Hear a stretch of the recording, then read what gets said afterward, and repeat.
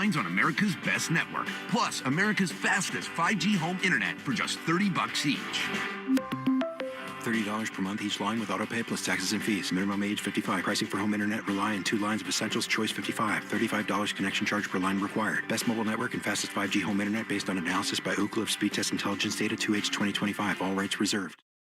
You have been listening to the Nissan Postgame Show. Nissan makes cars that thrill. Experience the thrill for yourself today. Shop NissanUSA.com. You have been listening to Red Sox Baseball on the Shaws and Star Market WEEI Red Sox Radio Network. The Red Sox on WEEI are brought to you by Shaws and Star Market, the official supermarket of the Red Sox Radio Network. Citgo. Download the Club Citgo app now and instantly save 23 cents per gallon on your first fill-up. Subaru of New England. Don't miss the Subaru of New England A Lot to Love event. 23-year-old Clay Buchholz has now hit the Baltimore Orioles. Nissan. Shop your local Nissan store and NissanUSA.com. Arbella, here for good. By Cars for Kids. That's Cars with a K to donate your car today. Morgan & Morgan, America's largest injury law firm. Ford Trucks, official truck of the Boston Red Sox. Sponsored by Town Fair Tire. Nobody beats Town Fair Tire. Nobody. 110 Grill. Visit any of their 33 locations all throughout New England. McFarland Energy, the region's most dependable provider of home heating oil delivery, as well as expert HVAC services. Way back by the wall! Off the wall, the Red Sox win! Jeffrey Glassman Injury Lawyers, Boston's go-to injury attorney for over 30 years. TimberTech Decking and Railing. Everything wood should be. Visit TimberTech.com. Dig Safe. Click DigSafe.com or call 811 before you dig. Way back! Grand slam! Interlock Metal Roofing. Visit NewEnglandMetalRoofing.com and never re-roof again. North Shore Adult Diapers. For even the heaviest control problems, visit NorthShore.com. By VisitMaine.com. Veterinary Emergency Group. Sponsored by Veg. ER for Pets. The official emergency veterinarian group of Red Sox Radio. Two-run homer!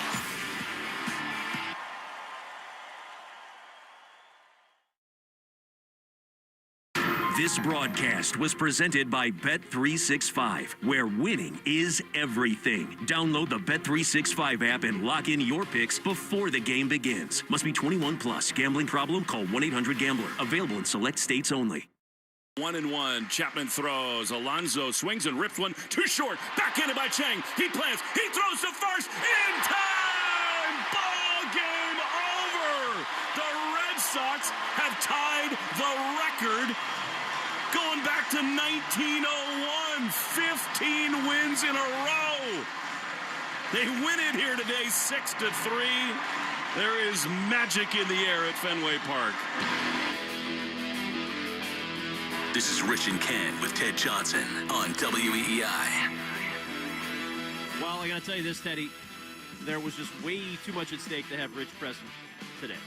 Couldn't put him in here today. So he's gone. And I'm getting a horrible echo. It's really bad right now.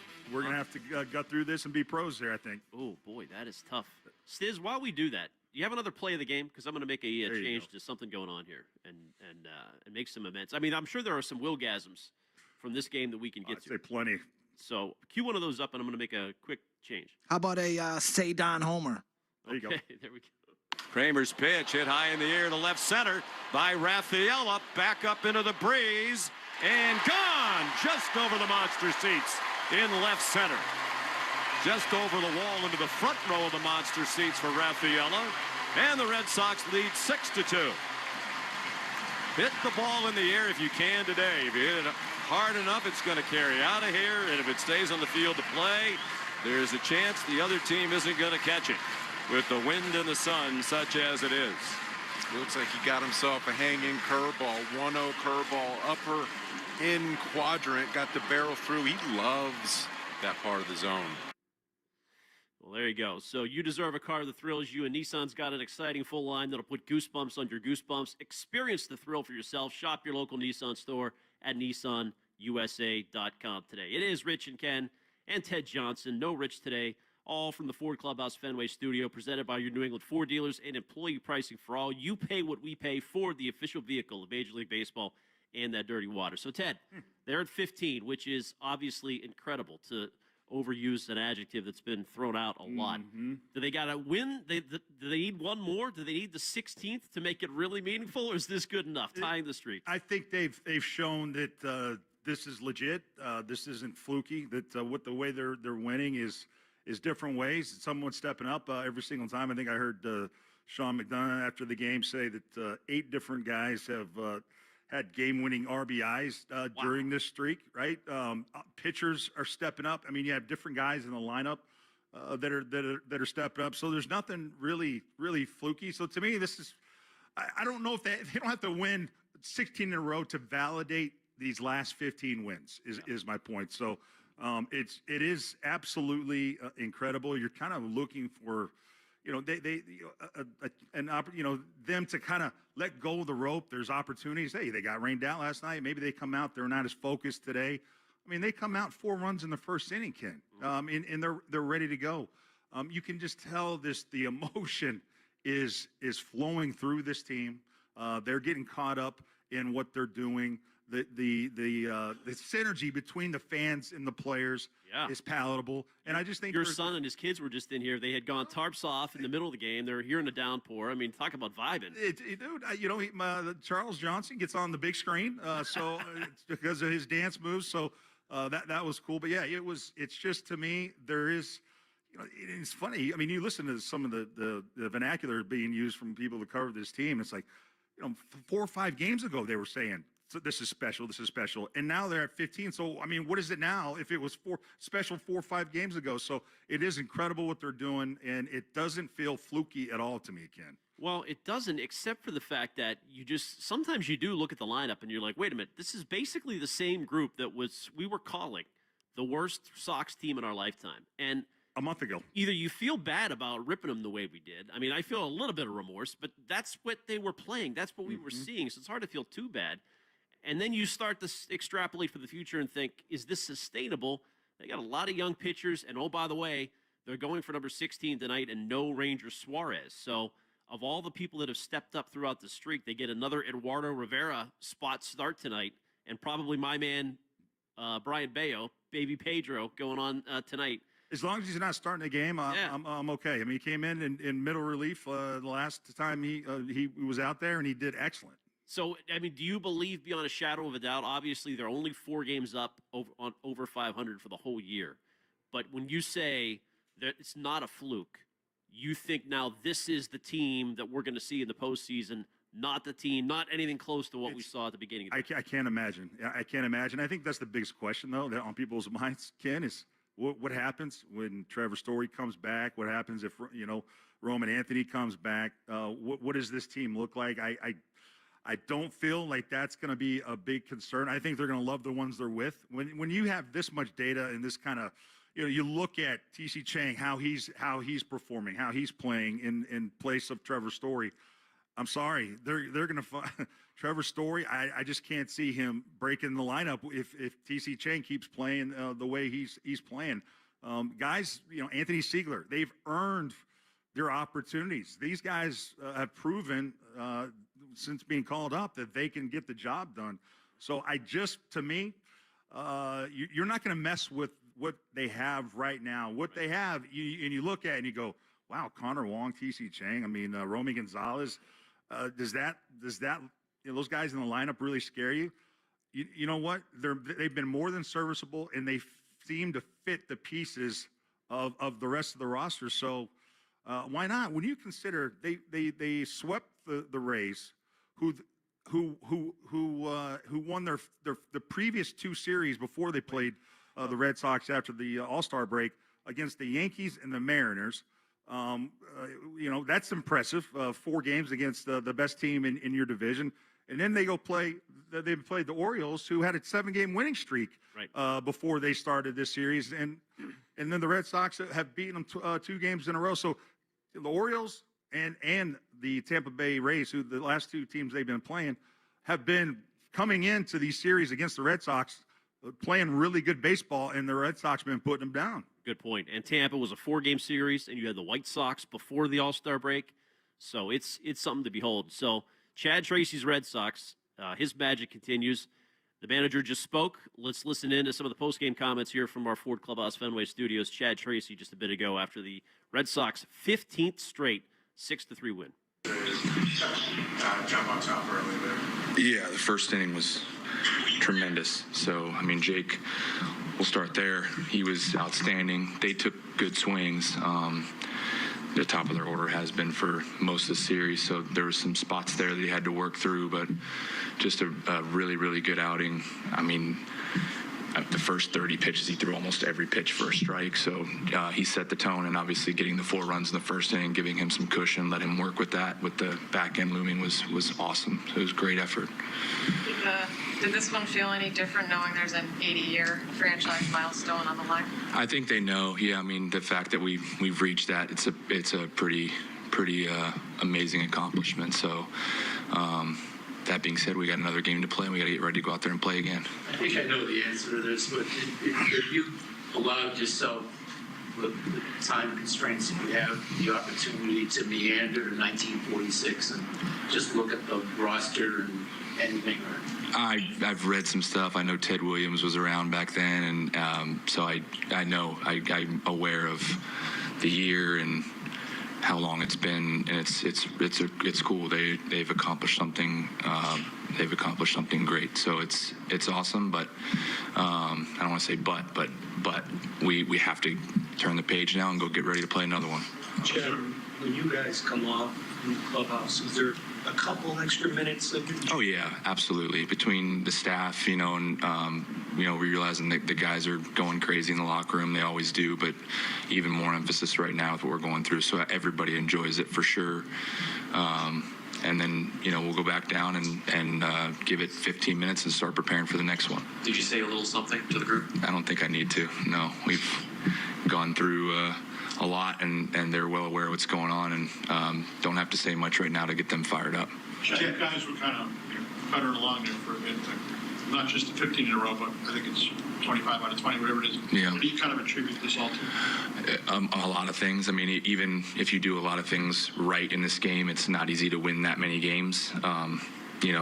25, whatever it is, even not counting the streak, it's not easy to do that. But I just think that I've said it a few times this week, just the differences and the things we're doing offensively and creating. We did it again today. They score, we lose one in the sky and it drops in and we get it right back. Things like that. And execution on the offensive side, getting the ball in play with the bases loaded, stringing at-bats together. There's just a vast difference in the quality of the at-bat throughout the lineup from the first inning all the way through the ninth, and that's made a huge difference. Chad, when you guys were 14 games under 500, there was a lot of noise, obviously. Fans are passionate. Sometimes that shows up in different forms. What's to say about your group that you were able to turn this around, turn the season around, and go on this type of stuff? Yeah, I just think more than anything, what it says is when we're going through that and we were in that period and where the date was, and with all the noise and, as you're creeping towards the break and the deadline, that it's very easy in those moments to get distracted mentally and just kind of, I don't want to say wave the white flag, but just be like, it's too much to overcome, and they didn't. They just keep going. They keep trying to get better, and they listen, and the coaches bring things to them, and they bring things to us, and it was like everybody's mind always, even with the struggles around how do we make it better, and that's been the case since day one. So, and they've found a way to make it better. Did you think a streak like this was possible when you were 14 games under 500? I thought I said it numerous times. You guys heard me say it. What does it require? It requires us to go on a run. Did I mean 15 wins in a row? No, I didn't think that's not what I was talking about. But I did say with where the American League was at, that a lot of teams have some type of hot streak, and if you can go 10 out of 12 or something like that, you'd look up and be right back in the race. The mindset was that. It still is that, even despite, 15, that's great. But, the mindset is still on, we have to keep playing this way and make the playoffs. So I did think that if we could get it turned, but it was just up against it on we needed to do it then and now, and they did it. What are you doing pitching-wise tonight? Rivera will start game 2. Suarez not being activated? Suarez will not be activated, yeah. Doing a little bit better, but not good enough for us to put him out there yet. Who will be the 27th? Gamboa will be the 27th man. Suarez, is it more the illness or More the illness, yeah, more the illness, the combination of that and coming off that. If he's weak, we don't want him out there, and it's just not appropriate yet. So hopefully, very soon after, we'll be able to have him, and we'll just keep checking in on him tomorrow with the off day and see how he's doing.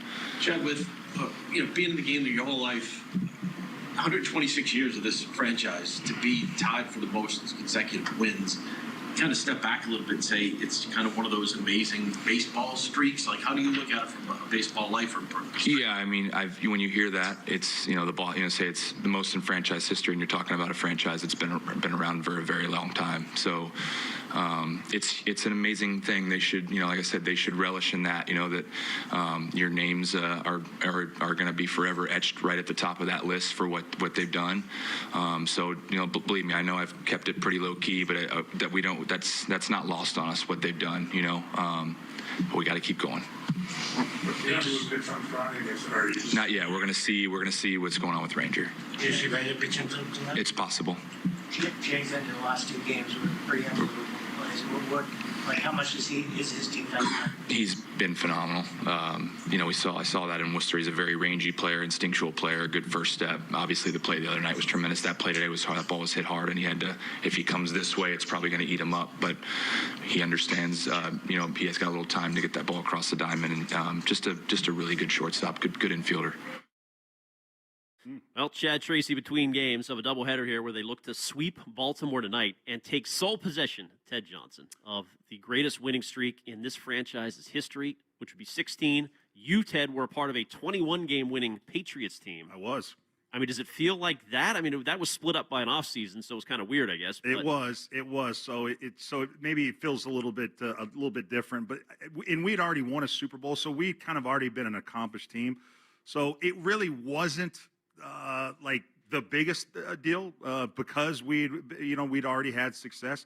But for this team, it's got to feel different. And now what's interesting is now, you think, 9 games into this win streak, you kind of got the attention of Red Sox fans. Mm-hmm. Now you have the attention of everybody. Right. So you're not sneaking up on anybody. You're not like, the team that was 14 games back. Now you're got the 5th best record in the AL. Yeah, right. That's a good point. You're the talk of baseball. Everybody's got to do some segment on you across the country at every show that's out there. They're using words like improbable, magical, historical. Can this group handle now the shift in how people view them through this different prism now? People aren't going to be look at them like this is the little engine that could. Now they're going to look at them as viable, kind of contenders in the AL. Are they going to be able to handle the new kind of pressure and expectations that come with that? Give us your thoughts on the streak. 617-779-7937. Rich and Ken with Ted Johnson. No Rich today. It's Ken and Ted. We are live at our Ford Clubhouse Fenway Studios. Brought to you by your New England Ford dealers and employee pricing for all. You pay what we pay for the official vehicle of Major League Baseball and that dirty water. And in speaking of there are a number of different longest this, longest that, but this one probably is the most impressive, other than winning 15, which ties the franchise record. Going back to 1946, it's the second longest winning streak in big league history, Ted, by a team that was 11 games under at the beginning of the streak. It trails only the 1916 New York Giants, who won 17 in a row after a 2-13 start. So not only is it the streak, it's the turnaround, right? It's from worst to first, not first, but that's sort of a vibe. And that late in the season. Not at the end of the year. There have been some later streaks like this, but pretty incredible. So to the phone lines we go. What do you think of the streak and the turnaround, and what's caused it, and can they do 16 in a row tonight? Let's go to Boston Bar Guy first up. Hey, Boston Bar Guy. Franchise record. What's up, guys? Unbelievable. Teddy J, you just said something when you said we got to 9 games, and you're thinking, hey, something could be special there. I just can't even believe it. It's like 15 games in a row, and we're looking for number 16 tonight. It's just, I don't want to listen to like everybody say, oh, they could fall apart, whatever. If they win tonight, okay, the season is just so memorable. It's unbelievable, and what these guys are doing. And I wasn't. I was like the rest of them. I'm a diehard, Boston fan. Through and through, I loved watching you, Daddy. You were the best. But I was like, I moved, and I didn't even put Nesson on. I was like, I told my wife, I'll save the $30-$40. Right, forget it. Right, we moved like a month and a half ago, and all of a sudden I said to her the other day, I go, I think we got to put. And she goes, she's so cool. She goes, you put them on, they're gonna lose. Hey, Boston Beer Guy, let me ask you something. Can I ask you something? What are your expectations of this team now? Like, do you look at this team like in a way that, okay, now you expect them to make noise in the playoffs, or have they kind of just satisfied you just coming back from where they were before? Do you expect more out of them now that you've seen them win 15 in a row? I look at this like this. All respect to Cora, because I did love Cora. He brought us a championship, but Chad Dick Tracy, like I like to call it, Chad Dick Tracy. Okay, we got a lot of young guys. Okay, and we bring him up. He knows these young guys. He knows what makes them tick, and he is doing an incredible job. And he's so focused in. He's got these guys all focused in. They're having fun, and they're not afraid. They're not afraid to play in Fenway. Okay, but at the beginning of the season, all these young kids, they were a little. Come on, they're driven at third base. This kid, I mean, all of a sudden he's hitting 295. It's like, I just think that that Chad Dick Tracy is just doing a great job. And he's so well spoken. When you guys interview him, he's so well spoken. And I just, Dog, we're gonna win the World Series. Who knows? But hey, let's enjoy it. Thank you, Bar Guy. Thank you, Bar Guy. Right, let's go win the World Series. Hey, the 1946 team made Game 7 of the World Series. Now they had Ted Williams and a few other big names on there. Big names. Yeah, can I comment on Chad Tracy just real quick, if you don't mind? Boston Beer Guy just mentioned, the kind of the even keel way in which Chad Tracy kind of converses, and you go, there's not this dynamic piece to him. He's been the manager here for about 6 weeks, and then you go, okay, what is it that stands out about Chad Tracy? The only thing that is kind of like hits you is the consistency in his tonality and the way he delivers his message is the same. You don't pick up any, passive aggressive tone. You don't pick up any disappointment. It's always positive, but not over the top. Always kind of neutral. Right. And, dude, I think that's kind of his secret sauce. Yeah, I think that's what makes him, kind of the right manager for this team. He's egoless, I think. Not to say Cora had like a raging ego that was out of control, but he was the face of the team, and he was a force, right? When he came in here, it was like, oh, it's AC. And I don't know if that distracted from the team in a weird way or the young guys didn't take to it. Whatever it is, Boston Bar Guy is right. They got a lot of young guys, and they're playing for him. In Durbin, another huge hit today in the first inning. The guy comes through. Multi-hit game. Him and Contreras, man. Yeah. How about he's hit safely in 32 of 45 games. Lorenzo at work. Since May 28th, he's hitting .309 with 20 extra base hits, 9 homers, 28 driven in, 15 multi-game hits. His 15th multi-game hit since May 28th. He was getting booed, Ken. Yeah. I mean, he was, early in his tenure here this year, he was getting booed. He was just, just was not pretty. I mean, his defense has always been there, but just he really was a liability at the plate. And now, are you kidding me? He's a huge weapon for them at the plate. Let's go back to the phones. Jason in Portland. Hey, Jason, what's going on? Hey, what's going on, guys? So, listen, we got to seize this opportunity, right? First time in history, so this thing needs a name. Yeah, like Morgan Magic, right? I'm thinking, I'm going to spitball this. I'll give you an idea, but then you guys can, talk about it, see if we can create it. But I like the Tracy turnaround because that's pretty much what this season has been. It's a complete 180. And when you look at this team, I think you guys have all, said the same thing already. We don't look at this team anywhere close to we did like 3-4 weeks ago. I hear you. It's not just a testament. It's not just a testament to him, but it's a testament to the team. Yeah, thank you, Jason. Tracy turnaround. It's a little too wordy. You got to have compound word there. Maybe the Tracy turn, or there's some variation of that. Syllables. Yeah. Okay. That's been thrown out. That's not a bad one. It's not a bad one at all. I mean, Rich would love it. Rich, Yeah. Rich, He loves Chet Tracy. Loves him some Trad Tracy. Hates Breslow though, right, Stiz? Oh my God, forget it. He wants him out. They had the camera on Breslow after the game, and I thought he was containing himself. Yeah. I could see like a little smile, like oh my gosh. In Shawshank Redemption, when my guy, Andy Dufresne, he's sitting there on the roof and he's just got this little smirk like the cat that ate the canary. That's kind of what Breslow looked like in the suite after the game. John Henry, a little shot of John in the booth too. He was very reserved. Yeah, he was reserved. But you know what? Hey, Breslow, my man, he put them on the table. He put those things, he did. Big ones on the table, and bet on himself. And good for him. It's all falling in place for him. And by the way, Jake Bennett, not officially a quality start today because he didn't make 6 innings, 5 2/3. But still, the guy's ERA is sub-3. Brez traded his 5th best prospect in the offseason for this guy, and at the time it was like, why do you need Jake Bennett? You don't need another starter. You got a bunch of starters. Ken, that didn't register with anybody. He's been unbelievable. He's the 5th Red Sox pitcher in team history to have a winning decision in 5 straight games in their first 10 starts. First since Aaron Seeley, 5th straight win now for Jake Bennett.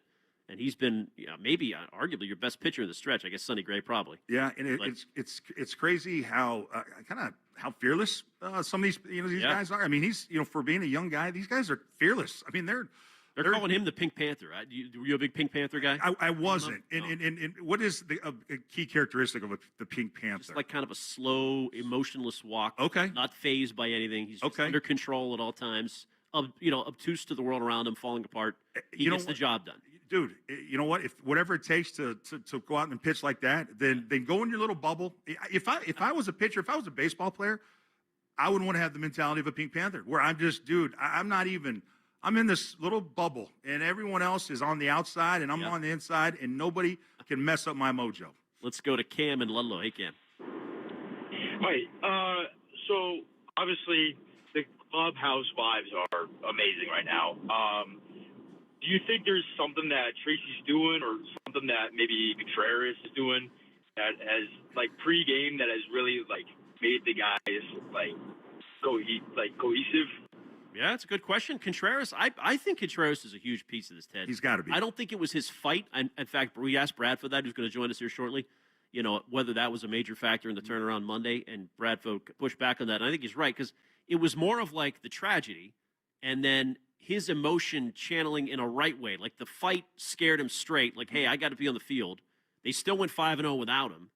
And then remember we had Tracy on, and he was like, yeah, he's our emotional leader. And it's pretty clear he's the leader of the team. It is. You know what? And it's just kind of hearing him talk more than you didn't hear him talk a lot early this season, but now that you hear him more and more, all he talks about is how much he loves play. This is his 11th year in the bigs. He hasn't played for these chump franchises. He's played for the Chicago Cubs, right? The St. Louis Cardinals. These are big time brands in Major League Baseball, and he's having more fun playing for the Red Sox this year than he has anywhere. This team, this profile of this team, a lot of hungry guys that have not been established themselves. You need to play with emotion, and he's kind of the emotional flag carrier for this team. And the winning streak has now hit Dustin Pedroia's jersey number 15. So it's right in the wheelhouse. Mm-hmm. Dirt dog mentality. Mm-hmm. But you know what? Go for the right. Dude, let's go. You got to get 16. You got to get 16 now. Eduardo Rivera for 16 tonight? Why not? Would you be able to identify him in a lineup? Hell no. No. But doesn't matter. You know what? They got everyone else will do their jobs, and they'll pick up wherever slack they need to. All right, we got a ton of calls. Let's just stay on. We got nicknames. We got people talking about the streak. Let's go to Jim in Gloucester. Hey, Jim. Hey, thanks for taking my call. Ted, you hit the nail on the head there with the emotional part of it. Contreras, he is an emotional leader. And you can see that amongst the guys as this streak's been going on, that they're all, it seems like they're just really into it and having fun. And, our expectations have to have gone up with this happening. I mean, if they make the playoffs with the pitching they have, they got a chance. I'll hang up and listen.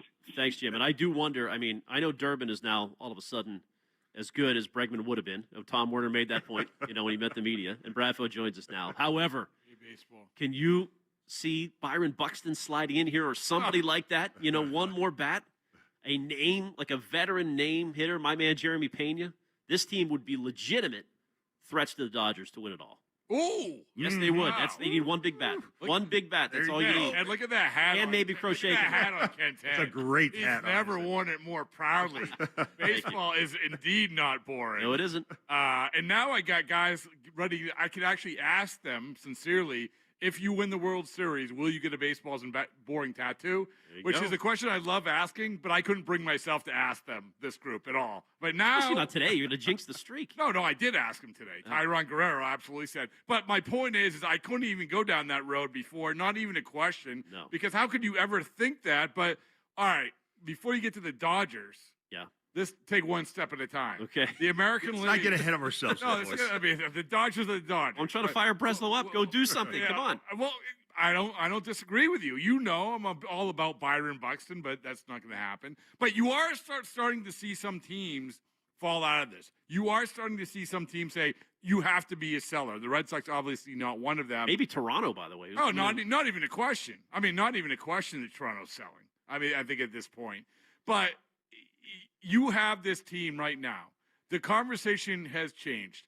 In the words of the great Ted Johnson, the goalposts have shifted. I don't know if you've ever said that, but Something like that. It's a football reference. More impressive, him winning 21 in a row or this Red Sox team winning 15? 21 in a row. No, I'm actually, hold on, thinking about it. It was over 2 years. I'm ruminating. It was a 2 year span, 2003 to 2004. Very impressive. They won a Super Bowl in the middle. Yeah, you count playoffs in that. Well, yeah, how many, you have to ask yourself, how many teams have done that in the respective sport? Yeah. So I don't know if anyone had done it in the NFL. Good question. Hell, We'll do the research baseball, the longest is 20 games, yeah? The longest in the modern era is 22. Cleveland, 2017. Okay. The New York Giants of 1916 won 26 in a row. I will say this. No, you know what, Ted? All due respect. I like you personally. I respect your opinion, and you've had a great career in so many different you got facets me all of greased life. up, yeah. But the difference here is where the Red Sox were compared to right. They were good. We knew they were. The Patriots were the slow build, and then when you went on the win streak, they were good. They were good for a while. This is a team with the Red Sox. They were 14 games under 500. Correct. And you were 14 games under 500 with no semblance of hope. People literally calling them the worst Red Sox team they could ever remember. Crazy. And then they don't do anything. They don't really add anybody other than some vibe. They just got some vibe guys. A plane got canceled and they were late. It's like, you pushed back clubhouse times. They're like, okay, that's what you did. And then you went on the streak. So I do think that this is the most remarkable streak that I have seen because of that, because of where you came from and how it just came from. Because this is how sports work. We see little trickles. We see, okay, if maybe you get the odd addition. I always reference the Carlos Santana edition for the Seattle Mariners in 2022. And you can mock that, Ken, and you can laugh and roll your eyes at me. I would never. But it was something. It was a legitimate player. But you had Slayton actually say that. The travel difficulties gave us a don't give a bleep attitude. There are people in the clubhouse who think the plane getting canceled, a 24-hour stretch getting to New York, was the thing that turned it around. I don't know. I mean, it's as good an example as anything. I don't know either. I think that ultimately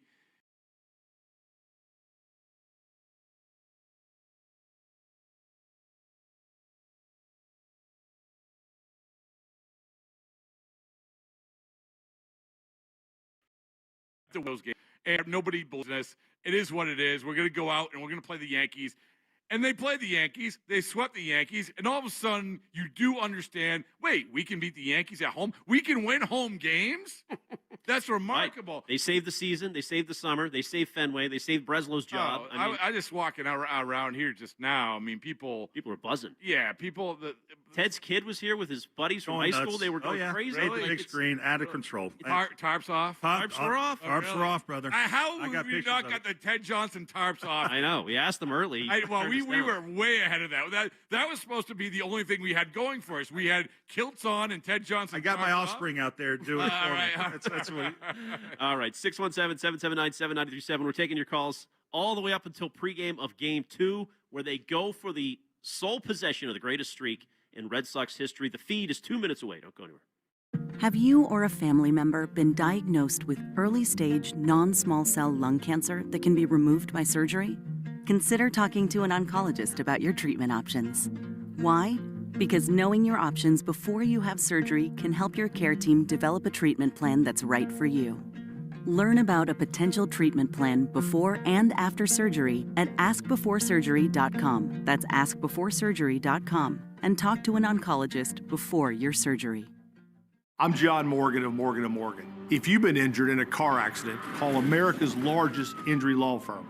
For over 35 years, my mission has been to deliver more for our clients, to deliver more for you. If you or anyone in your family has been injured in a car accident, call us now, as the time to file a claim may be limited. Last year, more clients hired Morgan & Morgan than ever before, protecting America, fighting for you. Morgan & Morgan. Visit forthepeople.com for an office near you. Football is fun. Why shouldn't your football podcast be the same? Follow and listen to Heed the Call NFL podcast with Dan Hansis and Mark Sessler wherever you get your podcasts. Coleman! It's electric! Need an electrician? Call Coleman Electric. I know you think you already have one, but what you really have is an electrician's phone number. You call, get voicemail, and pray like the dickens he calls you back. Hi, Larry Electric. Call you back tomorrow, maybe. I don't know. Yeah, electricians love their job, but they hate answering the phone. So Coleman Electric came up with this idea. Coleman would have a ton of experienced electricians on staff and then hire a bunch of other folks to answer the phone. I mean, it's stinking brilliant. It's electric. Yeah, it's Coleman Electric. From Boston to Bow, New Hampshire, south to Sandwich, west to Worcester, when you need an electrician at your house, call Coleman Electric and schedule service with a live human being. Disclaimer, don't call at 3 a.m. because our humans do sleep. But Monday through Friday, 9 to 5, you call and we'll be at your place in the flick of a switch. And if the switch is broken, they'll be there quicker. Coleman Electric, Kuhlman. Electricians who answer the phone. I mean, it's brilliant. It's electric! From the Catches Law Injury Attorney Studios. Every game, all season, no subscription needed. The Sox play here. 93.7 WEIFM and HD1, Lawrence, Boston, and Odyssey Sports Station. Now, here's what's in our feed. The feed brought to you by Boston Prolotherapy. And in the words of Bradfo, let's eat. The Red Sox extended their winning streak to 15 games, matching their longest in team history, tying the 1946 Sox for the most ever. Go for the win tonight. Go for the 16 sole possession tonight. But let's listen into first inning magic. Caleb Durbin, as called by Will, Sean, and Lenny. Kramer sets. He throws. Durbin swings and lines one into center field. That is down for a hit. Yoshida scores. Cedon being waved home. Throw from center. Up the line. Not in time. Caleb Durbin does it again. And it's 2-0 Red Sox. 6-3 your final across the Shaw's Star Market. WEI Red Sox Radio Network. Shaw's proud to be local since 1860. No Ranger Suarez tonight. Eduardo Rivera, another start. If your doctor said surgery was the only solution for your joint pain, get a second opinion. Do what Ted Johnson and thousands of others have done. Eliminate your joint pain with Boston Prolotherapy. Online, bostonprolotherapy.com. I'm Ken Laird. That's what's in the feed at WEI.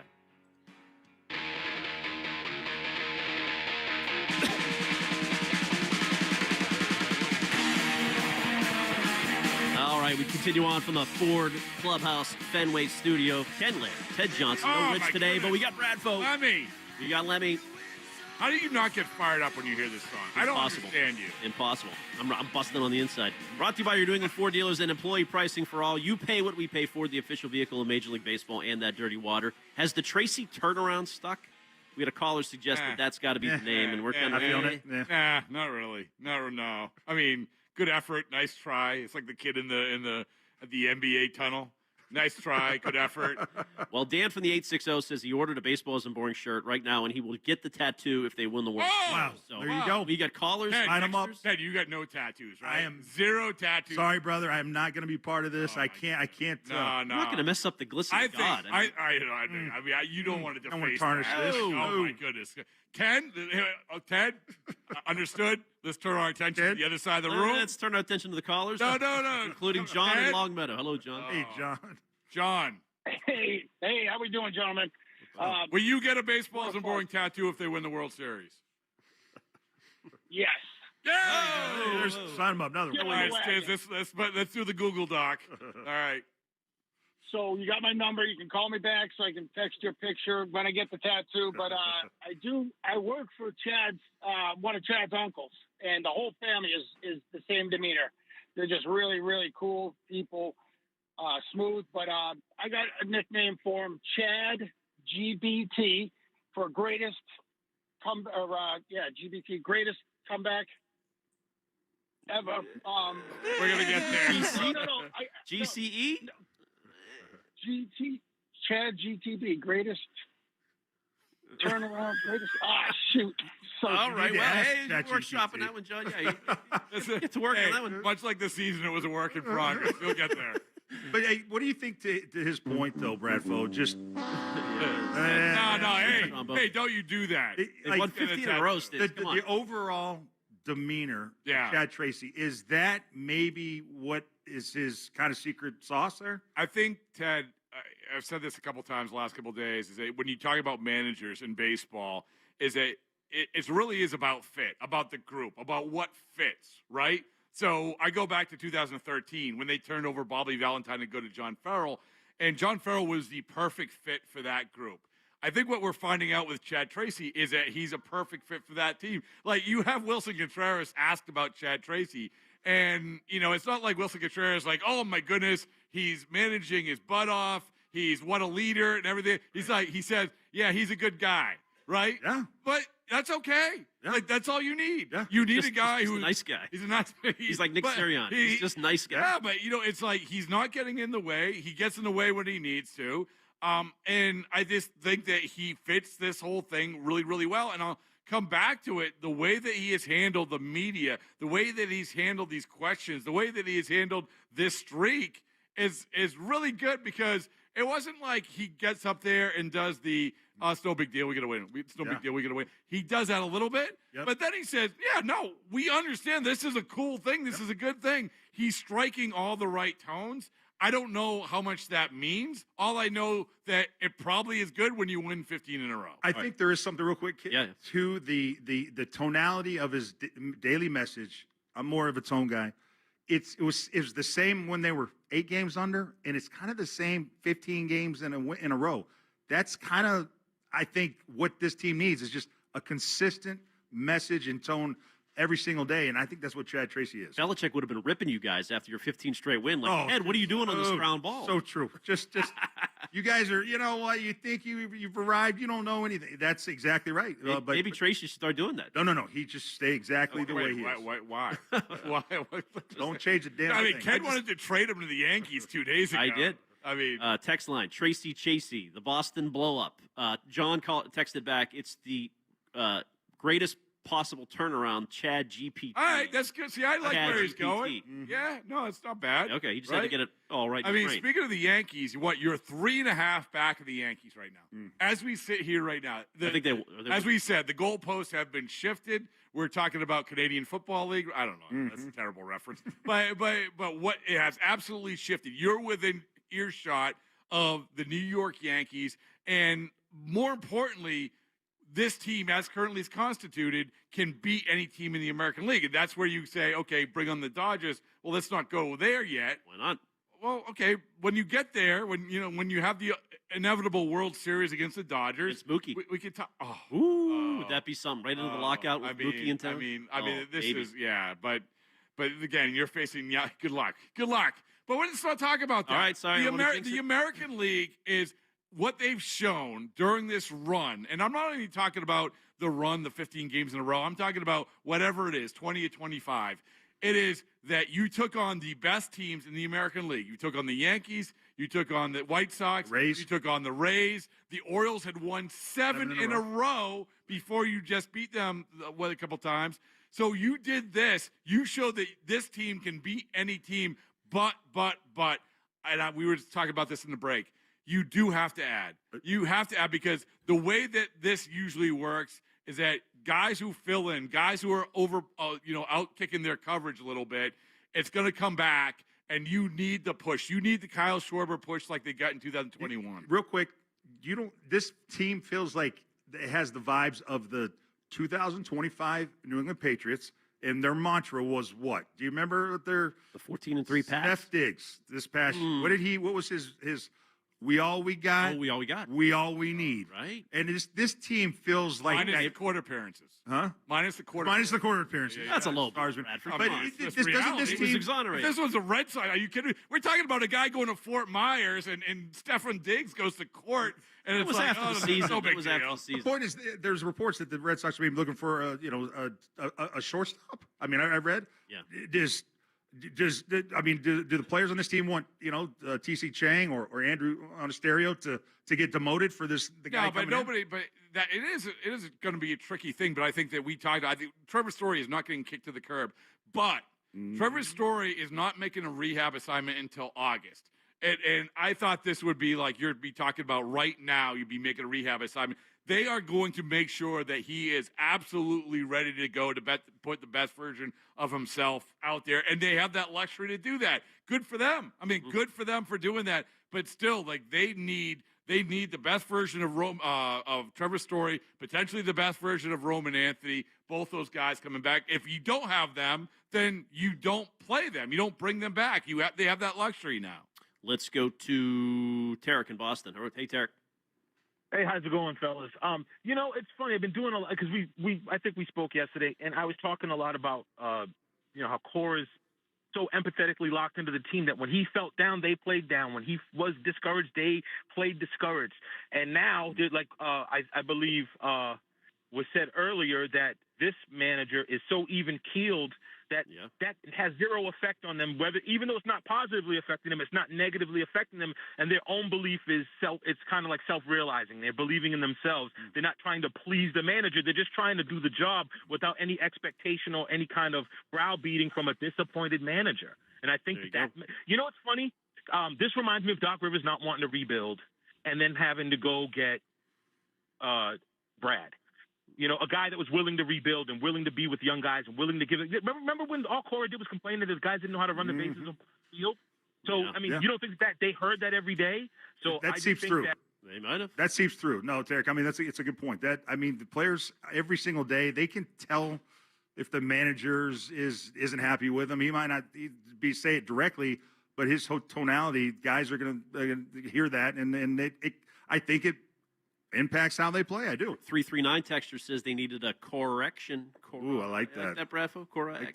What do you want me to do? I don't know. Write it up. Put it on WEI.com. I will put it on bumper stickers. I will say this is that it's an interesting conversation about how they've morphed from everybody saying this Alex Cora is the face of the franchise, Alex Cora's team. Once they made that move, it clearly became a bunch of, Chad Tracy's trying to be a major league manager. You have half the coaching staff trying to figure out how to be major league coaches.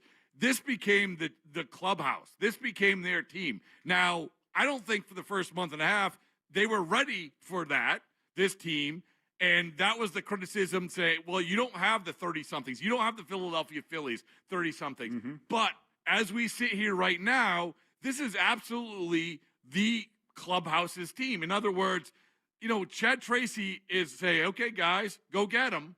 Mm-hmm. Whether it's the maturity of them, whether it's that it just became their time, whether they became ready, maybe it was just, all the pieces finally fit in the right places. But this is undoubtedly the Red Sox. This is a weird way to put it, but it is the Red Sox team. You know what I mean? Maybe for the first time in a while? Yeah, well, I mean, I think that this is one of the criticisms of how the team was built. There's been a lot of criticisms, but when the Phillies took off after they traded Rob Thompson, you had a bunch of veterans who were like, we know how to do this. We couldn't say that about the Red Sox. You had Wilson Contreras. You had, a couple of – Isaiah Kind-of-Fleffa was the voice, was the spokesman for the team, and we're like, this is what it is. But I do think that these guys have matured before our eyes, both on the field and in the clubhouse, to get to this point, and that's been a big part of it. Even when Rafi was here, it still felt like Cora was the face of the franchise. Oh, he was. No doubt about it. Bradfo, you sticking or you got to go? Yeah, no, I'm good. Bradfo's here until 6. It's Rich and Ken with Ted Johnson. No Rich today. Look at this line. This Hall of Fame Murderers Row. Stephen Fall River, Paulie from Dedham, Ralph and Cranston. Ooh, all the big names are out in 2 minutes. Big guns. Here on EEI. Have you or a family member been diagnosed with early-stage non-small cell lung cancer that can be removed by surgery? consider talking to an oncologist about your treatment options. Why?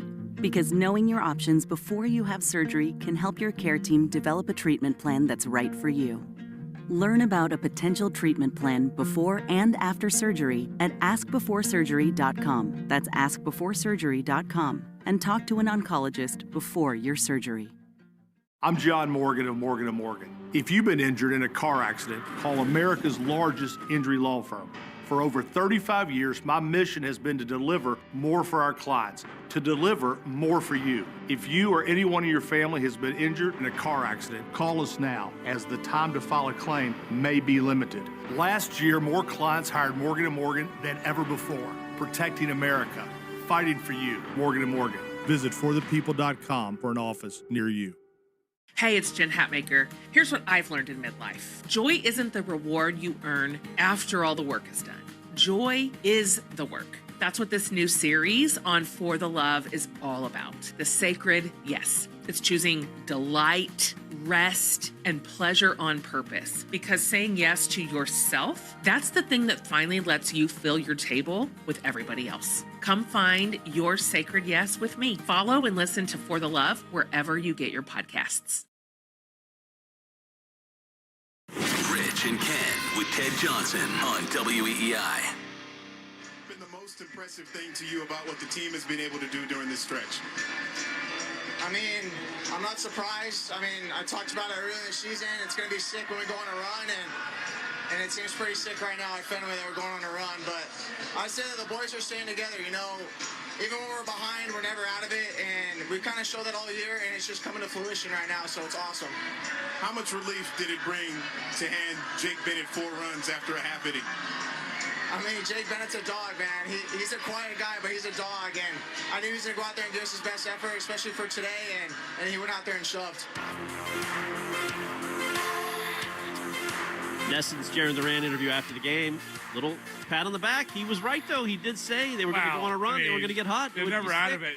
Yeah, recently they're never out of it. I mean, for a long time, they were always out of it. Yeah, but he predicted this sort of streak. Yeah, sort of. Okay. I mean, he's hitting 192, sure. but he had a big triple today. He predicted it, and then it took like 2 months for it to happen. Right. Good. Yeah, it is. He is right about this.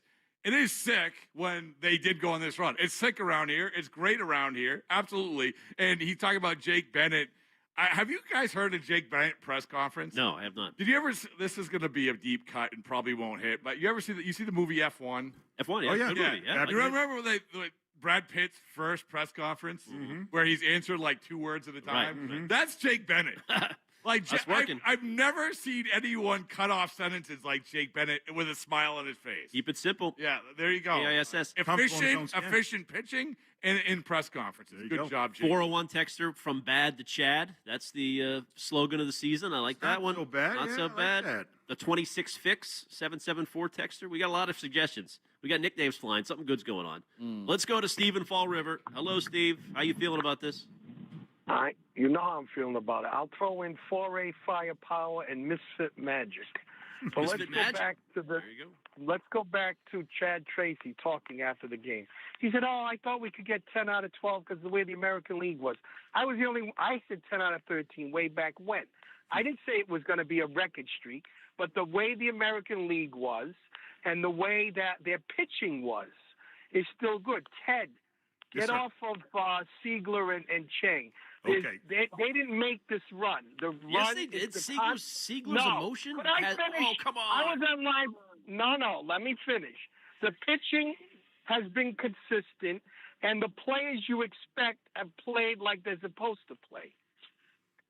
The first baseman, the third baseman, Abreu, Rafaela, and now even Duran. Even though his batting average isn't, he's getting a lot of RBIs. He won that game in 11 innings with a single. He had 3 RBIs at the first game of the Tampa Bay series. Look at what happened today. Okay, good point, Steve. The only thing I would say to Steve is, I get it. Siegler and even Bradfo would agree with you, Steve, on that. Me being a fan of going too far maybe with Siegler, but no, I like Siegler. I know, but I just think those guys, the pitching has been consistent all season long, and there were 14 games under 500. Well, Tracy so something's changed. Tracy said to Greg this morning, they asked him what's changed. He said it's the offense. Generally, the offense is coming around. No, Ted, I think you're right. The Seager thing was significant. Because he was productive on the field. And he brought energy. There's no question about it. And if Steve hasn't trademarked the phrase, only I said this, whatever he said that. But it's, I think it's because we're looking for guys who are added. We were looking for what changed. We're desperately doing this. The pitching didn't change. The pitching had always been good. Well, they sent Bayo down. And they brought Bennett up. Okay, that's one. That's a big, big deal. That's true. I mean, the Bennett thing has been unbelievable. So that's one thing. That has allowed for win streaks because and Tyrone Guerrero, I would say. That's Tracy's closer from Worcester. They brought him up. He's your sixth inning guy. He's absolutely been part of the solution, no question about it. So they've fixed some things. They found some things in the pitching side of things. But the biggest reason, I'll go back to the great Pat Brown of Play Tessie. There was two great tweets in this Red Sox season. Number one was it's like crapping your pants and changing your shirt. But that was wrong. It was right. I was talking about Cora and Jones. Right? No. It was right. Tell people who that was. It was Josh Beckett. Josh Beckett, totally wrong. No, Adam Jones 1, Josh Beckett 0. No, why? I mean, he fired the manager, and it was the correct thing. They changed their pants. It took. They did not change their pants. It took a month and a half, 2 months. Oh, really? Yes. You're walking around with crappy pants for 2 months. You don't feel give good Tracy about that? any credit? No, I do. That's what take you're me out of saying. context. No, I'm not. At that time, it was. Josh Beckett was absolutely right. As now always. He's not. The more prescient tweet was Pat Brown to Play Tessie, where he said if they had only played the league average offense, 5 runs a game, they would have the best record in baseball. What is happening right now? They are having league average offense. I mean, 5 runs a game. The offense isn't crazy, but it's just league average, and it's exactly what Pat Brown said, which was you are going to be the best team in baseball. Science and math would suggest 15 wins in a row is the best team in baseball. 4.6 runs a game. That's it. That's what you need. That's all you need.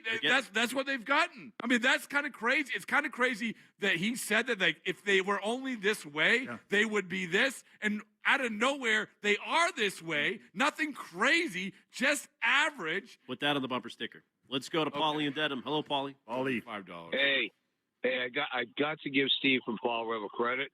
He was the only one in this town that didn't give up hope. He held out. Everybody else had thrown in the towel. I heard him on the radio speak with another top sports talk radio host about 3 or 4 weeks ago, and he went out with him. He was insistent on them winning. He said about 10 in a row or something like that. He said 10 out of 13, and man, like from his lips to God's ears.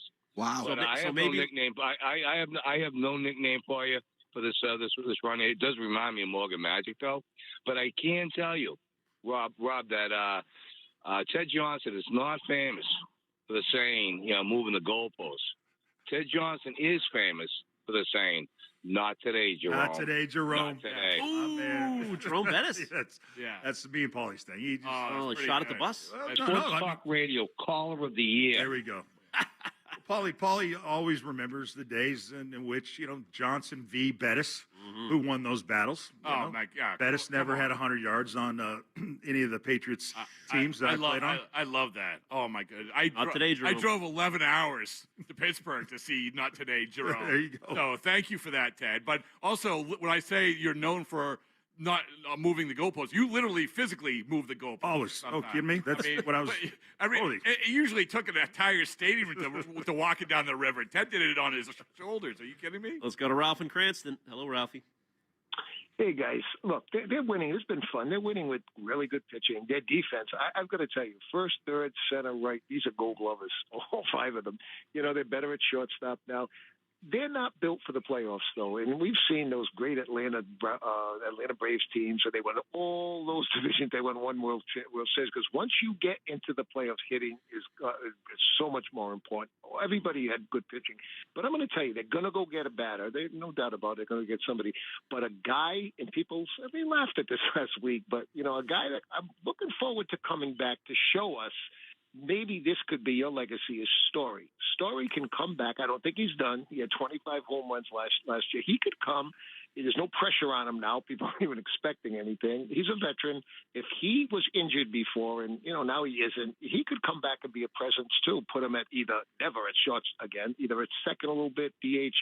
He could be a player too. But going forward, it's going to be fun. Their pitching is there. I mean, people went from take this team apart. And I, Rob, on your show, I gave Breslow a B+. I've loved Breslow from the start because he changed the makeup of this team. Thank you, Rob. Sorry, we lost Rob. That was, by the way, 2 weeks ago. That's when we were asking for grades for Breslow. Yeah. And as you were getting them all Rob, over the board. All over the place. All over the place. But if you did that now, I mean, straight A's, baby.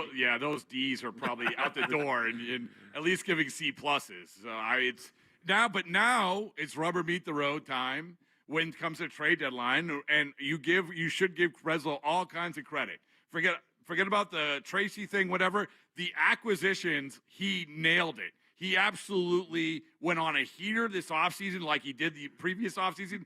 But the problem is that he has the box that he has not checked off is you can do it in the offseason where you have time to analyze, you have time to play it out, right. You have time to negotiate. Yep. This is pressure. No, you have, as we saw, hey, Joe Ryan, available or not?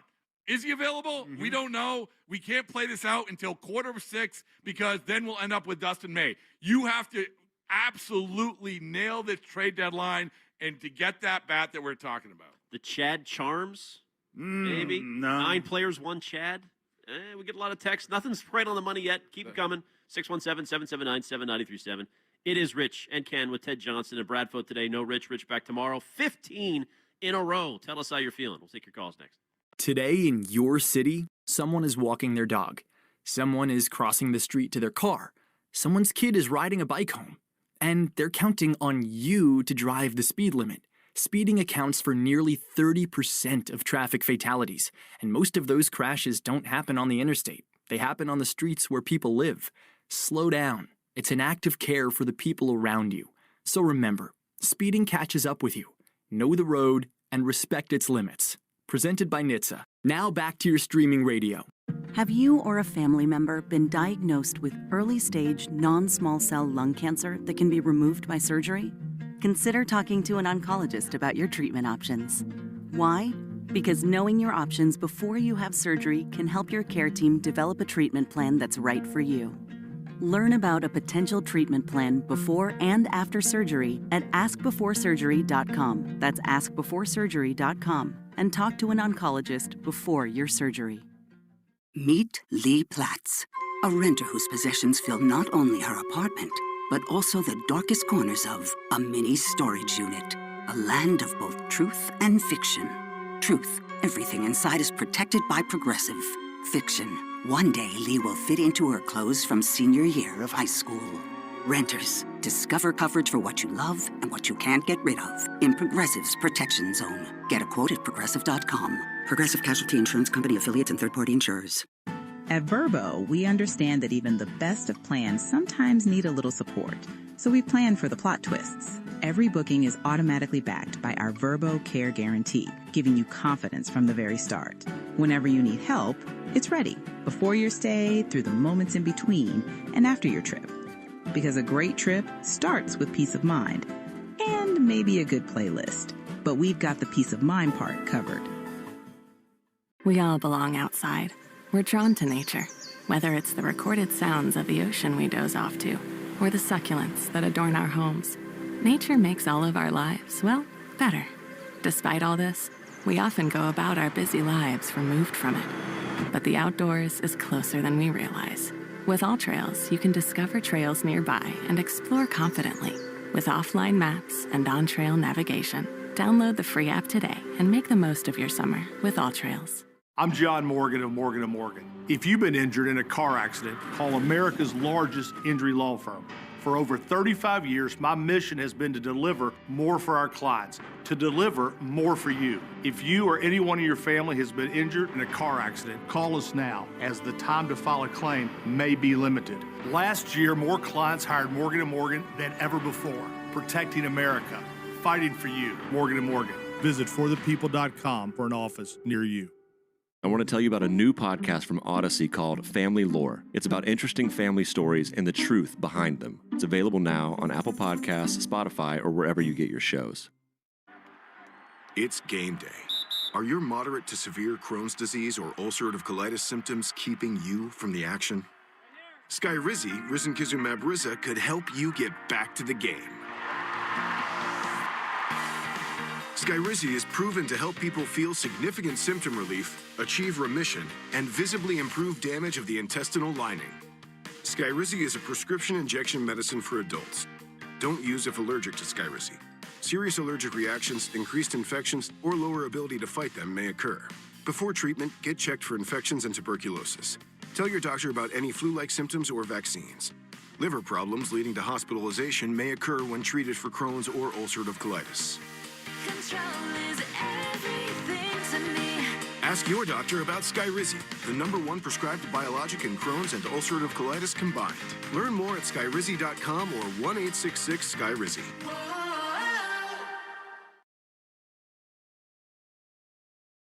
It's Rich and Ken with Ted Johnson on WEEI.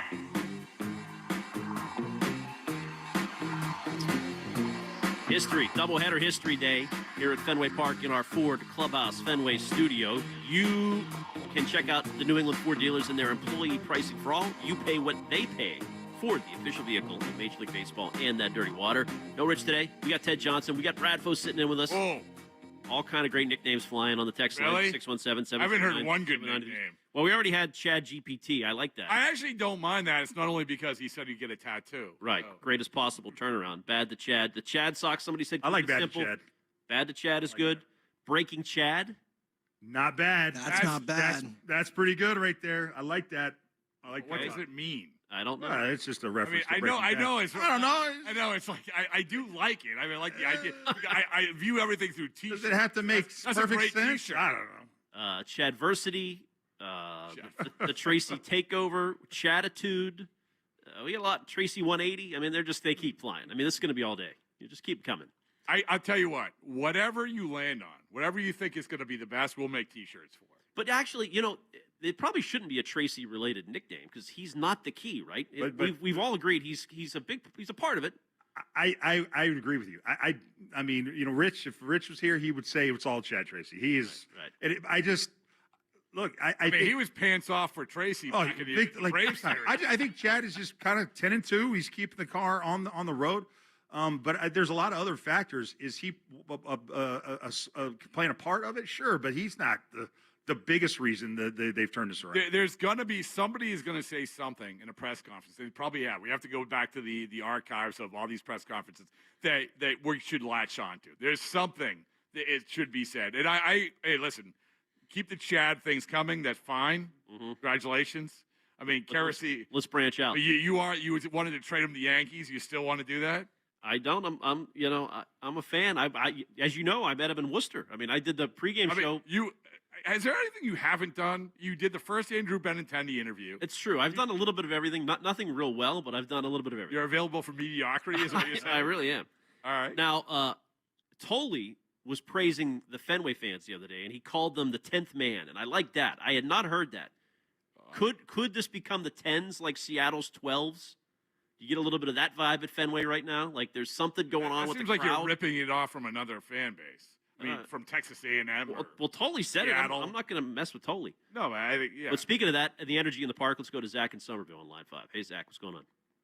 Hey, yeah, whatever you want to call it. I was there today. Papelbon was on Lansdowne taking pictures and fist bumping us, asking us what we thought was in store for the doubleheader.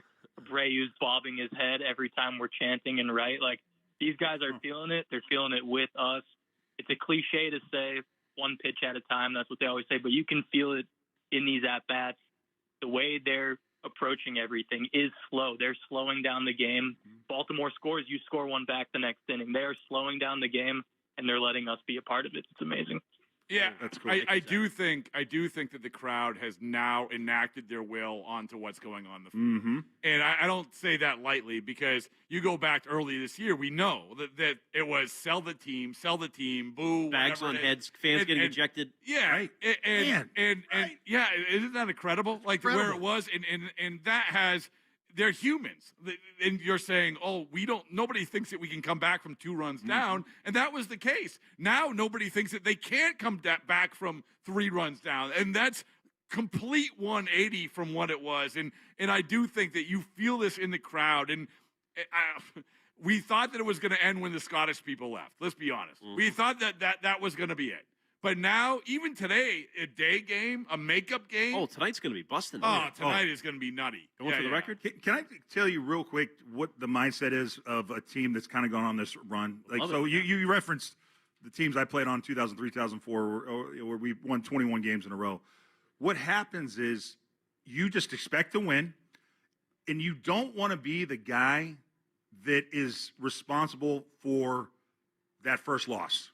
It doesn't have to be said. You just feel it as a player. Nobody, when you're playing at this high level, when you're just like winning, the last thing you want is to be the guy that wasn't prepared, didn't do his job, didn't come up when the team needed you. And so it raises everyone's level when you start winning like this. And so that's kind of a dynamic that is at play. I love here. that perspective. Great job. No, I love that perspective because you can, as you're talking, I'm thinking, okay, how does that manifest itself with this team? Well, with you can this tell. sport? You know, when Sandoval had a bad start, he was like, I don't even feel like I can take part in this win. He was so down after the game, but they came back and bailed him out. So I think you start with a starting pitcher. Every starting pitcher, like you mentioned, Sandoval, like if you are the guy, like, oh, wait a second, what's happening? I'm the guy who broke the 15 in a row streak. That's it. Eduardo Rivera is thinking that right now. All I have to do is pitch 3 good innings. And then, I don't know, Brian Bayo. Can you imagine? Brian Bayo, his senses are going to be more heightened than ever. And you talk about with the offense, okay, if you're asked to bunt, don't be the guy who doesn't get down the bunt. Right. Don't be the guy who doesn't take the extra base. All of that, the mindset of this is so different. And people will say, well, that's hyperbole or that's not reality. It absolutely is reality. Whether we talk about the crowd or whether we talk about exactly what you said, Ted, this is part of the equation of why they have won 15 in a row. All right, now, Jackson claims that we have a very special guest on line 2. This is a man named Harry, who's currently in New Haven, Connecticut, who is 94 years old. And in 1946, he listened to the entire record-breaking, at the time, 15-game winning streak, looking to break it tonight to 16, of Ted Williams and company, right at the tail end there of World War II. So let's go to Harry and see if Jackson is correct. And that's exactly who we're talking to. Hi, Harry. How are you? Good, very good, very good. But I happen to be in Florida right now, Vero Beach, Florida. Oh, good. I've been here for several years, but I'm from New Haven. I was watching. My father just had bought a TV, and we were watching the game on the TV. And I was 14 years old, and I remember the game. Ted Williams and Dominic DiMaggio in center field. On first base, Hal Wagner.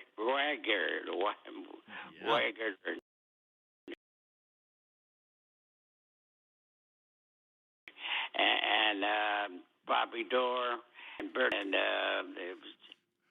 Which team is better, Harry? Which team is better? 2026 Red Sox or 1946 Red Sox? Well, the 1926 is really getting me excited. But the game with Ted Williams was pretty good. He hit a home run that day. Oh, did he? Wow. I have one more question for Harry. This is very important, Harry. Okay. You ready? Harry, Yes. if the Red Sox win the World Series, will you get a baseball and boring tattoo? Well, what I do? Would you get a baseball and boring tattoo? Do you have any tattoos? Yes. Okay. Will you get one that says baseball isn't boring if they win the World Series? Right. Definitely. Hey, all right. That's awesome. Harry, thank you so much for calling. Great to talk to you. Way to go. I mean, 94 years old. I hope I'm wrapping off names like that. Are you kidding me? You guys own that demographic. Dadfo is 93 right now, and he loves your Chad Tracy. Let's get Dadfo on. Was he listening that day? I didn't even know TVs were around in 46. I can ask Dadfo to call up, sure. I mean, in Back to the Future, it's 1955, and they're wheeling that sucker out. I was thinking you know, the same thing. 46? 46, that's long. I would also have said 1926 instead of 2000. Well, yeah, either way. I mean, that's good perspective, though. Like, we've had some great perspective. We have it from all angles. That's what we bring on Rich, Cat, and Ted. Let's go to John in New Hampshire for some added perspective. Hey, John. Hey, guys. How we doing? Hey, Bradfo. So What up? the nickname for this either when Bradfo Karened out and accused Greatham G-Swing of being premature with the coaching of Caleb Durbin. Yep. Or it's Alex Cora obviously leaving, but here's what flies under the radar is Cora could not manage the pitching staff. Today's game, perfect example. Bennett is experiencing fatigue. He gets the first 2 outs in the 6th inning. Boom. Tracy comes out, swaps him out for Slayton. That would have surprised Cora. He could never pick up on the nuance of managing a pitching staff. Interesting. Well, the pitching was pretty good when Cora was here, if I'm not mistaken. I wasn't earlier this year. You know, that was the biggest difference. They kept all the pitching coaches, and they kept all the pitchers, and they went from a 5 ERA to a 2-something ERA after Cora left. But I don't pin that on Cora at all. Yeah. With all due respect to him, I mean, very, very keen instincts. but I would say this is that, you know, that wasn't. The Cora, I think, was good with a pitching staff, especially in the postseason. By the way, but when Slayton was injured for a lot of the part, it was the middle relief was kind of an issue. Yeah, it was shaky. And so that's kind of on Cora. Yeah, and you had a hurt Crochet, you had a bad Bayo. You're trying to figure it out. Adam Jones' best point, and he's always trying to bury Cora, right, is that Cora's teams did not start well repeatedly. There was something about his teams coming out of the gate. I don't know what it was. Okay, could you say that about Chad Tracy's teams? Well, we haven't seen him get this. No, we did, but that was the middle of the season. The point is like Blue Sox were hot out of the gate. Are you kidding me? Are they? Oh, yeah. You know that. Sung Che Chang I call it a cycle.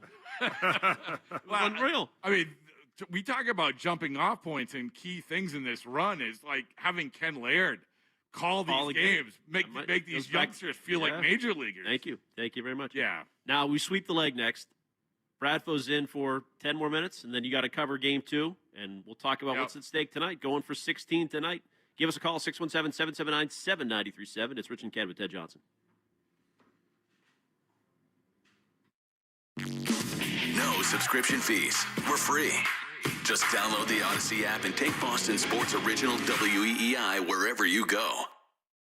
Have you or a family member been diagnosed with early-stage non-small cell lung cancer that can be removed by surgery? Consider talking to an oncologist about your treatment options. Why? Because knowing your options before you have surgery can help your care team develop a treatment plan that's right for you. Learn about a potential treatment plan before and after surgery at askbeforesurgery.com. That's askbeforesurgery.com. And talk to an oncologist before your surgery. Today in your city, someone is walking their dog. Someone is crossing the street to their car.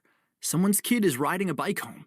And they're counting on you to drive the speed limit. Speeding accounts for nearly 30% of traffic fatalities, and most of those crashes don't happen on the interstate. They happen on the streets where people live. Slow down. It's an act of care for the people around you. So remember, speeding catches up with you. Know the road and respect its limits. Presented by NHTSA. Now back to your streaming radio. See website for details. Ted Johnson for Boston Prolotherapy. Guys, you know when it comes to joint pain, you've got 2 choices, basically. You can either mask it or you can go fix it. And way too many people settle for the painkillers, those cortisone shots, or surgery, and that is just covering up the problem. Or in a lot of cases, it's just creating a new one. I wanted to fix it, and that's why I went to Boston Prolotherapy. Dr. Al Franke uses targeted regenerative treatments that actually help your body heal itself, stimulating new tissue growth to strengthen joints and eliminate pain. There's no surgery, and there's no long recovery. And with Boston Prolotherapy, true story, my elbow and my back felt better day 1 and 100% pain-free in just weeks, not months. So if arthritis, an old injury, or a new one is slowing you down, do not mask it. just go fix it, guys. The treatments are very affordable. The results are phenomenal, and the consultation with Dr. Franke is free. And if he can't help you, he will send you in the direction that you need to go to get the help you need. So call Boston Prolotherapy for your complimentary phone consultation today. Call 1-833-GO-PROLO. That's 1-833-GO-PROLO, or visit bostonprolotherapy.com. Boston Prolotherapy, where you heal, not hide.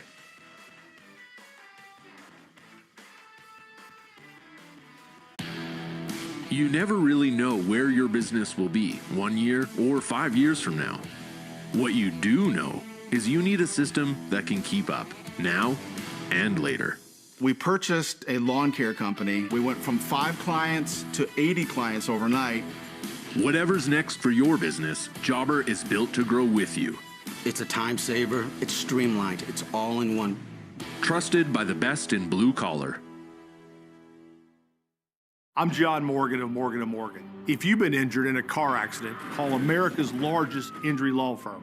For over 35 years, my mission has been to deliver more for our clients, to deliver more for you. If you or anyone in your family has been injured in a car accident, call us now, as the time to file a claim may be limited. Last year, more clients hired Morgan & Morgan than ever before, protecting America, fighting for you. Morgan & Morgan. Visit forthepeople.com for an office near you. Sometimes it feels like the news is full of things that have never happened before, and that is not exactly true. In fact, it may have happened this very week, hundreds or thousands of years ago. I'm Sally Helm, host of the podcast History This Week from the History Channel. Trade embargoes? Thomas Jefferson tried them. Rent too high? We've been arguing about that for a while. Each episode is proof. The past isn't that far away. Listen to History This Week, available now on Apple, Spotify, or wherever you get your podcasts. How do you want to spend your day? At Brightview Senior Living Communities, you decide, and we'll take care of the rest. Pamper yourself at the salon and pursue your creative passions. Toast with your friends at happy hour and savor chef-prepared meals. Close out the day with a concert just down the hall from your apartment. Or simply relax. The choice is yours. Enjoy the comforts of home and the security of award-winning care. Discover the possibilities at brightviewseniorliving.com. The greatest fear in home repair is the unknown. But Ranch Roofing cuts through the confusion with a dedicated on-site project manager and dedicated crews that treat your home like it's their own. We are proud to serve families throughout Boston and Metro West with transparent pricing and no obligation estimates, so you can stop worrying about who's on your roof and get back to what matters under it. Visit ranchroofing.com for a free estimate. Ranch Roofing, it's not just a roof, it's the people under it. Today in your city, someone is walking their dog. Someone is crossing the street to their car. Someone's kid is riding a bike home. And they're counting on you to drive the speed limit. Speeding accounts for nearly 30% of traffic fatalities. And most of those crashes don't happen on the interstate. They happen on the streets where people live. Slow down. It's an act of care for the people around you. So remember, speeding catches up with you. Know the road and respect its limits. Presented by NHTSA. Now back to your streaming radio. Lemonade! Fresh squeezed lemonade! Lemonade? Oh, nuts. Is your business struggling to be seen? Not reaching the right customers? Yeah. Odyssey's here to help. Your one-stop shop for digital marketing. Wait, really? With targeted digital media, plus SEO, SEM, social, OTT, and more, we help your business reach the right audience and drive results. Whoa, hey, one at a time. Stop missing out on valuable customers. Visit digitallocalads.com to learn more about our local advertising solutions. That's digitallocalads.com. Okay, people, line starts here. Rich Shirt Leave, Ken Laird, Ted Johnson on WEEI. 1-1. Chapman throws. Alonso swings and rips one too short. Backhanded by Chang. He plants. He throws to first. In time. Ball game over. The Red Sox have tied the record going back to 1901. 15 wins in a row. They win it here today 6-3. There is magic in the air at Fenway Park. Pelota. There's something there. You have to make a list. I mean, this seems like a perfect time to make a poll, doesn't it? I think put the poll up. There was only that technology to do it. The Chad's formation, the Tarmac Kids, Breslow's Boys. Man, those are all the good. Chad News Bears. The Chad. Ooh, the Chad News Bears. I kind of like that. I kind of like that one. Stiz and I agree on the Tracy train. Tracy Trey, that was mine early. Mm-hmm. Thank you. Thank you for listening, Jackson. The Chad News Bears. Chad to the bone. I'm a sucker to Chico's bail bonds, though. Now, we've kind of settled on Sweep the Leg as a feature that we play in the final break of the show that is just kind of picks up the loose parts. But in this case, there is a clip that I want you to react to from Chad Tracy on the morning show talking about Roman Anthony Bradfo. So let's do the Sweep the Leg. Stiz, do you have a Sweep the Leg. You have a problem with that? And it's brought to you by Cars for Kids, the easiest way to get rid of your old car. Donate today, and your car can be picked up tomorrow. Donate now at carsforkids.com. That's cars with a K.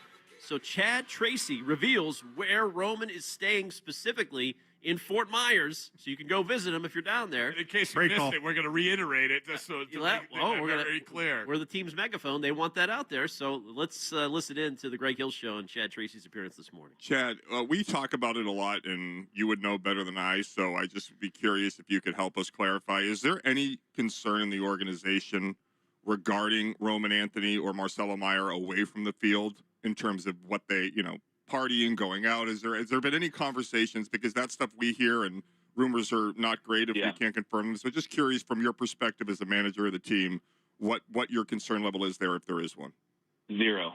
Not even remotely on my radar. Not something we've even talked about in here. I've tried to say here publicly the last couple of days, people, I know that gets a lot of attention. Roman in particular is like, I've said it publicly, I want Roman healthy and I want Roman back. Roman's a great baseball player. He's a hell of a hitter and he can help us, but we cannot have Roman, a hell of a hitter with two hands, not with one. So we have to get him healthy. But I have no concerns with, where his intentions lie. I've been in touch with Roman every 2 or 3 days. He's down in Florida. He's hanging out in the Homewood Suites. He's trying to get himself healthy. That's literally it. And being in Florida allows him to focus on that and do that. And not feel like he's here at Fenway where he's the center of attention. Everybody's going to him, asking him all these questions. He's very focused on what he's trying to do right now, but I have no concern, Curtis, over Roman and Marcelo or where they're going. Home Suites is better than, Twin Peaks, I guess. Oh, well, it's a package deal, is it not? Is it close? I mean, everything's in close Fort Myers. $136 million staying at Homewood Suites? That's a 3-star plus. Listen, there's some former managers named whose name rhymes with Manmona, Mito Manmona. He always loved. He would spend the entire spring training in Homewood Suites because they make your bed. That's the biggest thing. They make your bed, dude. You know what? That continental breakfast is underrated. I mean, that oatmeal, it's rated. That's rated. Oatmeal's pretty good. I love an oatmeal. They have that warm oatmeal. Yeah, you go late though, it's a little soupy though. You got to go early. Yeah. It's better. The consistency is better earlier you go in the breakfast, no doubt. Ken is piling up the Red Roofian points. So I mean, I'm a Bond boy guy. Oh, yeah. All right. Okay. Not like you. You're ambassador status. I slippers next to the bed when they turn over the room. Absolutely. But I will say this: listening to that clip, Homewood Suites aside. That was when I listened to that. I said that's another perfect example of Chad Tracy nailing an answer because one of the things that he said that are there fans picketing outside the Homewood Suites though? Now that people have revealed the address, they're like, I mean, whatever. I mean, it's man of the people, but I think that what he said, he's a great hitter with two hands. That's the perfect way to put it. That's a good answer, right? Mm-hmm. Let's rip through these calls. We got a bunch on the line. Let's try to keep everybody to about a minute. We'll get everybody in before the Arcan show. Let's go to Cheryl in Merrimack, who has a brag about a baseball isn't boring hat. Hi, Cheryl. Oh, yeah. Hi. Yeah, I picked up my baseball isn't boring shirt just before my Chicago trip. And there's so many fans everywhere I go. It's like crazy how many, we're crazy loud. And then I was there today. We never had to move. Nobody had to stand up to let people by. It's like the concessions probably didn't make any money today. Well, you know what I'm going to ask Cheryl. Yeah, is she going to get a tattoo? Are you going to get a tattoo if the Red Sox win the World Series? Red Sox win the World Series. I thought about it. I am. All right, we'll give you some time. Oh, sorry about that, Cheryl. We didn't mean to drop you so quick. How dare you? Call back with Arcan. Rob in Connecticut. Hello, Rob. Yeah, hey, Rob. how you doing? It's actually Ron. I'm gonna tell you what, this team changed when Contreras went after the Savali at the game on June 30th. They were 37-47 after that game, and they've won everything since. They lost the next day, but then that was it. I really believe they rallied around him. That's a key moment, man. This is like the Patriots Well, when well, Brian it's true. Cox hit the They front. lost 2 in a row, though, after that. But it was Cavalli, right? Cade Cavalli, not Savali. Not Aaron Savali. Right. Come on. It isn't interesting that we're so hell-bent on trying to figure out when the turnaround was. Yeah. But it is fascinating, though. It is. No, it is. I mean, it's obviously when the Kilts came to Fenway. It could be. The best World Cup team in the major leagues, 23-9. But again, they didn't win when the Tartan Army was here. That was the only thing interesting about those it was games. the first time that we turned that frown upside down. Okay. Tim in Hanover. Hey, Tim. Guys, 2 quick takes, one on the team and one on the front office. The team, they got off to a terrible start, but I'll tell you what, kudos to all those players and kudos to the coach because they're making it exciting for us and they're giving us hope for the rest of the season. On the front office badgered these guys. They made them bad. They made them sound horrible. Oh, well, we'll do this. We're going to fix this, right? Here it is. Here's what they're going to do. I'm thinking at the trade deadline. They're going to go, oh, you know what? We don't want to disturb the team. The team is playing so great. I think we're going to keep them all, and we're not going to do anything to affect the way it's going. And that's it. God. No way, Tim. They got to do something, Bradford. Right? Fernando Tatis. Oh, man. Go big or go home, Mike baby. Trout? Look at your eyes are bugging out. You think are they sellers? Who? San Diego. Yeah, he could be. Sure. Hey, but Bradford, Get Bogarts back then. the report came out when they were 8 games under 500 that they were looking for a big bat and they'd be willing to take on salary. So that was when they were 8 games Hey, under. listen, Ted. Like I come back to this. You said in the offseason, in spring training, your World Series aspirations. That's it. So this is a time to make a World Series trade deadline. Let's move. go, baby. That's it. Paul in Westfield. Hey, Paul. Hey, guys, this is simple and to the point. The last caller, if it's not broke, don't fix it. We have a manager who uses money, not golf. So when the other guys aren't having such a good day, they're happy and assertive and joyful to fix the problem, and they step up and perform better without emotional duress and positive encouragement. This is the result. And to be fair, this pitching staff is wicked. And to be fair, only 4 other teams in the history of the league were 11 down and have come back to do something like this, however, not at this pace. And this is a pitching staff to remember gave up 14 runs in 10 games, 1.3 runs. That's never happened. This is special. Enjoy it. And don't broke it. Don't fix it. It's not broken. All right, thank you, Paul. Good call. Now, tonight, if they we win all we need. 16, is it going to feel like winning a World Series? Somebody texted that earlier. It feels like a World Series in July. Just like breaking this record has become some stupid NBA Cupian thing in the middle of a year to get your attention. You know what I mean? Better than that. Sorry, I didn't mean to diminish the What's wrong with you? But it is. It's like. Hey, listen, all I know is that summer's a whole lot better when you have moments like this. When question. you have this. I'm not around here, and then you have Patriots coming up, and we're gonna chart every 7-on-7 with no pads. It's gonna be awesome. But I just think that this could come to Fenway. Lou Merlone said it perfectly the other day. This is how it's supposed to be at Fenway Park. That's it. Brought to you by your New England Ford dealers here in the Ford Clubhouse Fenway studio and employee pricing for all. You pay what we pay. Ford, the official vehicle of Major League Baseball, and that dirty water. Not today, Jerome. Not today, baby. Ted, take us out of here. Your final thoughts tonight. That doesn't get done. 16W tonight. Hey, I can't imagine it not getting done. These guys have they've been doing it 15 straight. What's one more, kid? Right. Who's Kyle Bradish? Or rip him all around the park tonight. He's the guy that just signed the $80 million. Right. Well, yeah, we got Eduardo Rivera, baby. Hey, listen, as long as the Red Sox win, you know what that means? $20 baseballs and boarding shirts. Let's go. Can't beat that. Well, you can beat that.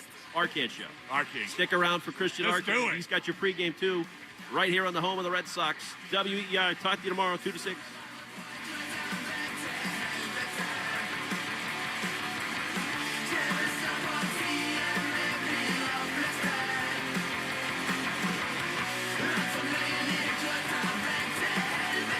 Have you or a family member been diagnosed with early-stage non-small cell lung cancer that can be removed by surgery? Consider talking to an oncologist about your treatment options. Why? Because knowing your options before you have surgery can help your care team develop a treatment plan that's right for you. Learn about a potential treatment plan before and after surgery at askbeforesurgery.com. That's askbeforesurgery.com. And talk to an oncologist before your surgery.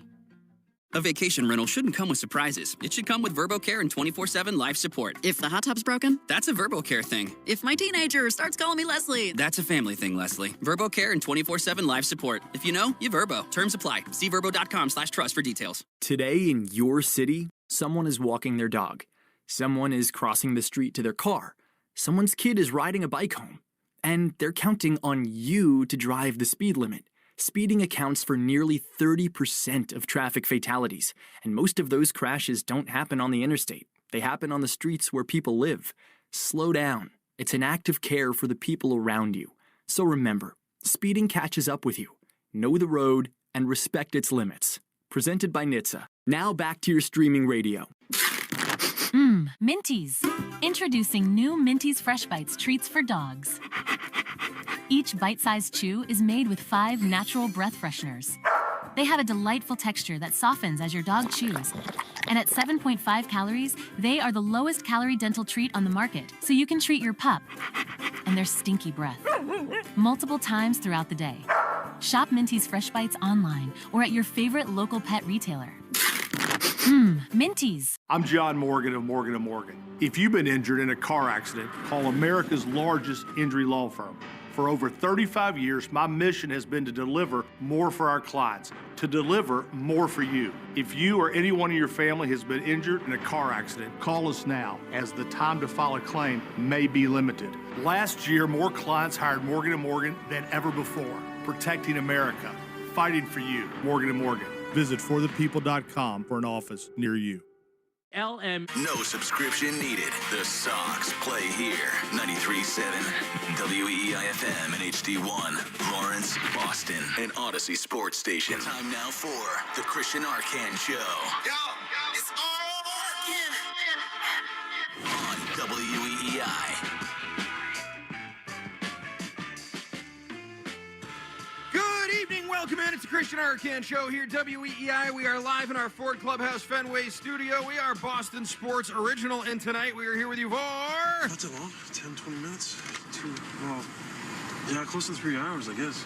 Not really, more like 4 minutes there, Ricky, but 4 minutes leading into one of the most anticipated Red Sox games in the last few years, honestly. Regular season games, anyway. They did make it to the playoffs last year, so certainly that was more important. But when we talk about regular season, history on the line here tonight at Fenway Park. Red Sox with the opportunity to not only sweep the second doubleheader since coming out of the All-Star break, which is kind of wild since they didn't have a single one in the first half, but a chance to achieve a record 16 consecutive wins. And that is a record that goes back 80 years, ladies and gentlemen. The Red Sox history goes back 125 years, and this would be history.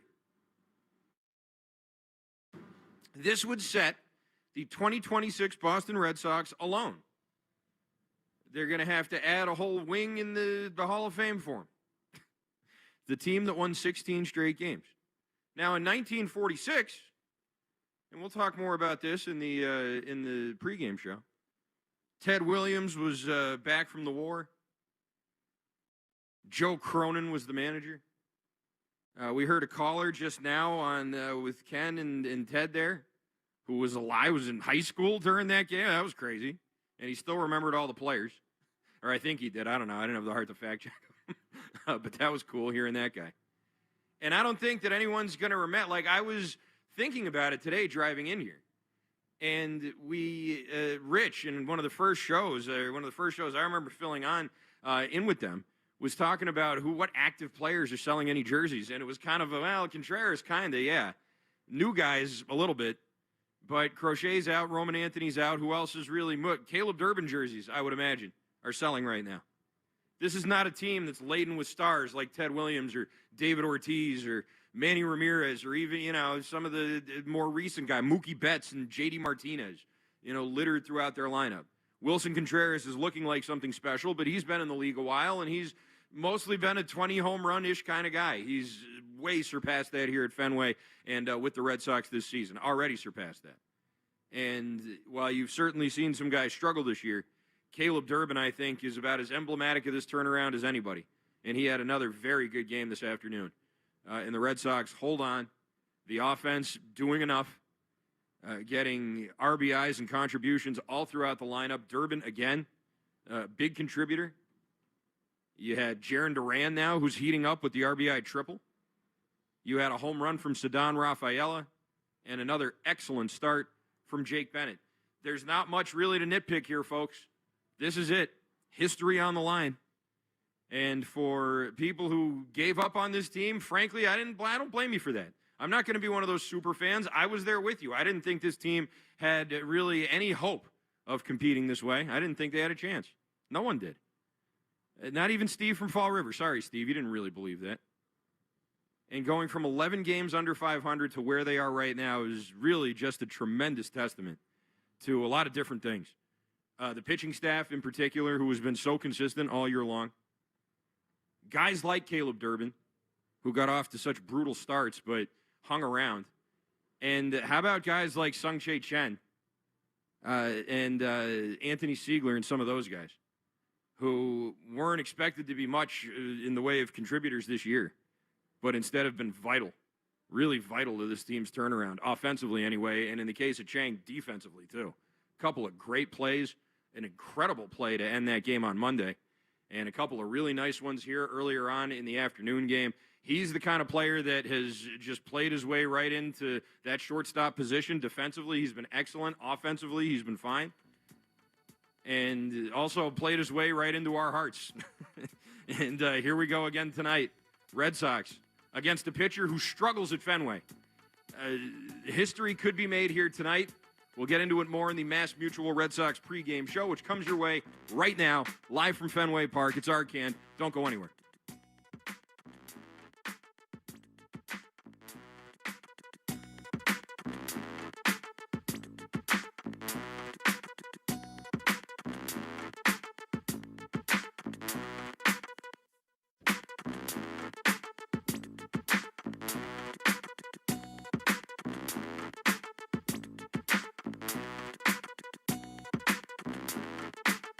Hey y'all, I'm Maddie. And I'm Poodle. And together we host the podcast Reality Gaze. We are two ridiculous homosexuals who love nothing more than talking about reality television and tearing in a new one. So whether it's 90 Day Fiancé, Love is Blind, Love After Lockup, or any other trash TV show about lonely hearts looking for love, your gay besties got you covered, y'all. New shows every week. Follow and listen to Reality Gaze wherever you get your podcast.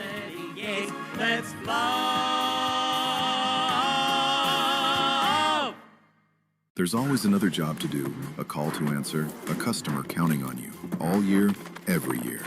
We depend on service pros, and those pros depend on Jobber. Jobber, always in season. Learn more at jobber.com. For over 200 years, Eastern Bank has been headed in a single direction, forward, helping you meet your personal financial goals and working with local businesses as the #1 SBA lender in Massachusetts. Eastern Bank. Join us for good. Learn more at easternbank.com, member FDIC.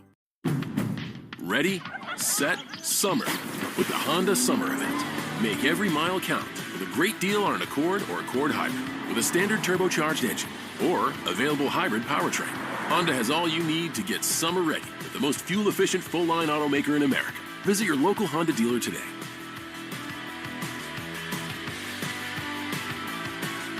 See dealer for financing details. Based on EPA estimate of 2024 large full-line automaker fleet-wide fuel economy. EPA Automotive Trends Report 2025. Opportunity should be about more than opening doors. At Year Up United, it's about opening the world so everyone can find their way. Here, you can learn in-demand skills while earning a weekly stipend working with industry-leading companies. Companies that are looking for someone like you. And with an opportunity like that, there's nowhere to go but up. Learn more at yearup.org. Hey guys, Fly on the Wall is back for another season. That's right, on audio. This Odyssey Sports broadcast is presented by ZipRecruiter. Find out why 4 out of 5 employers who post on ZipRecruiter get a quality candidate within the first day. Try it free at ZipRecruiter.com/team.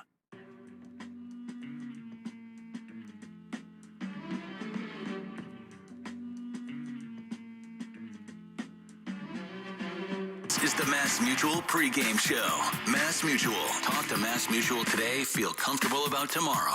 Now, here's Christian Arcand.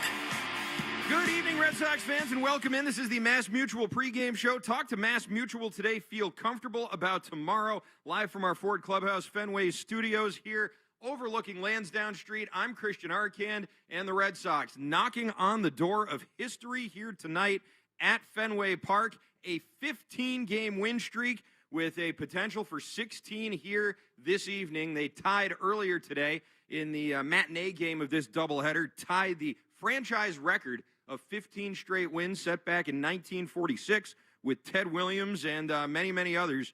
And before we get into all of that and tell you more about the historical significance of what we may see here tonight, let's get into how that all went down here earlier today. Red Sox playing their second doubleheader since the All-Star break after not having had a single one prior to that. The Sox offense impressive early in this one against Dean Kramer for the O's. 3 of the first 4 batters Kramer faced, Masa Yoshida, Ceddanne Rafaela, and Wilson Contreras, all singled. That loaded the bases for Caleb Durbin, who singled home Rafaela and Yoshida. 2 batters later, with 1 on and 2 out, Jaron Duran stepped in against Kramer. 0-1 is swung on and driven into right field. He did it again. Duran has doubled into the corner at least. 1 run in with Contreras. Durbin being waved around. Duran into third with a head-first slide. 2-run triple, and it is 4-0 Red Sox. Jaron Duran 1 for 3 on the day with that triple and 3 runs batted in, and that is your play of last night's game, or yesterday's game, really today's game, earlier today, brought to you by Nissan. You deserve a car that thrills you, and Nissan's got an exciting full line that will put goosebumps on your goosebumps. Experience the thrill for yourself. Shop your local Nissan store and NissanUSA.com today. So, things off to a good start. Red Sox up 4-0 in the first inning. The O's would answer back in the third off Jake Bennett. An RBI double for Tyler O'Neill made it 4-1, but Duran would have a sac fly in the bottom of the inning, pushing the lead back out to 5-1. In the fourth, Christian Encarnacion Strand, who has been a menace this series and continues to be here, hit his second home run of the series. That was a player who was just called up on the 16th and playing in his third game of the year. Strand's homer made it 5-2. Then in the bottom of the fourth, Ceddanne Rafaela stepped in with 1 out and nobody on. Kramer's pitch hit high in the air to left center by Rafaela. Back up into the breeze and gone just over the monster seats in left center. Just over the wall into the front row of the monster seats for Rafaela. And the Red Sox lead 6-2. That is the 9th Tater of the year for SETI. Red Sox take a 6-2 lead. Christian Encarnacion Strand would single home another run in the 6th to make it 6-3, but that's as close as the O's would get. Slayton, Whitlock, and Chapman pitching the 7th, 8th, and 9th, respectively. Locking this one down, Bennett picks up the win. He improves to 6-3 on the year, and with the win, the Red Sox have tied the all-time franchise record for consecutive wins at 15, set in 1946 by the Joe Cronin-led team, who had just welcomed back Ted Williams to the team after 3 years of military service. Williams would earn AL MVP that year. The Red Sox would capture the AL pennant. One big difference is that in 1946, that team had their big win streak right in April, and that set the tone for the whole year. Their season was a lot more like the 2018 Red Sox, really, than this one, but this team, 11 games under 500 at the start of their win streak, and are writing their own story here with this remarkable turnaround. So let's get to your opening take, brought to you by Fruity Rainbow 5-Hour Energy. Sip the fruity candy-coated chaos. There's a reason why the 2004 Red Sox team is canonized the way that they are, and it's because that team broke a long-standing, miserable curse. And while the Red Sox would need a generational drought to ever get back to that again, knock on wood, of course, there is something to be said for the roller coaster of misery to euphoria that, you get experience there from 2003 to 2004. Now, this is obviously a much smaller scale, but the first 2 months of this season, really, were about as miserable as any 2 months I can remember, certainly to open a season for this team. And for a fan base that was given nothing to celebrate, especially not here at Fenway Park for all that time, this win streak has really been a godsend. It has been great. And tonight we find out if this team can put together the longest win streak in the team's 125-year history. And that brings us to tonight's pitching matchup, brought to you by Town Fair Tire. For the best prices on tires, nobody beats Town Fair Tire. Nobody. For the Red Sox, it was supposed to be Ranger Suarez, who was slated to come off IL yesterday and make his first start since July 5th. The Red Sox announced in the afternoon they wanted to give him an extra day, which you thought worked in their favor when the game got postponed. If there had been a game yesterday, it would have been Eduardo Rivera getting the start. And now that's exactly what's happening here tonight. Suarez According to Chad Tracy, still under the weather, so Rivera is going to get the start. He'll be making his third appearance. He started Game 2 of the last doubleheader Friday night against the Rays. Got touched up a bit, 3 runs and 2 1/3, 2 walks and 3 strikeouts. He did give up a home run to Junior Caminero. His fourth appearance here. Despite that outing, he's still carrying an ERA under 3 at 2.89 in 9 1/3 innings this year. For the Orioles, Kyle Bradish gets the start. He has the 6-9 record and 3.61 ERA. It's his first season back from Tommy John surgery. Did get off to a slow start, but has been good lately. In his last 12 starts, he's carrying an ERA of 2.95. He also, as you may have heard Bradfo mention, just signed a huge extension. 5 years, $90 million, highest paid pitcher in Orioles history. He did face the Red Sox in Chad Tracy's first game as a manager. That was back on April 26th. He allowed 3 runs in 5 innings. Sox won that game 5-3. In his last start against Kansas City 10 days ago, he went 6 2/3, 1 earned on 2 hits with 5 strikeouts. But he does have very bad career numbers here in Boston. He's 1-6 with a 6.75 ERA and 10 career starts against the Red Sox. And his numbers at Fenway even worse. He's allowed 15 runs in 10 innings and 3 career starts here. That's a 13.5 ERA. But he hasn't pitched here in Boston since 2023. Wilson Contreras, good numbers against Bradish, 2 for 4 with a couple of home runs. He did homer off Bradish back on April 26th at Camden Yards. Tonight's first pitch is at 7:10, and that's brought to you by Jeffrey Glassman Injury Lawyers, Boston's go-to injury attorney for over 30 years. If you've been hurt in a car or work accident, you got to get Glassman. Call all sevens at 617-777-7777. You can watch Red Sox pregame on Twitch. Hey, Twitch, just follow WEEI. Brought to you by Subaru of New England. Subaru summer's finally here. Details at SubaruofNewEngland.com. Time now for the Baseball Isn't Boring 2-Minute Grill with Rob Bradford, presented by McFarland Energy, the region's most dependable provider of home heating oil, including BioHeat, as well as expert HVAC services at McFarlandEnergy.com. Caleb Durbin has been kind of the face of this turnaround, at least offensively. What an incredible turnaround for him, emblematic of what we've seen here this season. He had another big game this afternoon, and he spoke after the game in the post-game show, not with Bradford, so I shouldn't really be giving him credit for this, but with Sean McDonough, Lenny DiNardo, and Will Fleming. Here it is right now. Caleb, describe to us what it feels like to be in this ballpark and be a part of all this. I mean, it's absolutely electric. What I imagine Fenway is, when it's rocking, and it's definitely rocking right now. Yeah, I've had to ask you this question a lot of times, but I just need to ask it one more time.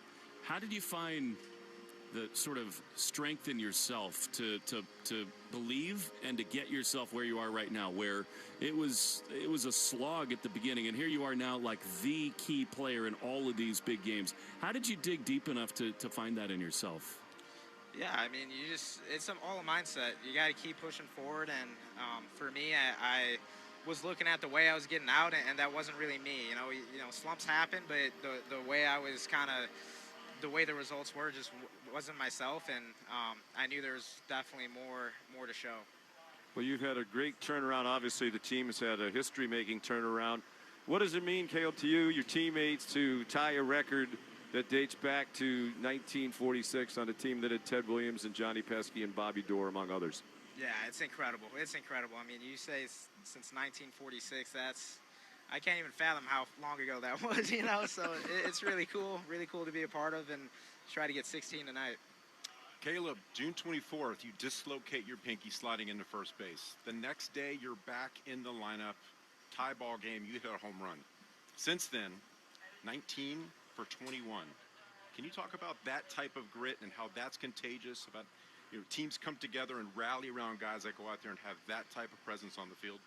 Yeah, I mean, that's why we were even able to turn it around, is we have guys like that who, are willing to work through the tough times, play through whatever, and we just love playing for each other right now. And we're playing good baseball, but at the end of the day, it's about the way we go out and play. We're not going to win every single game. Hopefully we do the rest of the way, but it's about the way you play and just the mindset you carry yourself with, and we have a lot of guys like that.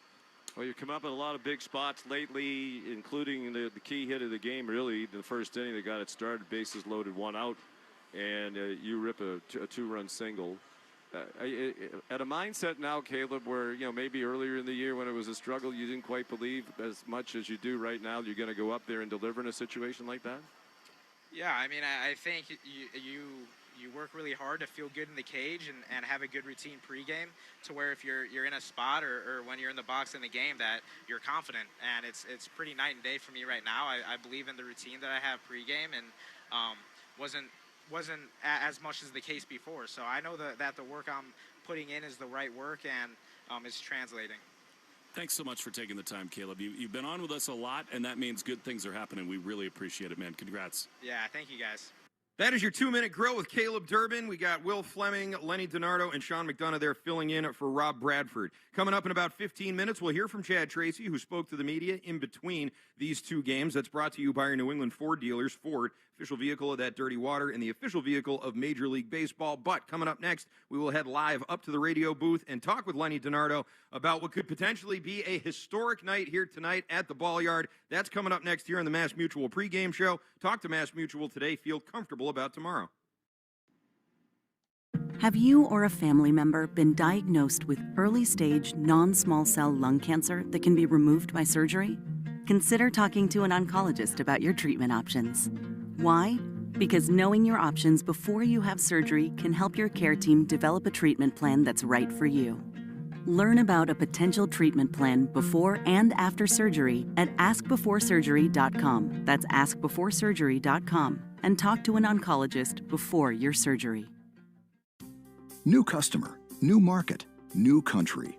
You're a growing business, but growth can bring complexity in the form of new sales tax requirements, more registrations, more filings, more deadlines. Now there's Numeral, the done-for-you sales tax solution that handles all the time-consuming details associated with sales tax, from registrations and filings to rates and remittance. Visit Numeral.com now to connect with a sales tax expert and get a free tax analysis. Numeral.com. Most people would rather assemble a 300-piece cabinet than search for insurance. That's why the Zebra searches for you, comparing over 100 insurance companies to find savings no one else can. Compare today at thezebra.com. I'm John Morgan of Morgan & Morgan. If you've been injured in a car accident, call America's largest injury law firm. For over 35 years, my mission has been to deliver more for our clients, to deliver more for you. If you or anyone in your family has been injured in a car accident, call us now, as the time to file a claim may be limited. Last year, more clients hired Morgan & Morgan than ever before, protecting America, fighting for you. Morgan & Morgan. Visit forthepeople.com for an office near you. To the Shaws and Star Market WEEI Red Sox Radio Network. Welcome back to the Mass Mutual pregame show. Talk to Mass Mutual today. Feel comfortable about tomorrow. Christian Arkian here with you, and let's head up live to the Joe Castiglione radio booth where Lenny DiNardo is standing by potentially on the door of history here, Lenny. One win away this team is, and you got a guy on the mound who doesn't pitch well in Boston. How are we feeling up there? I'm feeling pretty good. I mean, I don't know how I could feel any other way. This has been just unbelievable to watch. It could be anybody. I'm looking up and down this lineup, and I'm just like, who's it going to be today? I mean, really, it could be any player. I'm basically just going to throw a dart at the lineup and see who's going to be my pick to click today. Yeah, we can collaborate on that. I don't know if you've been listening lately, but I've been nailing it with my locks of the game. I think I'm like 6 or 7 in a row, to be honest, on my picks. There you go. It's unbelievable. I'm going to pick out a lottery ticket after this game. We should start a website, I think, and encourage people to pick what we pick. How about Ceddanne Rafaela and the leap that he's made? I feel like a lot of people are getting talked about Durbin and Contreras. Rafaela, an all-star season, and a guy who really, I think, more than a lot of these players from year to year, has shown such an incredible improvement. Discipline at the plate, not swinging at everything. What are your impressions of Rafaela this season? Yeah, I mean, he's definitely made that adjustment. He's not swinging outside the zone. You know, typically, if a righty's facing Ceddanne, you're throwing sliders away consistently. You get to 2 strikes, and it's a pretty quick at bat if you go out there and get to that point. And it swings, chase outside, but now he's extending at bats. He's fouling those pitches off where previously he was swinging through it. And the more you do that, the more that pitcher's going to make a mistake over the plate. The last thing they want to do is walk you, so they start to creep into the zone just a little bit more. They start making mistakes. Pitchers aren't perfect. It's hard to throw a perfect strike that 60 foot 6 inches away once you have a hitter up there battling their butts off. So, we've seen him go out there and put together better at-bats, and it's paying off. Yeah, no question about it. It seems like team-wide, Lenny, the approach at the plate has really shifted, I'd say, over the last couple of weeks. What have you noticed that's really different, like from a team perspective, or is it more an individual thing, certain individuals approaching these at-bats differently?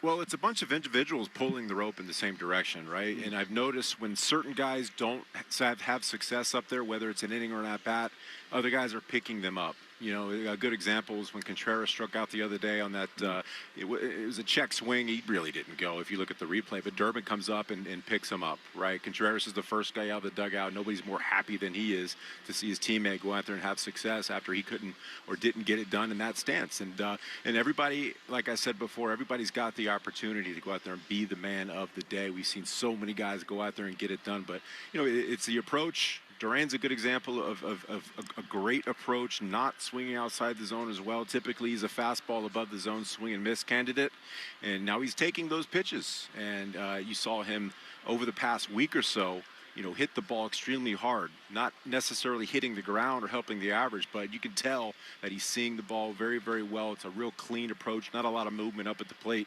And you saw it pay off this last game. So it's a lot to do with approach. It's a lot to do with mentality. And in this clubhouse, I feel like just has that little something extra that you can't really put your finger on. You don't, when you put together a team, this isn't something you can typically count on. You put together numbers and ERAs and batting average and OPS and whatnot, but when it comes down to it, successful teams and teams that will last have the numbers, but they also have that camaraderie, and I think they have that in spades. Certainly. I don't remember if I asked you this on Friday, but were you a doubleheader guy in your day? Did you like being at the field for doubleheaders? Or I know some people have strong negative feelings toward doubleheaders. Yeah, I didn't mind it. I was always happy to put on a big league uniform. You know, you have 4 games today, I'll be there. You know, so yeah, my dad was a mail carrier, so I'm thinking to myself, you know what, this beats walking down the street carrying everybody's mail. Certainly. One more before we let you go here. Jake Bennett, another great start for him. Really, one of the more unsung moves of this entire offseason was trading for Jake Bennett. It was kind of a throwaway move that people didn't really react much to at the time when it happened, and now you've got a fixture in your rotation here, young, cost-controlled, pretty much making everybody happy with the way he's been throwing. Yeah, this is a guy that's super consistent, and I loved his outing today because he didn't necessarily have his best stuff, but he went out there and competed. He had runners on consistently throughout the game. There was a lot of guys in scoring position, but he was able to go out there and make pitches when he needed to. You know, I look at Sonny Gray's outing the other day. It's very similar. Didn't have his best stuff. Was able to pitch around contact, make pitches when he really needed. And you know, that's the benefit of having veterans in the clubhouse at the big league level. When you've got a bunch of young guys trying to make their ways, you know, there's a template out there where you don't necessarily have to have your big stuff that day.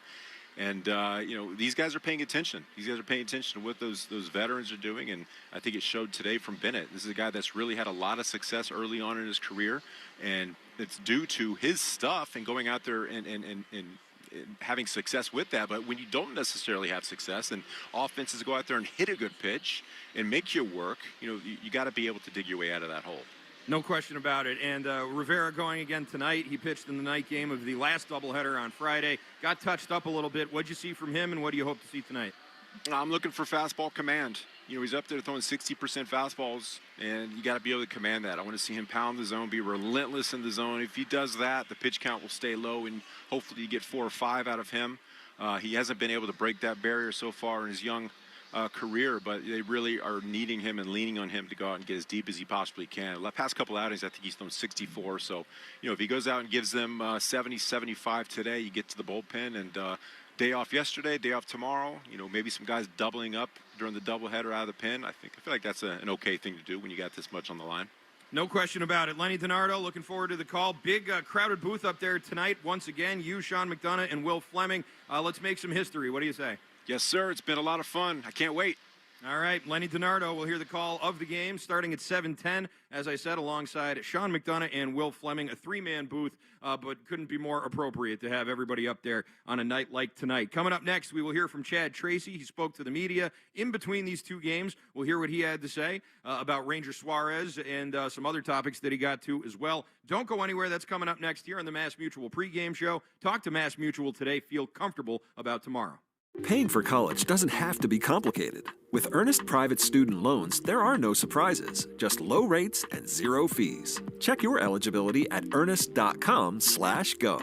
Loans made by FinWise Bank, member FDIC, and are subject to credit approval. Terms apply. Meet Lee Platts, a renter whose possessions fill not only her apartment, but also the darkest corners of a mini storage unit. A land of both truth and fiction. Truth, everything inside is protected by Progressive. Fiction, one day Lee will fit into her clothes from senior year of high school. Renters, discover coverage for what you love and what you can't get rid of in Progressive's Protection Zone. Get a quote at Progressive.com. Progressive Casualty Insurance Company, affiliates, and third-party insurers. I'm Jenna Fisher. And I'm Angela Kinsey. And together we have the podcast Office Ladies. Just because we finished rewatching The Office does not mean we're going anywhere. Every Wednesday, we'll be sharing even more exclusive stories from The Office and our friendship with brand new guests. Plus, you can revisit all the Office Ladies rewatch episodes every Monday with new bonus tidbits before every episode. So follow and listen to Office Ladies on the free Odyssey app and wherever you get your podcasts. Arbella Insurance has been doing business in the New England community for over 35 years. They're your friends, your neighbors, and fellow Boston fans. They do the wave at the ballpark together and get stuck in the same Sturrow Drive traffic. At Arbella, being your neighbor helps them provide you with the coverage you need to drive, live, or run a business in this part of the country we call home. Arbella, here for Boston fans, here for good. Jane is a small business owner. That's right. And tell them what that's like, Jane. Yeah, well, it's like a roller coaster with a lot of ups and downs, and some days things can feel like they're flying off the rails. Yep, it's a lot. But the Total Solutions Advantage only from Comcast Business can help you manage it all. With the largest, fastest fiber-powered network designed for 100% reliability with business internet and wireless connect. Plus gig speeds with security and equipment included. All with a 5-year price lock. Nice. So everything stays on track. Exactly. The Total Solutions Advantage. Get started for just $60 a month for 12 months when you add wireless connect to a qualifying internet package. No one does business like Comcast Business. Limited time offer. Restrictions apply. New customers only. 1-year agreement, paperless billing, and automatic payments with bank account required. $60 offer requires 300 meg internet, security edge, and additional qualifying service. Equipment. Hey there, I'm Kendra Adachi, and my show, The Lazy Genius Podcast, helps you be a genius about the things that matter and lazy about the things that don't, and you get to decide what matters. I'm not here to tell you what to do. I'm here to give you a new way to see. Episodes of the Lazy Genius Podcast are full of compassionate time management tips and permission slips to do what makes sense for you. New episodes drop every Monday. Follow and listen to the Lazy Genius Podcast on the free Odyssey app or wherever you get your podcasts. Sylvia's Synergy Effect, brought to you by Synergy Home Care. Getting back in the kitchen got Mom back into life. After her stroke, she felt uncomfortable doing what she used to do. But with her Synergy caregiver, Emma, things changed. She got help at home and regained the confidence to get back to her old recipes. Now the hardest thing is getting Mom to stop making her biscuits. So good. We believe getting back to what you love can keep you moving forward. Find your Synergy Effect with Synergy Home Care. Have you or a family member been diagnosed with early-stage non-small cell lung cancer that can be removed by surgery? Consider talking to an oncologist about your treatment options. Why? Because knowing your options before you have surgery can help your care team develop a treatment plan that's right for you. Learn about a potential treatment plan before and after surgery at askbeforesurgery.com. That's askbeforesurgery.com. And talk to an oncologist before your surgery. T-Mobile has an exclusive bundle for customers 55 and up. I'm Sarah Bowl. Yeah, I'm Frank Bowl. A reliable network is key for us. And with T-Mobile, it's been wonderful. And going to the 55 plus plan saved us so much money. A lot. And that's important. Trying to keep costs down. The home internet's been perfect. It's fast, it's quick. The setup was so easy, it took less than 15 minutes. It was like, ta-da! If you want simplicity, coverage, reliability, you want the whole package, T-Mobile has it. Right now, T-Mobile customers 55 and up can get 2 phone lines on America's best network, plus America's fastest 5G home internet for just $30 each. $30 per month each line with autopay plus taxes and fees. Minimum age 55. Pricing for home internet. Rely on 2 lines of Essentials. Choice 55. $35 connection charge per line required. Best mobile network and fastest 5G home internet based on analysis by Ookla of Speed Test Intelligence Data 2H 2025. All rights reserved. Take Boston sports with you wherever you go. Download the Odyssey app. Now, back to Red Sox baseball on WEEI. Welcome back to the Mass Mutual pregame show. Talk to Mass Mutual today. Feel comfortable about tomorrow. Christian Arcand here with you live in our Ford Clubhouse Fenway studio. Knocking on the door of history tonight. Red Sox with a win will have won 16 consecutive games, a franchise record.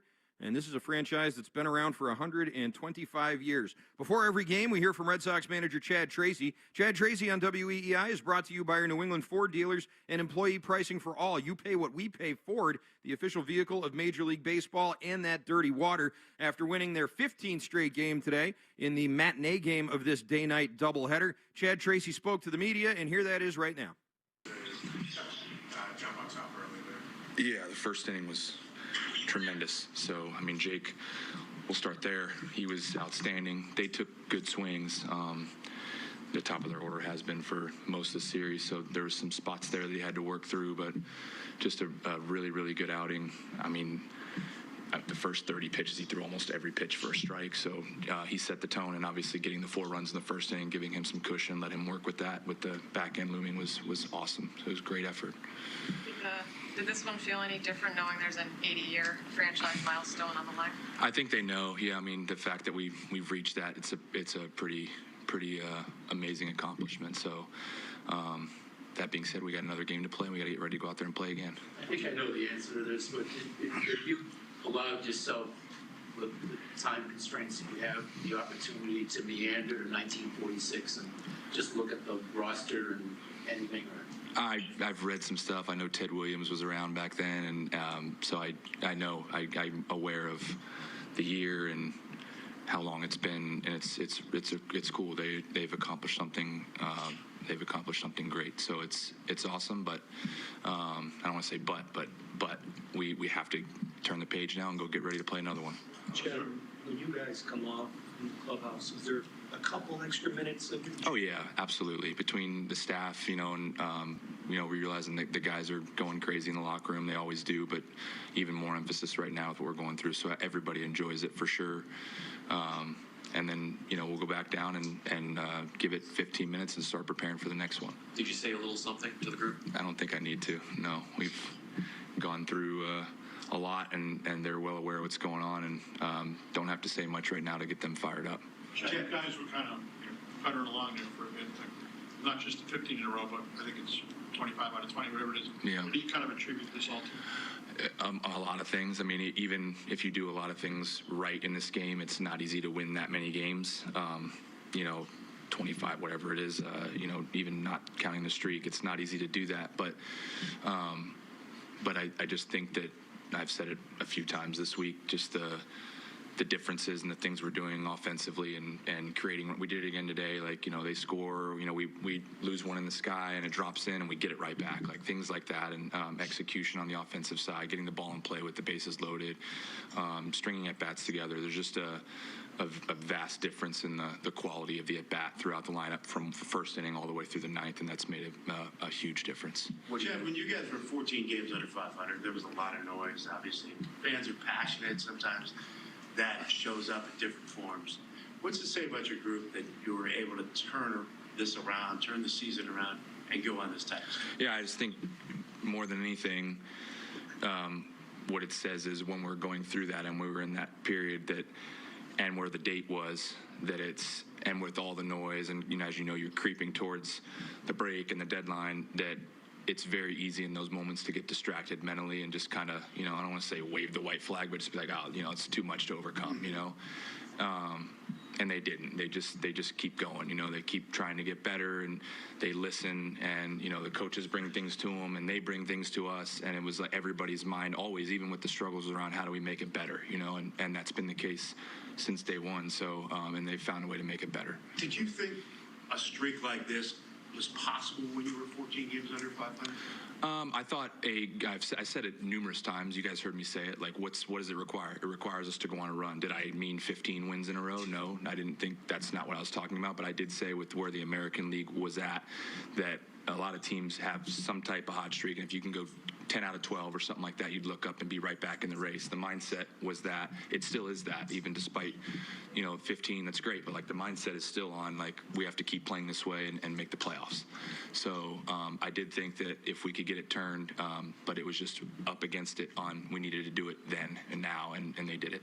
What are you doing pitching-wise tonight? Rivera will start game 2. Suarez not being activated? Suarez will not be activated, yeah. Doing a little bit better, but not good enough for us to put him out there yet. Who will be the 27th? Gamboa will be the 27th man. Suarez, is it more the illness or more the illness? Yeah, more the illness.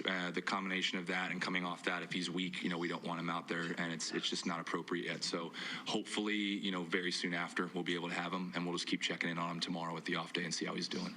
Chad, with being in the game your whole life, 126 years of this franchise, to be tied for the most consecutive wins, kind of step back a little bit and say it's kind of one of those amazing baseball streaks. Like, how do you look at it from a baseball lifer perspective? Yeah, I mean, when you hear that, it's the ball. Say it's the most in franchise history, and you're talking about a franchise that's been around for a very long time. So. It's an amazing thing. They should, like I said, they should relish in that. That your names are going to be forever etched right at the top of that list for what they've done.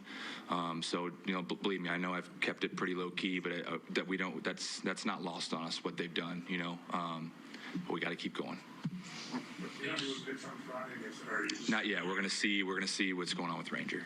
Is he ready to pitch him tonight? It's possible. Jay's in the last 2 games were pretty unbelievable. How much is his team done?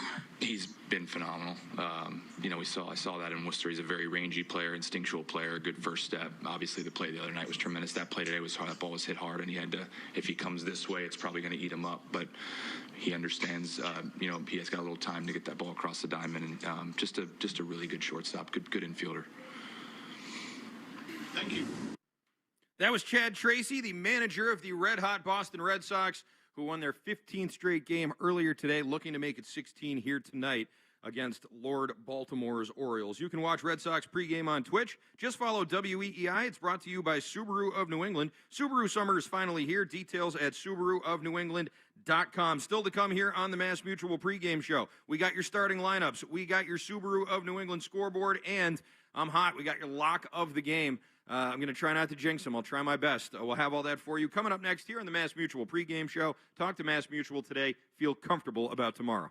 Paying for college doesn't have to be complicated. With Earnest Private Student Loans, there are no surprises, just low rates and zero fees. Check your eligibility at earnest.com/go. Loans made by FinWise Bank, member FDIC, and are subject to credit approval. Terms apply.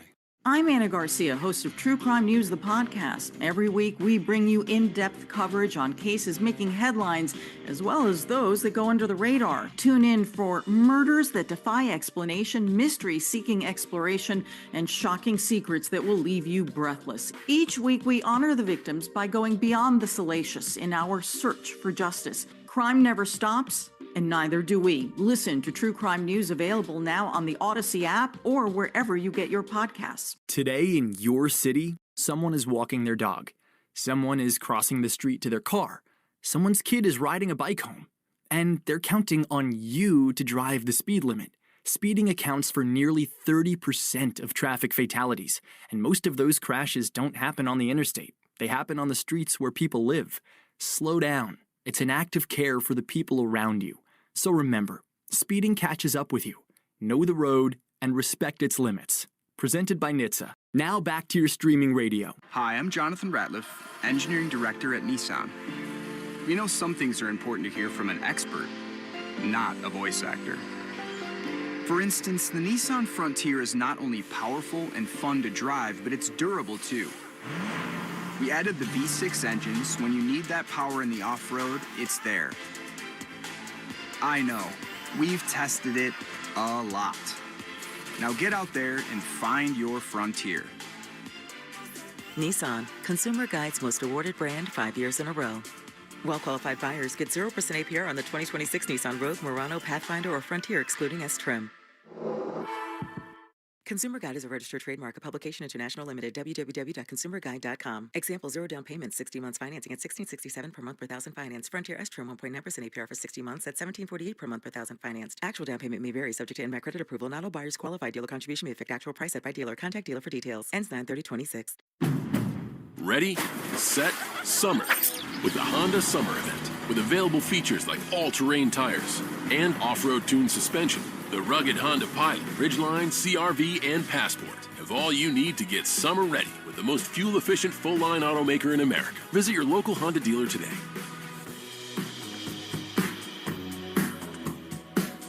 See dealer for financing details. Based on EPA estimate of 2024 large full-line automaker fleet-wide fuel economy. EPA Automotive Trends Report 2025. Hey, what's up, flies? This is David Spade. Dana Carvey. Look, I know we never actually left, but I'll just say it. We are back with another season of Fly on the Wall. Every episode, including ones with guests, will now be on video. Every Thursday, you'll hear us and see us chatting with big-name celebrities. And every Monday, you're stuck with just me and Dana. We react to news, what's trending, viral clips. Follow and listen to Fly on the Wall everywhere you get your podcasts. Have you or a family member been diagnosed with early-stage non-small cell lung cancer that can be removed by surgery? Consider talking to an oncologist about your treatment options. Why? Because knowing your options before you have surgery can help your care team develop a treatment plan that's right for you. Learn about a potential treatment plan before and after surgery at askbeforesurgery.com. That's askbeforesurgery.com. And talk to an oncologist before your surgery. Boston sports fans, it's Will Fleming. Summer baseball is in full swing. If you're gathering friends for cookouts or watching the game outside, TimberTech decking is built for the season. Innovative engineering delivers the beauty of wood without sanding, staining, or splinters. Order free samples or connect with a contractor near you at timbertech.com. TimberTech, everything wood should be.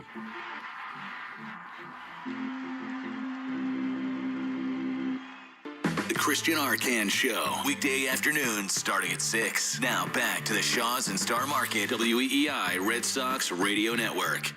Welcome back to the Mass Mutual pregame show. Talk to Mass Mutual today. Feel comfortable about tomorrow. Christian Arcan here with you for the Red Sox and the Orioles. The finale of this day-night doubleheader, the finale of this series, and potentially the Red Sox setting a franchise record here with their 16th straight win. It's time for tonight's starting lineups, brought to you by Morgan & Morgan, America's largest injury law firm. Let's meet tonight's players. Leading off for the hometown Red Sox will be Anthony Siegler, who got the day off in the matinee game. Ceddanne Rafaela will bat second and play center. He'll be followed by Wilyer Abreu in right. Wilson Contreras, as usual, your cleanup hitter at first.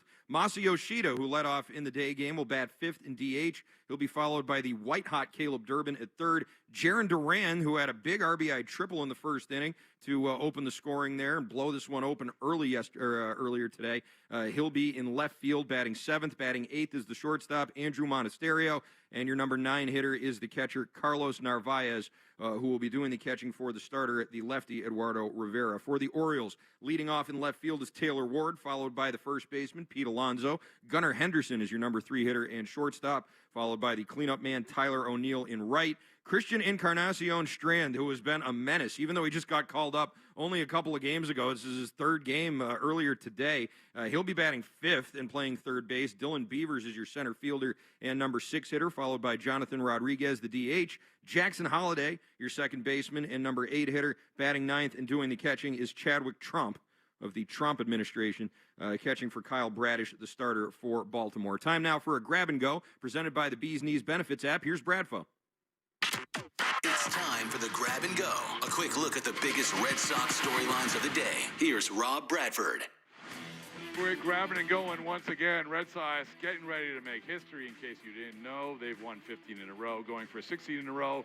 That would be a franchise record, beating the 1946 Red Sox, in case anybody's wondering. Ted Williams obviously played for that team. They're going to be relying on Eduardo Rivera as the opener with Ranger Suarez not quite ready to go. Not so much the hamstring injury, but more so just a sickness. Wanted to give him a couple extra days, and with his sickness, didn't want to put him in a bad spot. So you also have Alec Gamboa being called up as the 27th man. crazy times at Fenway, complete turnaround. And one underrated thing about the turnaround, which, by the way, this turnaround now, not only 15 in a row, but 20-2 in their last 22 games, but they've won 10 straight against the American League East, which they could not beat American League East teams before, but now they won 10 straight, including against this Orioles team a couple in a row, against a team that won 7 in a row. So vibes are high, getting ready for history. Electricity here at Fenway Park. That's what's grabbing and going. Vibes high indeed, Bradfo, with the Bradfo Grab and Goes presented by the Bees Knees Benefits app. Make it part of every game day and get 50 cents off per gallon on your first fill-up or $5 off in-store. Download the Bees Knees Benefits app today and start saving. Terms apply. Time now for the Subaru of New England scoreboard. Subaru summer is finally here. Details at SubaruofNewEngland.com. Some finals to tell you about, like the Yankees, who lost the first game of their doubleheader today, 5-3 to the Pirates. Nick and Jacob Gonzalez with back-to-back home runs in this one for Pittsburgh. The Royals topped the Giants 5-4. Sal Perez's 317th home run, tying the Kansas City franchise record. A 4-3 win for the Brewers over the Mets today. Joey Ortiz, 3 for 3, was a home run away from the cycle. Nationals blanked the Rockies 8-0 in Denver. The Diamondbacks all over the A's, 15-5. Reds scored a 5-3 win over the Mariners, thanks in part to Sal Stewart and his 3-run home run. That's important for the Red Sox there, the Mariners losing. The Cardinals scored a 1-0 win over the Angels, 6 scoreless innings from old friend Hunter Dobbins. Some games in progress to tell you about. Dodgers and Phillies scoreless in the bottom of the first inning in Philadelphia. Twins up 1-0 over the Guardians. That game in the bottom of the first inning. Still to come here tonight, the Rays and the Blue Jays get underway in about 15 minutes in Toronto. Griffin Jacks and Braden Fisher will be the starters. Jacks coming off his worst outing of the season, where he allowed 7 runs at Fenway against the Red Sox last Friday. Padres and the Braves getting underway at 7:15. Michael King and Martin Perez will be the starting pitchers. Xander Bogaerts dropped to 8th in the Padres lineup on Tuesday. That's the lowest he's been in a lineup since 2015. The Rangers hosting the White Sox at 8:05. Anthony Kay and Tyler Alexander will be the starters. Kyle Teal, former Red Sox, got some bad news today. Going to miss 6 to 12 weeks with a high ankle sprain. 8:10 start time in Chicago for the Tigers and the Cubs. Kiter Montero and Colin Ray, your starters. Pete Crow Armstrong, the first player in baseball to reach 20 home runs and 20 steals this season, now leads the majors in FWAR, and the Marlins and the Astros get underway at 8:10 in Houston. Sandy Alcantara and Peter Lambert, the starters there. Your lock of the game presented by Interlock Metal Roofing. Visit interlockroofing.com. Never re-roof again. I'm very superstitious, so I'm not going to bet on or against the Red Sox. I'm going to bet the over. It's 9 runs. I'm taking the over. Go ahead and take it yourself. And there you go. You've been listening to the Mass Mutual pregame show. Talk to Mass Mutual today. Feel comfortable about tomorrow. Here we go. Hang tight. Red Sox in action. Knocking on the door of history next. Right here on the Shaw's and Star Market WEEI Red Sox Radio Network. You've been listening to the Mass Mutual Red Sox pregame show. Mass Mutual. Talk to Mass Mutual today. Feel comfortable about tomorrow. The Red Sox are coming up next on the Shaw's and Star Market WEEI Red Sox Radio Network. For over 200 years, Eastern Bank has been headed in a single direction, forward, helping you meet your personal financial goals and working with local businesses as the #1 SBA lender in Massachusetts. Eastern Bank. Join us for good. Learn more at easternbank.com, member FDIC. I'm Jenna Fisher. And I'm Angela Kinsey. And together we have the podcast Office Ladies. Just because we finished rewatching The Office does not mean we're going anywhere. Every Wednesday, we'll be sharing even more exclusive stories from The Office and our friendship with brand new guests. Plus, you can revisit all the Office Ladies rewatch episodes every Monday with new bonus tidbits before every episode. So follow and listen to Office Ladies on the free Odyssey app and wherever you get your podcasts. Please play responsibly. Summertime is on the go time, and Shaw's and Star Market can help.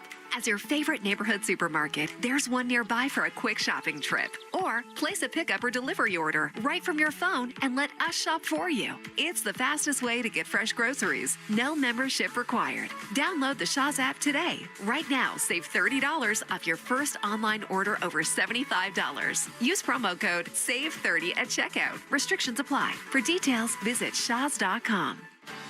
Someone had a birthday. Yep, 50. Can't believe it. 50 years of wisdom. Great segue. We have a health reminder from the CDC. Pneumococcal vaccination is recommended for adults 50 or older. Says here, we're over 6 times more likely to be hospitalized with pneumococcal pneumonia than adults under 50. I don't love those odds. Same.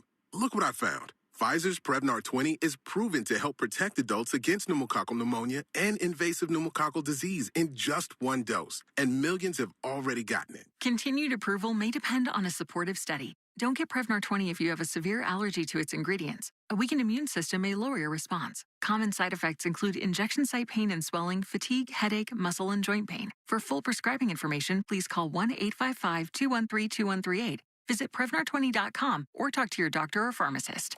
I'm on Prevnar20.com now, scheduling my appointment. Good idea. And happy 50th. The Second World War is the largest event in human history.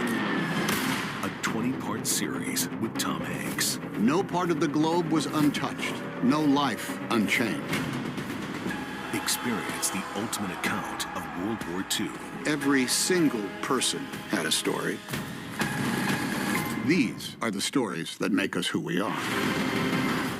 Listen to World War II with Tom Hanks on Apple, Spotify, or wherever you get your podcasts. Today in your city, someone is walking their dog. Someone is crossing the street to their car. Someone's kid is riding a bike home. And they're counting on you to drive the speed limit. Speeding accounts for nearly 30% of traffic fatalities, and most of those crashes don't happen on the interstate. They happen on the streets where people live. Slow down. It's an act of care for the people around you. So remember, speeding catches up with you. Know the road and respect its limits. Presented by NHTSA. Now back to your streaming radio. When you own your own business, you own every decision. Catch the red eye or take the 6 a.m. Make a new hire or promote internally. Celebrate a win with the toast at the gate or unwind at the lounge. Big props to this team. Some decisions are a win-win, like earning 8 times points on Chase Travel. Chase Sapphire Reserve for Business, the business card that gives back all you put in. Visit chase.com/reserve business to learn more. Cards issued by JPMorgan Chase Bank and a member of FDIC, subject to credit approval. Terms apply. You're listening to the Shaws and Star Market WEEI Red Sox Radio Network. From the WEEI studios, 93.7 WEEI FM and HD1, Lawrence, Boston. Always live on the free Odyssey app. This is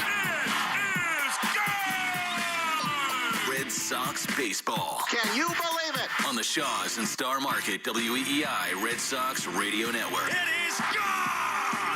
Say down! Say good night! Swing and a miss, strike three, it's over! And the Red Sox win! Jump on his back, fellas, the Red Sox win! The Red Sox on WEEI are brought to you by Shaws and Star Market, the official supermarket of the Red Sox Radio Network. Citgo. Download the Club Citgo app now and instantly save 23 cents per gallon on your first fill-up. Subaru of New England. Don't miss the Subaru of New England A Lot to Love event. 23-year-old Clay Buchholz has no-hit the Baltimore Orioles. Nissan. Shop your local Nissan store and NissanUSA.com. Arbella. Here for good. Cars for Kids. That's Cars with a K to donate your car today. Morgan & Morgan, America's largest injury law firm. Ford Trucks, official truck of the Boston Red Sox. Sponsored by Town Fair Tire. Nobody beats Town Fair Tire. Nobody. 110 Grill. Visit any of their 33 locations all throughout New England. McFarland Energy, the region's most dependable provider of home heating oil delivery, as well as expert HVAC services. Way back by the wall! Off the wall, the Red Sox win! Jeffrey Glassman Injury Lawyers, Boston's go-to injury attorney for over 30 years. TimberTech Decking and Railing. Everything wood should be. Visit timbertech.com. Dig Safe. Click digsafe.com or call 811 before you dig. Way back! Grand slam! Interlock Metal Roofing. Visit NewEnglandMetalRoofing.com and never re-roof again. North Shore Adult Diapers. For even the heaviest control problems, visit NorthShore.com. Veterinary Emergency Group. Sponsored by Veg. ER for Pets. The official emergency veterinarian group of Red Sox Radio. Two-run homer! By VisitMaine.com. Now, with all the play-by-play action, here's Will Fleming, Sean McDonough, and Lenny DiNardo. Good evening and welcome to Fenway Park, the place to be in all of Major League Baseball, where tonight the Boston Red Sox, who've been around since 1901, have a chance to do something that they have not done in the entire history of this storied franchise, and that is win 16 games in a row. They play the Baltimore Orioles in the finale of this three-game series. They get a chance to sweep this series. It would be their 5th consecutive sweep, and it would secure 16 consecutive wins. The Red Sox were hoping that Ranger Suarez would be available for this game, but still a little bit under the weather, so they'll hand the baseball to Eduardo Rivera, and then some combination of bullpen arms after him, and then Kyle Bradish, a man who's had a good season but who has pitched very poorly against the Red Sox and here in Boston, is on the mound for the Orioles. It's Venezuelan Appreciation Night, and Wilson Contreras, Andrew Monasterio, Wilyer Abreu, families and friends out as the Red Sox present a big check to the Venezuelan relief efforts right in front of the mound. Tom Werner, Craig Breslow, Linda Henry all out on the field as the Red Sox all collectively hope that history is made tonight. Thanks for joining us as we hope that this is a historic night, along with Sean McDonough and Lenny DiNardo. I'm Will Fleming, and gentlemen, Sean, it's one of those nights. We had a game earlier today. You felt the buzz. This will be different. Under the lights, evening baseball. Fenway has become the place to be. It will be electric in here, and you got a chance to do something very special. There's something that's never been done, something that seemed impossible 3 weeks ago when they were starting the streak and they were 11 games below 500. It's been a remarkable situation. We talked about at the end of the afternoon game that it really has been a total team effort. You know, all the players, the pitchers, the manager, Chad Tracy, doing a fantastic job, clutch hits, and you just have the sense that it's going to keep rolling tonight. Given the expectation, I think every day now is they're going to win, where before the expectation was they're probably not going to win. You believe it, and I think most importantly the players certainly believe it. Time now for our national anthem, brought to you by Ace Ticket. Ace Ticket always has the best deals on the Red Sox and all your favorites in sports and entertainment. Visit aceticket.com or call 1-800-MY-SEATS.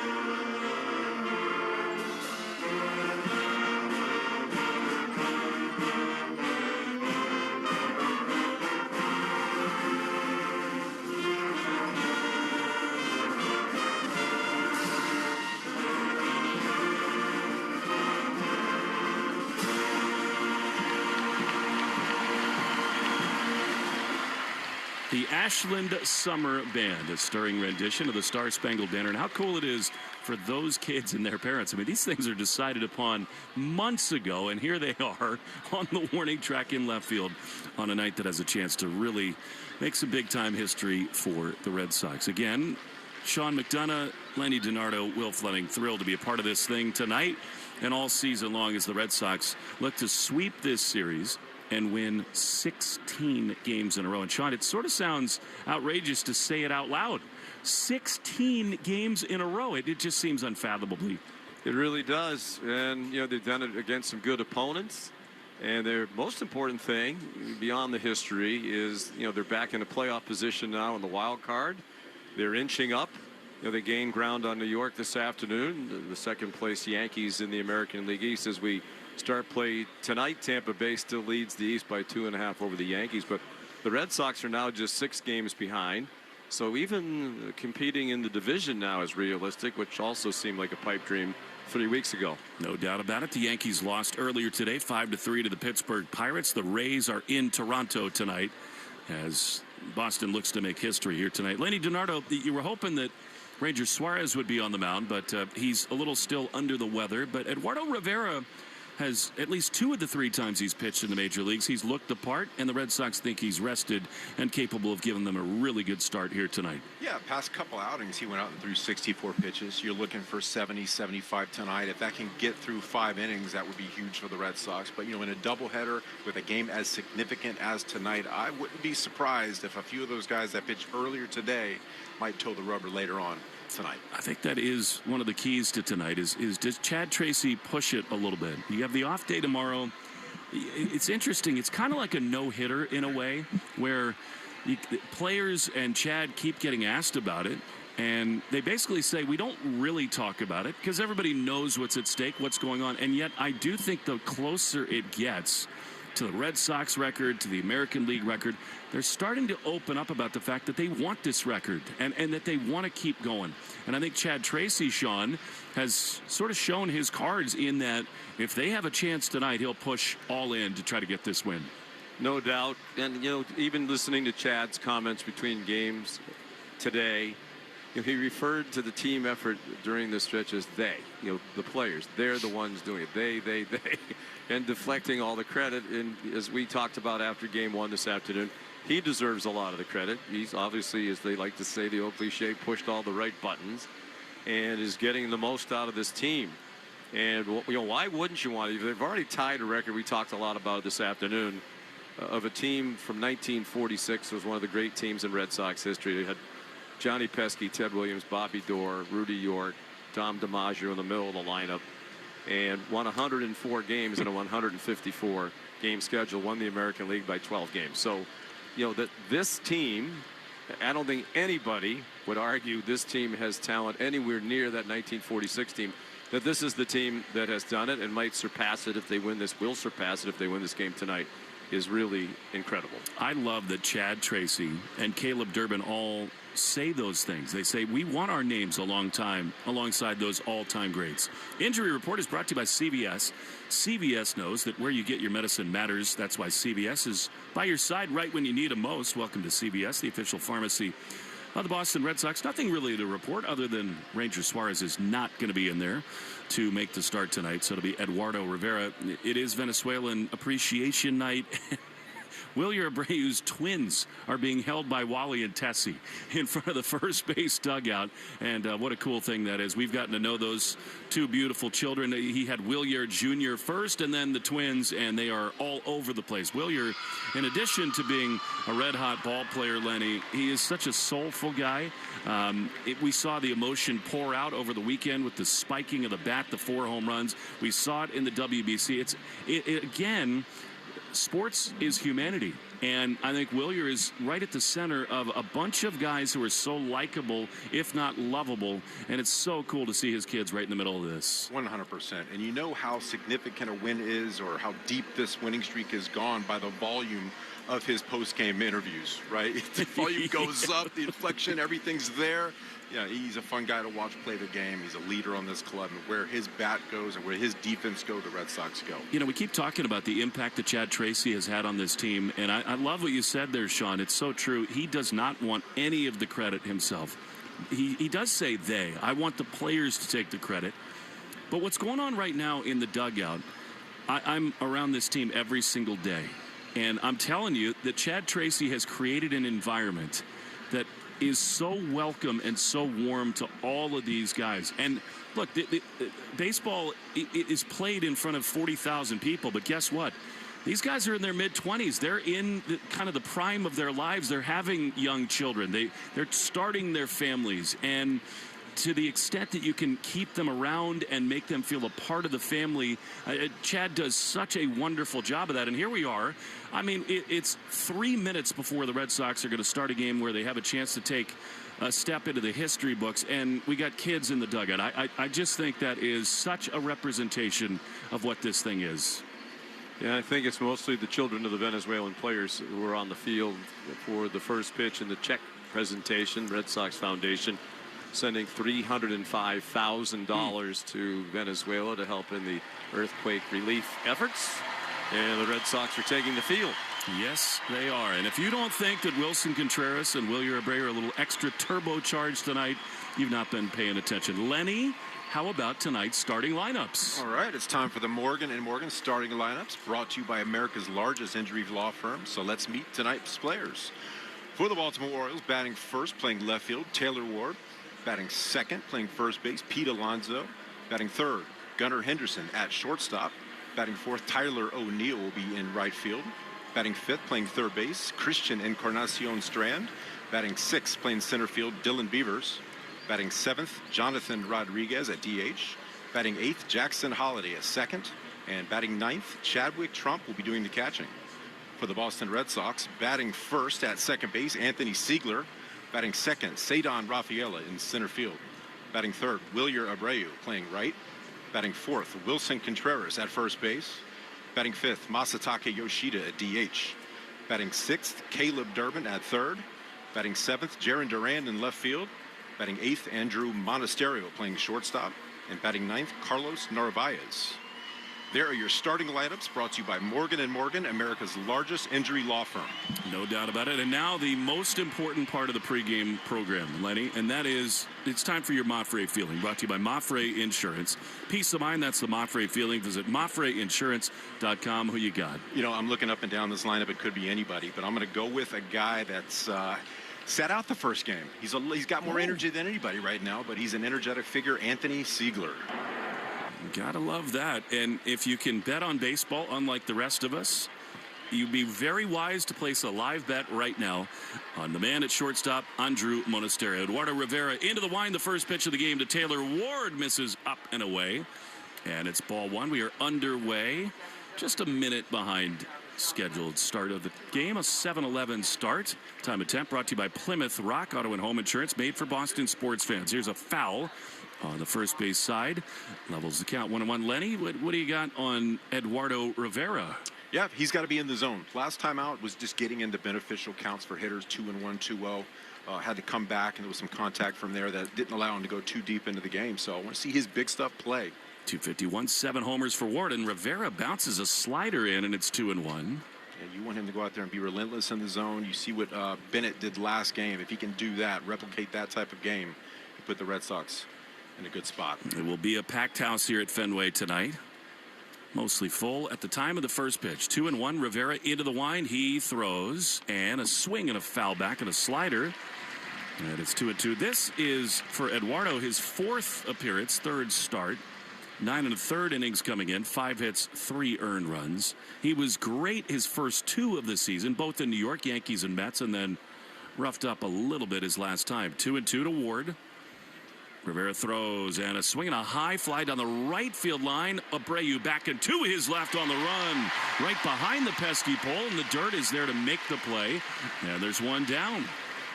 A little easier conditions for the fielders tonight with the cloud cover now and the sun setting. We did a pretty good rainstorm. It didn't last very long between games. It cooled it off just a little bit. 77 degrees at first pitch, and not as humid as it was for the afternoon. Much more pleasant. Feels like even Mother Nature's on the Red Sox side. 100%. That rain held off just long enough to finish the first game. Here's Pete Alonso, who swings and misses at a slider, and it's 0-1.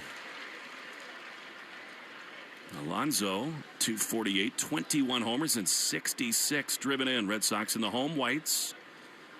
Rivera poised on the mound. 0-1. He winds, he throws, and Alonso takes a pitch down and in a fastball, and it's 1-1. He's got a big fastball, averaging around 96 miles an hour. It throws his four-seamer about 34% of the time. That sweeper that we saw from the previous pitch, and throws it about 5% of the time. So you see him switching up his arsenal already. 23-year-old Puerto Rican lines, fires, and Alonso lines one down the right field line, and it bounces over the short wall and off the hand of a fan for an automatic double. So a base runner in scoring position right away with one down in the first for the O's. Alonso's 19th double. He's looked comfortable in this series. He really has. He does such a good job of driving the ball toward right field, letting the ball get deep. Had the exact same kind of double in the first game on a one hopper up into the stands down the right field line. And here now Gunnar Henderson, speaking of looking comfortable in the series, although the Red Sox managed him well in game one of the doubleheader. Runner at second with one down. Rivera above the belt throws. Gunnar takes a pitch outside for ball one. This is one of those nights, Lenny, where Chad Tracy's just going to have to read the game as it goes. How good does Rivera look? How often and early does he have to go to the bullpen? Rivera can be lights out, but they are not going to mess around tonight. 1-0. Head on a swivel. The pitch is outside. Slider 2-0. Rivera's a big man, 6'7". And you don't see many wear the number 99. He looks like the dude in New York who wears that same number. And without him, the Yankees have not been the same team. 2-0. The pitch is low. The ball. Felix Neon was the home plate umpire in game one. He's over at third. Actually, he takes the night off. Rob Drake is the home plate umpire. Yeah, Drake was not involved in the afternoon game. That's pretty standard when there's a doubleheader. But the home plate umpire for game two set out the first one. 3-0. Pitch is low. Ball four.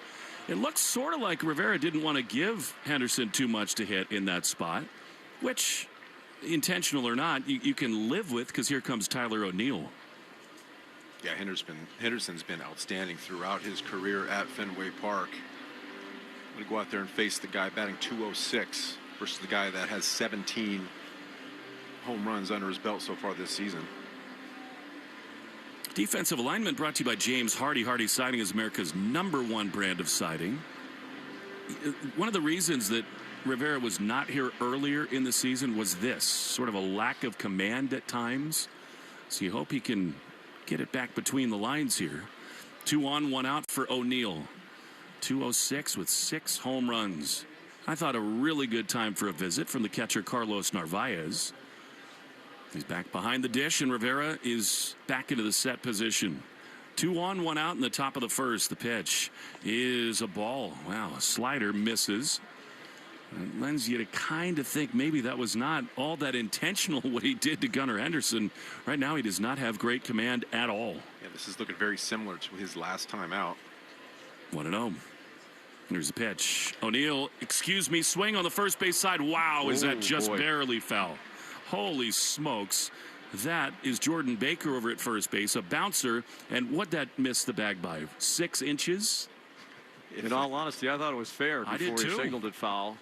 Look at that. You see the replay, and I mean, it just barely avoided going over that sort of front right corner of the bag. It's another one of those plays earlier in the season. That's a fair ball. 2 runs are in. No doubt about it. 1-1 to O'Neill. Rivera sets. 2 on, 1 out. To pitch is way outside. Well, this is the kind of start that makes you think Brian Bayo may get up in the bullpen very soon. They got that security blanket out there. And we'll see how Rivera settles in. But right now, he does not look sharp at all. 2 balls and a strike. Pitch. O'Neill swings and chops one foul on the third base side, and it's 2-2. Jake Bennett this afternoon in 83 pitches threw 19 balls. He's thrown 9 already. Rivera with 1 out in the game. In 16 pitches. Yes. And there's always the question when you've got a youngster out there, only 3 games under his belt with such a big game. He's got to be able to control his heartbeat. 2-2. Pitch to O'Neill is low. A changeup. And now the count is full. He's doing a lot of breaking balls. I want to see him establish that fastball. Go right after these guys. It's a good one. Normally sits 96 miles an hour. 3-2. Big pitch right here early. Rivera delivers, and it is grounded to third. Durbin has a chance for 2. Throw to second, not in time. Wow. A head first slide by Gunnar Henderson. No out is made. And Durbin, I think off the bat, maybe forgot that Henderson's so fast going to first to second, and he does not make any outs anywhere, and the Orioles have the bases loaded with 1 down. Looked like he kind of aimed the throw over there, as Yusuf, not realizing that Henderson was as close to the second base bag as he was. I think he thought, all right, we're not going to turn 2, so we'll just get the sure thing at second base. But he didn't have enough on the throw. Yeah, I don't think Siegler actually had control of that baseball. Once it hit the glove, it was kind of juggling it around. All right, here's their hottest hitter, which is amazing through 3 games, but this is a troubling spot. Christian Encarnacion Strand, who takes a strike on the outside corner slider, and it's 0-1. Yeah, this man had a big game 1.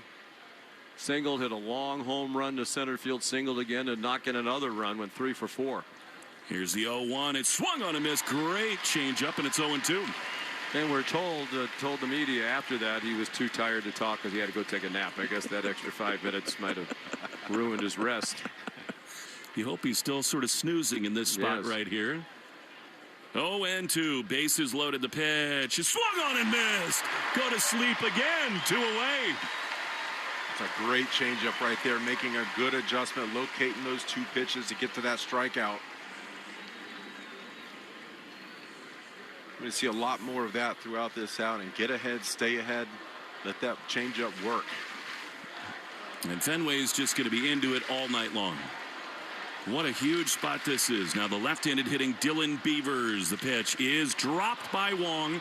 Rather, Narvaez to the backstop, and the Orioles are going to take a lead. I couldn't tell whether that hit the dirt on the way in. It must have spiked just behind the plate. Alonso scores, and it's 1-0 Orioles. Yeah, looked like a breaking ball glove side. Just kind of short hop Narvaez, could come up with it. So he's taking a deep breath. Second and third now for the O's. 1-0 to Beavers. 241, 2 home runs. Here's the pitch, and it is outside for a ball, and it's 2 balls and no strikes. 48 games for Beavers, 14 driven in. Early on, a real test for the 23-year-old left-hander Eduardo Rivera. 2-0. He is a good one. Strike, slider on the outside corner. Be out of the inning had the Red Sox made the out at first on the chopper to third. But really important to limit the damage right here. 2-1. The pitch is swung on and missed. Man, a great slider there. And it's 2-2. He's making quick adjustments. Those last 2 sliders to that 3 pitches ago, there was a wild pitch way right and in the dirt. Those last 2 were outstanding. 2 balls, 2 strikes. Got a full lather going, Rivera. The lefty winds. He throws, and a swing and a shot into center field, a base hit. And 2 runs are going to score. Cedon has no chance to come home. It is 3-0 Baltimore. That's a mislocation right there. The last 2 sliders were on the black to start and worked its way off. That one started right down the middle, kind of worked its way out to third. He's able to see it deep and drive it up the middle. And here comes Andrew Bailey to discuss things with Rivera. I think we all sort of felt this would be a real test for the Red Sox, especially once Rangers Suarez was not available tonight, to try to grind through a doubleheader with everything that's at stake. Well, it's everything we've been talking about, how the Red Sox have done everything well during the streak. And, you know, this looks like the team we saw prior to this streak. You know, they don't make the play in the field. The throw to second base by Durbin, the wild pitch. He's not really helping himself with his location in particular. 26 pitches now and only 14 strikes. And Brian Bayo is starting to get loose in the Red Sox bullpen. Here's the right-handed hitting Jonathan Rodriguez, the O's DH. Rivera delivers, and a high pop foul on the first base side. Into the seats. That is strike 1. One thing that has defined this streak, though, is that the Red Sox are undeterred, unbothered when they fall behind early in games. Yeah, another thing they've been doing really well is answering back. Throughout this series and the last, they kept trading punches. They put the opponents on the mat by the end of the match. 0-1 is a little bit outside. Slider, and it's 1-1. They've also dominated the Orioles starter Kyle Bradish. He has a really rough history against the Red Sox, which we'll chronicle when he gets out there. Backed up on the infield with 2 down. Big puffy clouds overhead. The 1-1. Swing and a miss. Great fastball there. And it's 1-2. It's a lot to ask of any 23-year-old pitching for the Red Sox for the 4th time to carry the weight of this streak and all that's on the line tonight. 1-2. it's possible this is one and done for Eduardo Rivera, with Bello getting up in the bullpen.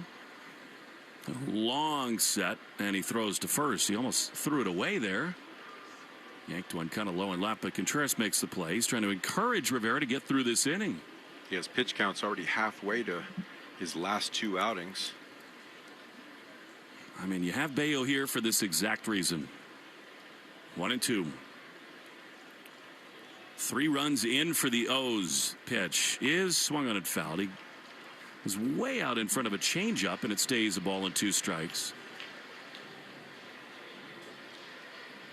Now, Bello is still stretching out there and hasn't thrown a pitch yet. You know, it's a little unusual for a guy who's been a starter. You have all that time to go through your pregame routine. It's a different role here tonight. 1-2 is pop foul on the first base side. It's a really good point. It might take him a little longer to get ready. Well, he's done about every stretching exercise you can do. Looks like you with your personal trainer this morning. Yeah, Montel Hill. How many burpees you do? Personal trainer. Well, he doesn't want to take credit for this body. Unfortunately, I don't pay much attention in between workouts. 1-2 is a little bit outside. It's the effort that counts, You Sean. got to pay more attention to the nutrition. But it's summertime, you know. These are my 2 months with no TV. Got to enjoy it, including being here with you two guys tonight. It's always such a pleasure to have you around, Sean. 2 balls, 2 strikes, 3 runs in for the O's in the top of the first. Here's the pitch, and it is a check swing and a breaking ball down, and he did not go around. And it's 3-2. Jonathan Rodriguez just called back up to the major leagues by the Orioles before game 1. Do you fast before big college football games? You know, I try to eat early in the morning, have some coffee, and then you got to get off the caffeine because it's a dehydrator and it's bad for your voice. 3-2 is ripped into left field. This thing is crushed. Back on to Duran. He leaps. He can't get it. It's off the green, and it's going to score another run. Duran thought he had a play on it. He did not, and it's 4-0 Orioles. Well, as spectacular as Duran has been in left field, that was a bad choice there. He had really little chance to make a play there, and because he went after it, it cost the Red Sox a run. Yeah, if he just, you know, turns around and plays it off the wall, the run isn't going to score. But he went back onto the warning track and went into a leap, but it had no chance to be caught. And as a result, he was in position to play the carom. But, you know, if he got, looking at it again, Lenny, on the replay, if he got all the way back to the wall, he might have had a chance to catch it, but it wasn't close. Here is Jackson Holliday's swings and misses, and that's another location mistake. Rivera just does not have it tonight. Yeah, he's continually behind the count, not consistent with his release point. You'll see a couple good pitches. He'll throw a third, and it's right down the middle. So it's 4-0 Orioles. 0-1 is a soft ground ball on the first base side, foul. Bello, after having done Pilates, yoga, and several other exercises, has now started throwing. Have you ever been usually the bullpen gets up, the guy jumps up, does a couple quick little, then just goes, bend, touches his toes, and then starts throwing the ball. But he went through quite a regimen out there. We were always told you have 12 pitches by the time you touch the baseball to that door opening. 12 throws. Use them wisely. Yes. 0-2. The pitch is way outside. Ever done Pilates reformer? Yes. And? Yeah, out in Scottsdale. I must do it wrong because everybody says it's such a great core exercise, and I didn't think it was particularly difficult, and it didn't seem to have any impact. I like your core, Sean. The 1-2 is down and away, and it's 2-2. Yeah, that's. I found it boring too. But I know I have a lot of people who swear by Pilates. Have you ever done it? No. Lenny? Look at me. Lenny's done everything. Not anytime soon, though, with his left arm still in a sling. 4-0. We had to cut up his food for him at dinner tonight. It's the 2-2, and it is low and away. I mean, it is possible that this is his last hitter almost no matter what. I don't know how many pitches Bello's thrown in the bullpen, but Rivera does not have it. He's thrown 39 pitches, and the Orioles have 4 runs in. 3-2. The pitch is lined down the left field line. Trouble if fair, but it gets into the seats down there. He does not have swing and miss stuff tonight. It's 3-2. Yeah, I knew they would prefer to give Bello a clean inning, but necessity might call for him to go out there and adapt. That would give him time to get on the Stairmaster. Do some hurdles. So the elliptical, maybe. Orange Theory's just down the road. He could run over there for a minute. 3-2. Pitch is outside, and the Red Sox want a challenge. I think this is more challenging the ball call. hoping than thinking from Carlos Narvaez. This is definitely a ball. He's trying to get Rivera out of an inning. No chance. Pitches the ball. Boston has one challenge remaining. He's now thrown half as many pitches as Jake Bennett threw in 5 2/3 innings in Game 1. That missed by 3 inches. That's just, again, challenging with your heart more than anything. So now, Chad Tracy's coming out. And I think that's definitely the right move. Because it's 4-0 now. The way Rivera looks, it could get much worse soon. Chadwick Tromp is due up. Brian Bayo looking to make the mound great again when he comes onto the field at Fenway Park. 15 wins in a row. He still get booed off the mound. Welcome to Boston. Yeah. Well, that wasn't a good outing. But, he's probably here when perhaps he shouldn't be here, too. It's also a little much. Come on, booze at this point. Let's all buy into the mood and karma right now. Come on. Big hand for Bayo, though, as he runs in from the bullpen. How about that? What a turn of fortunes. Looking very limber. Boston is Boston, and we love all parts of it. 4-0 Orioles. Bayo coming on with 2 on and 2 out on the Shaws and Star Market, WEEI Red Sox Radio Network. Hi, it's Tom Caron, trusted voice of the Boston Red Sox and proud owner of a Ford Explorer. Ford helps me manage life's curveballs with expert service and genuine Ford parts. Ford Pass app lets me check vehicle health and schedule service to keep my vehicle off the injured list. Remote Start lets me start my Explorer's cool down in summer and warm it up in winter. And with complimentary mobile service, pickup and delivery, they come to me at Fenway, the studio, or Maine. You can't beat that. Visit your New England Ford dealers to learn more. Town Fair Tires, New England's largest volume discount tire dealer with over 125 locations. So we sell name brand tires for the guaranteed lowest price, like Michelin tires, with all-season capabilities and maximum performance. Plus, Town Fair will give you more free services for life on your Michelin tires, for longer tread life and reliable traction in both wet and dry conditions. For the guaranteed lowest price on Michelin tires, nobody beats Town Fair Tire. Nobody. Name brands at discount prices. Town Fair Tire. You're listening to the Shaws and Star Market WEEI Red Sox Radio Network. All right, Brian Bayo is on the mound. The Red Sox find themselves, well, in a spot that on the one hand, they're not that familiar with over this 15-game winning streak. And yet, on the other hand, one that they have handled much better during the last couple of weeks. And here comes Brian Bayo against the 9-hole hitter Chadwick Tromp. The Orioles have 4 runs in the top of the first inning. And here is Bayo, who has really been awesome in this role. When he's come out of the bullpen, he's thrived. 2 on, 2 out to pitch is swung on and fouled. Sinker, which is one of his signature pitches. On the corner, 0-1. Lenny, how does he deal with this spot right here? He's got to come into this game and just be basically a bandage. Go out there and fill up the strike zone. Do exactly the opposite of Rivera did. You'll stay out of those 2-ball counts. 1-1. Make him uncomfortable. Pitch is popped up. Look out, Sean, just in front of you. Sean ducked toward the window. I was not looking. I was keeping score. I got you. I got you. I got my one good arm right over here. Yeah, Lenny's got one arm, but it's his right one, which is I'm to his right, so he can catch it, bat it down. 0-2 to Trump. No relation to the president. I wouldn't think so. This is TROMP. OMP.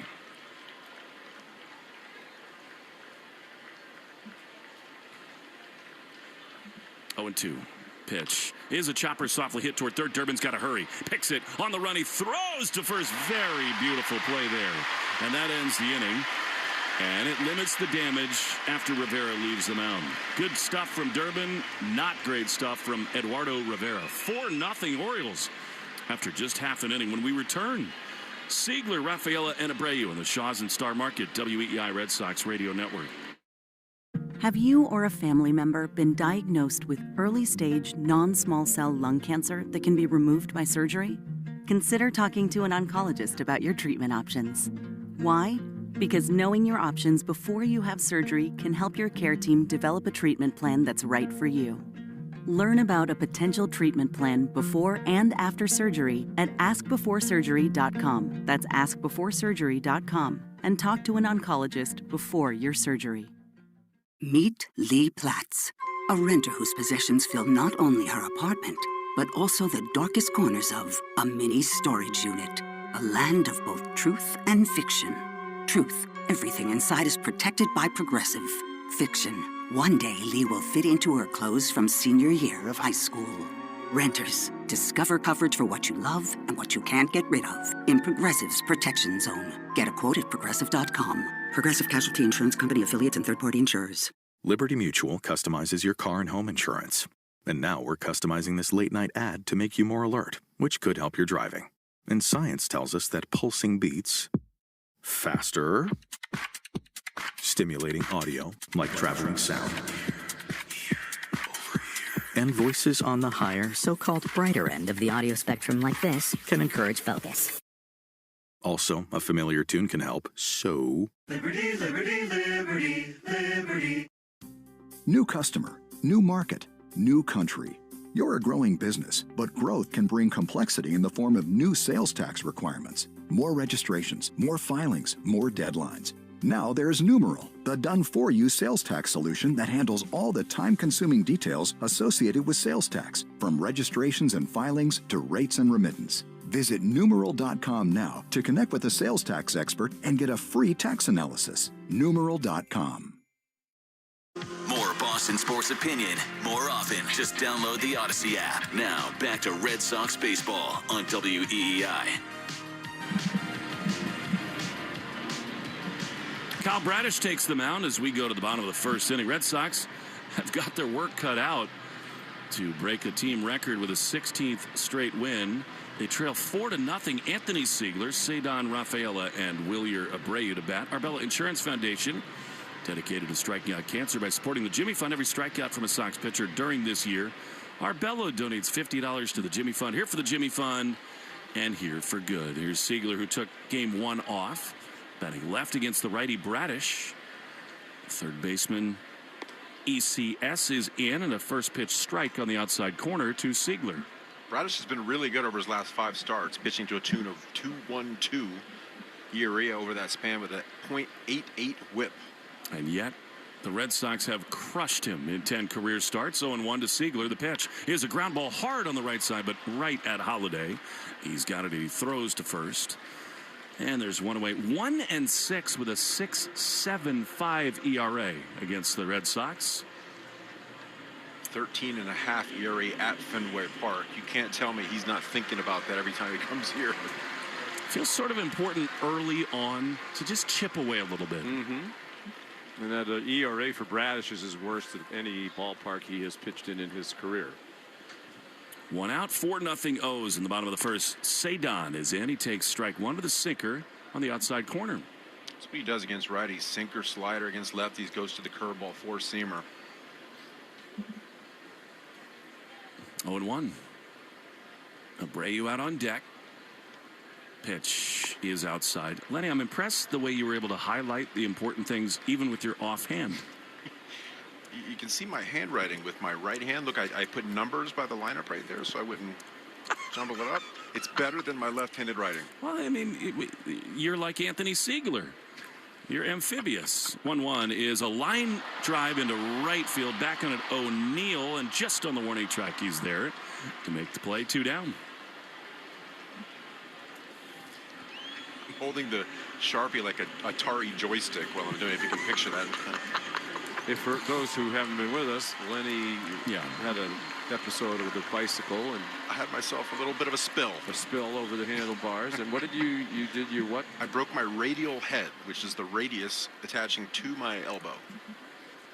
And his left arm, which is his primary arm, as you know, when he pitched for the Red Sox. And it's in a sling. It's in a sling. Here's Wilyer, who bats from the left side. He takes a pitch inside for ball 1. It was really kind of inspiring to watch him try to eat dinner.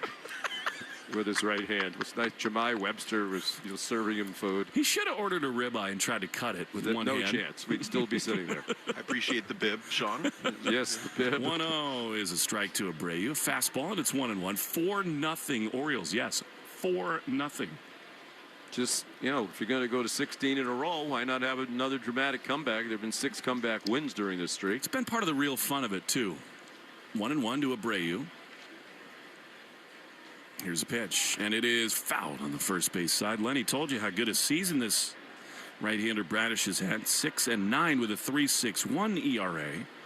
And he's on a really good run, although he did give up 4 runs in 4 innings against the Nats 3 starts ago.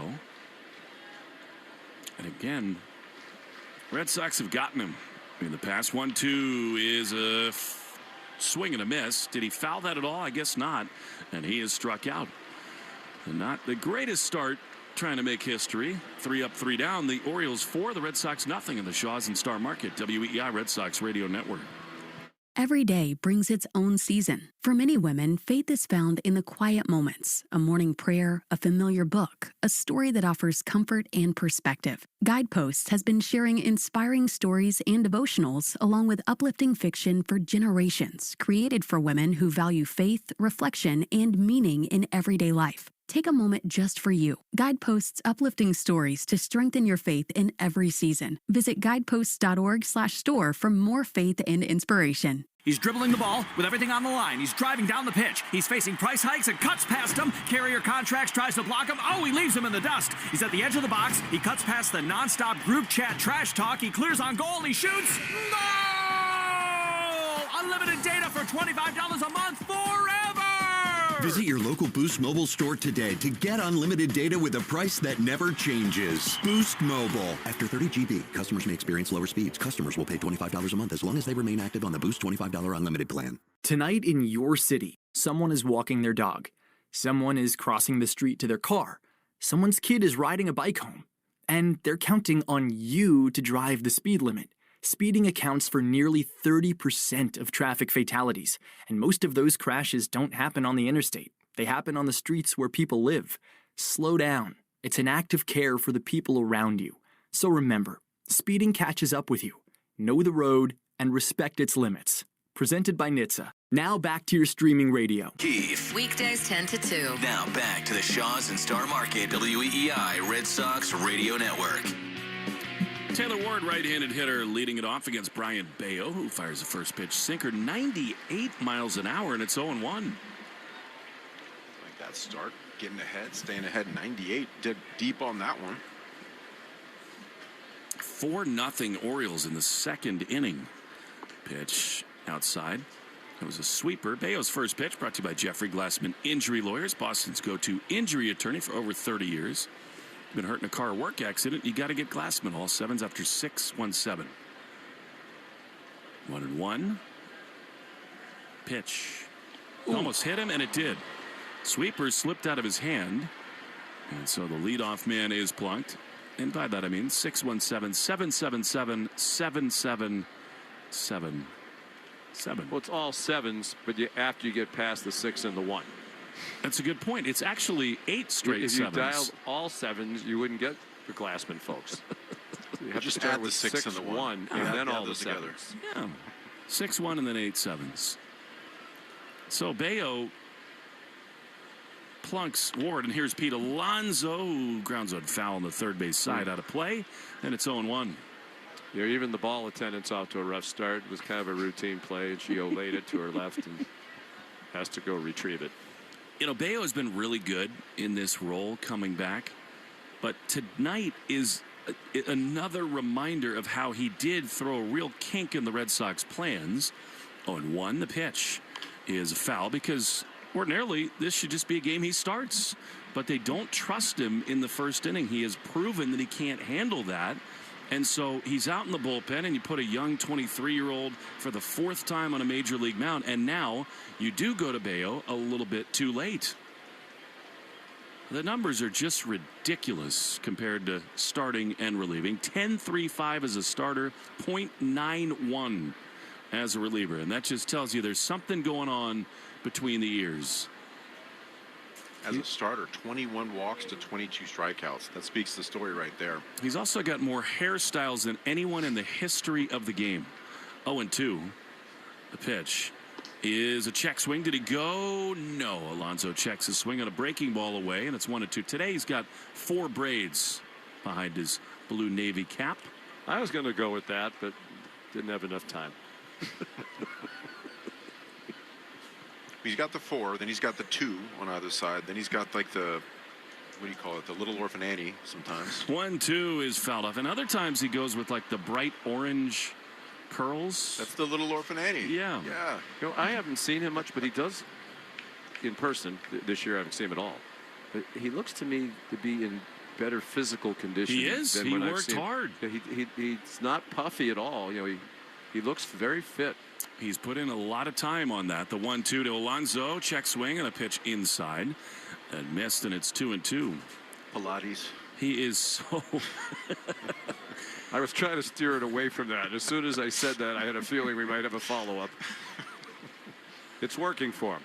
4-0 O's. 1 on, none out to Alonso. The pitch is lined to short, caught by Monasterio. Good sweeper there by Bayo. Fans are into it. They want to see history tonight. And there's one down. And it's full here early, right? This afternoon because of the makeup game, from last night. I think some of the people weren't able to come or came later, but just about everybody's in their seat for the start of this one. So here now Gunnar Henderson facing Bayo. 1 on, 1 out, 4-0 O's. Pitch is a strike. Because I love Lenny, I'll tell you that the second inning is brought to you by Mvutra, Vutrisiran. Ask your doctor about Mvutra and visit mvutra.com, AMVUTTRA.com to learn more today. Fool me once. And you did. 0-1. Pitch is a ground ball to second, should be 2, although Gunnar runs so well. Monasterio's throw to first. In time, they did double him off. Bayo, that's what he should be all the time. Pounded into the dirt. Inning over. We go to the bottom of the second. 4-0 O's lead on the Shaws and Star Market, WEEI Red Sox Radio Network. Have you or a family member been diagnosed with early-stage non-small cell lung cancer that can be removed by surgery? Consider talking to an oncologist about your treatment options. Why? Because knowing your options before you have surgery can help your care team develop a treatment plan that's right for you. Learn about a potential treatment plan before and after surgery at askbeforesurgery.com. That's askbeforesurgery.com. And talk to an oncologist before your surgery. Minties. Introducing new Minties Fresh Bites treats for dogs. Each bite-sized chew is made with 5 natural breath fresheners. They have a delightful texture that softens as your dog chews. And at 7.5 calories, they are the lowest calorie dental treat on the market, so you can treat your pup and their stinky breath multiple times throughout the day. Shop Minties Fresh Bites online or at your favorite local pet retailer. Minties. When it's time to scale your business, it's time for Shopify. Get everything you need to grow the way you want. Like, all the way. Stack more sales with the best converting checkout on the planet. Track your cha-chings from every channel, right in one spot. And turn real-time reporting into big-time opportunities. Take your business to a whole new level. Switch to Shopify. Start your free trial today. Ask your smart speaker to play 93.7 WEEI. Now, back to Red Sox baseball on WEEI. Wilson Contreras leads it off as we go to the bottom of the second inning. Red Sox trailing 4-0, trying to mount yet another comeback in 16 games in a row to set an all-time club record. Here's Wilson Contreras. Pitch to him is a strike on the outside corner. Good slider, and it's 0-1. I think we're so full from dinner we're not doing the pickle juice this time. Doug, come on. We did it every at-bat he had this afternoon. Yeah, we got it at Shaw's and Star Market. It's Mount Olive pickle juice.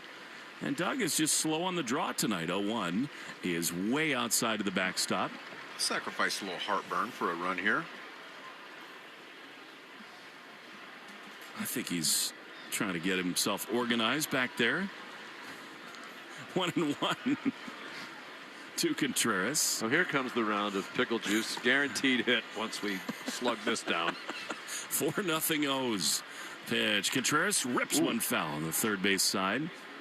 You know what's interesting is, to your earlier point, the Sean, color has not gotten any better of the pickle juice. It looks more yellow than green, But doesn't it? if this is your specimen, you have a problem. Dehydrated. Physical, Bottoms up, boys. 1-2 to Contreras, who steps out. That's the stuff right there. Mount Olive, you said? Yeah. It's good. 1-2 to Contreras. Yoshida out on deck. Pitch is inside. It almost hit him. These fans are so into it. They're so ready to erupt. I think everybody, really for a couple weeks now, like they so often do at Fenway, came to party. They're into the game. You know, a lot of times the last few years, it's you're half paying attention to the game, and everybody is back engaged. 2-2. The pitch is swung on and fouled. I think what you just said is the key thing, Sean. We have the best fans. We do. And when you don't win, it attracts a different crowd, and people are not necessarily engaged in the game. But when it's good, these are the best baseball fans in the world. No argument here. See a couple fastballs high and tight to Wilson. He just creeps in closer to the plate after each one. 2-2 is swung on and skied into left center field. It'll hang up, though. Ward and Beavers come together, and it's Dylan Beavers to make the play. And there's one away.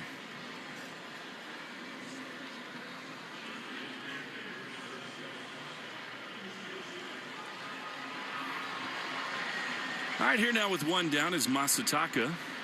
Seventh batter brought to you by Jeffrey Glassman Injury Lawyers. Hurt in a car work accident. You got to get Glassman. 617-777-7777. Here's number 7, Masa. Yeah. He's only the 5th batter, though. That's true, but I'm just getting ahead of it. You're in the metric system here tonight. How many meters is 379 feet to left center? Gosh. Why do we do that? It's, by the way, the Nate Bargatze sketch as George Washington on Saturday Night Live about that is the funniest thing ever. Is the 1-0 pitch is a strike at the bottom of the zone, where he's talking to the troops in the Revolutionary War, saying, "We're here to found a new country, and we, unlike every country in the world, will create a new counting system." Nobody knows. 1-1 is a ground ball on the right side. The second baseman, Holliday's got it. He throws to first in time. We will have a nickname for the number 12 and none others. He's very funny. He performed in Lake Tahoe. He played in the American Century Championship. Yes. And you talk about meters. Can I have like 3 shameless name drops in one sentence? Please. My first practice round out there, I called over the office a couple of days before. Said, "Hey, any chance I can sneak down a practice round?" Said the gentleman, Mike Maplethorpe, great guy, said, "How'd you like to go at 110 with Annika Sorenstam?" Jeez. Oh, I think I can make that work. That'll work. Here's Caleb Durbin, who takes a strike on the outside she corner. She could not be nicer. Her husband, Mike McGee, is also her caddy, and he's giving her yardages. And I'm thinking, oh, it was in meters. Wow. She still, does it in meters, even though obviously she's been in the United States for a very long time. It was just ingrained in her mind. Going 1. Pitch is way outside. She's the best female golfer of all time. And she could not be lovelier. Yeah. She was a total sweetheart to play with. What's the tournament that all the fathers and sons and brothers play in? She plays with her son, who's a good player. He is. He was out there too. 1-1 is a little bit low. I think he's about 15. There have been these videos and documentaries made about her and her career and her comeback, and watching her play with him, her son, is like the most delightful thing of all time. Their son and daughter. Their daughter's is going to be a senior in high school. She probably has a decent golf swing. Yeah. But Annika, everything is directly in front of her. There's never a wild shot left or right. It's always in a very tight window straight ahead. Just like me. The 2-1 pitch is way outside, and it's 3-1. And her husband, Mike McGee, his dad, Jerry McGee, played on the PGA Tour. And he's also her agent. And he also could not be nicer. They were just such a delight. Especially, my first day there, you're kind of intimidated and nervous. And then they say, "You're going to play with Annika." I'm like, oh, my goodness. And then she made me feel comfortable in 30 seconds. 3-1 pitch to Durbin is a strike at the bottom of the zone. It's 3-2. 3 balls and 2 strikes with 2 down. 4-0 Orioles will get you the Subaru of New England scoreboard. Subaru summer finally here. Details at SubaruofNewEngland.com. 4-0 O's here. Duran is out on deck.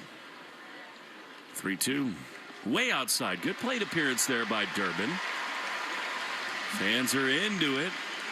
And a man aboard for a guy in Duran who had a very good game 1. That's exactly what this Red Sox club needs right there. Some patience. Just get runners on, pass the baton. Good things will happen. You feel like the way this thing is gone, if you get any momentum, any energy, crowd will become a huge part of it, and the Orioles may well stumble. But it has to start pretty soon here. Trailing 4-0. Duran in. The pitch is a strike at the top of the zone. Duran against Bradish is 2 for 11, but one of the 2 was a home run. And to your point, he had a big game 1, big 2-run triple in the first inning to cap that 4-run first. Red Sox jumped out 4-0. Orioles have reversed that tonight, and then Jaron drove in another run later in the game with a sac fly. 0-1. The pitch is inside. Good take on a fastball. 1-1. You guys talking golf. My golf game is responsible for my vitamin D deficiency. I'm always in the woods looking for my ball. Well, it's going to be a while before you swing a club with your arm in that sling. How long do you have to have that sling, do you know? A couple weeks, I think, but 6 to 8 for full recovery. 1-1 to Duran is outside a fastball, and it's 2-1. I can find out Friday if I have a cast or not. You badly want Duran to get on base because Monasterio is Lenny's Mafre feeling. He's on deck. 2 balls and a strike. I think Jaron's going to try to lift off right here. Bradish is ready. He throws, and Duran swings and lines one into left field. It hangs up, though. Good swing, but right at Ward in left. Duran looks like a guy who's about to be red hot for a while. The Red Sox, though, after 2, trail 4-0 on the Shaws and Star Market WEI Red Sox Radio Network. Tonight in your city, someone is walking their dog. Someone is crossing the street to their car. Someone's kid is riding a bike home. And they're counting on you to drive the speed limit. Speeding accounts for nearly 30% of traffic fatalities, and most of those crashes don't happen on the interstate. They happen on the streets where people live. Slow down. It's an act of care for the people around you. So remember, speeding catches up with you. Know the road and respect its limits. Presented by NHTSA. Now back to your streaming radio. Have you ever felt like you were living just a B or B+ life? It's so dangerous to live that, more dangerous than a B- or a C+ life, because when you're living a B or B+ life, you don't change it. You think it's good enough. Is it? I'm Susie Welch. I host a podcast called Becoming You. People think, okay, an A+ life is not available to me, but there is a way. We are all in the process of becoming ourselves. Listen to Becoming You wherever you get your podcasts.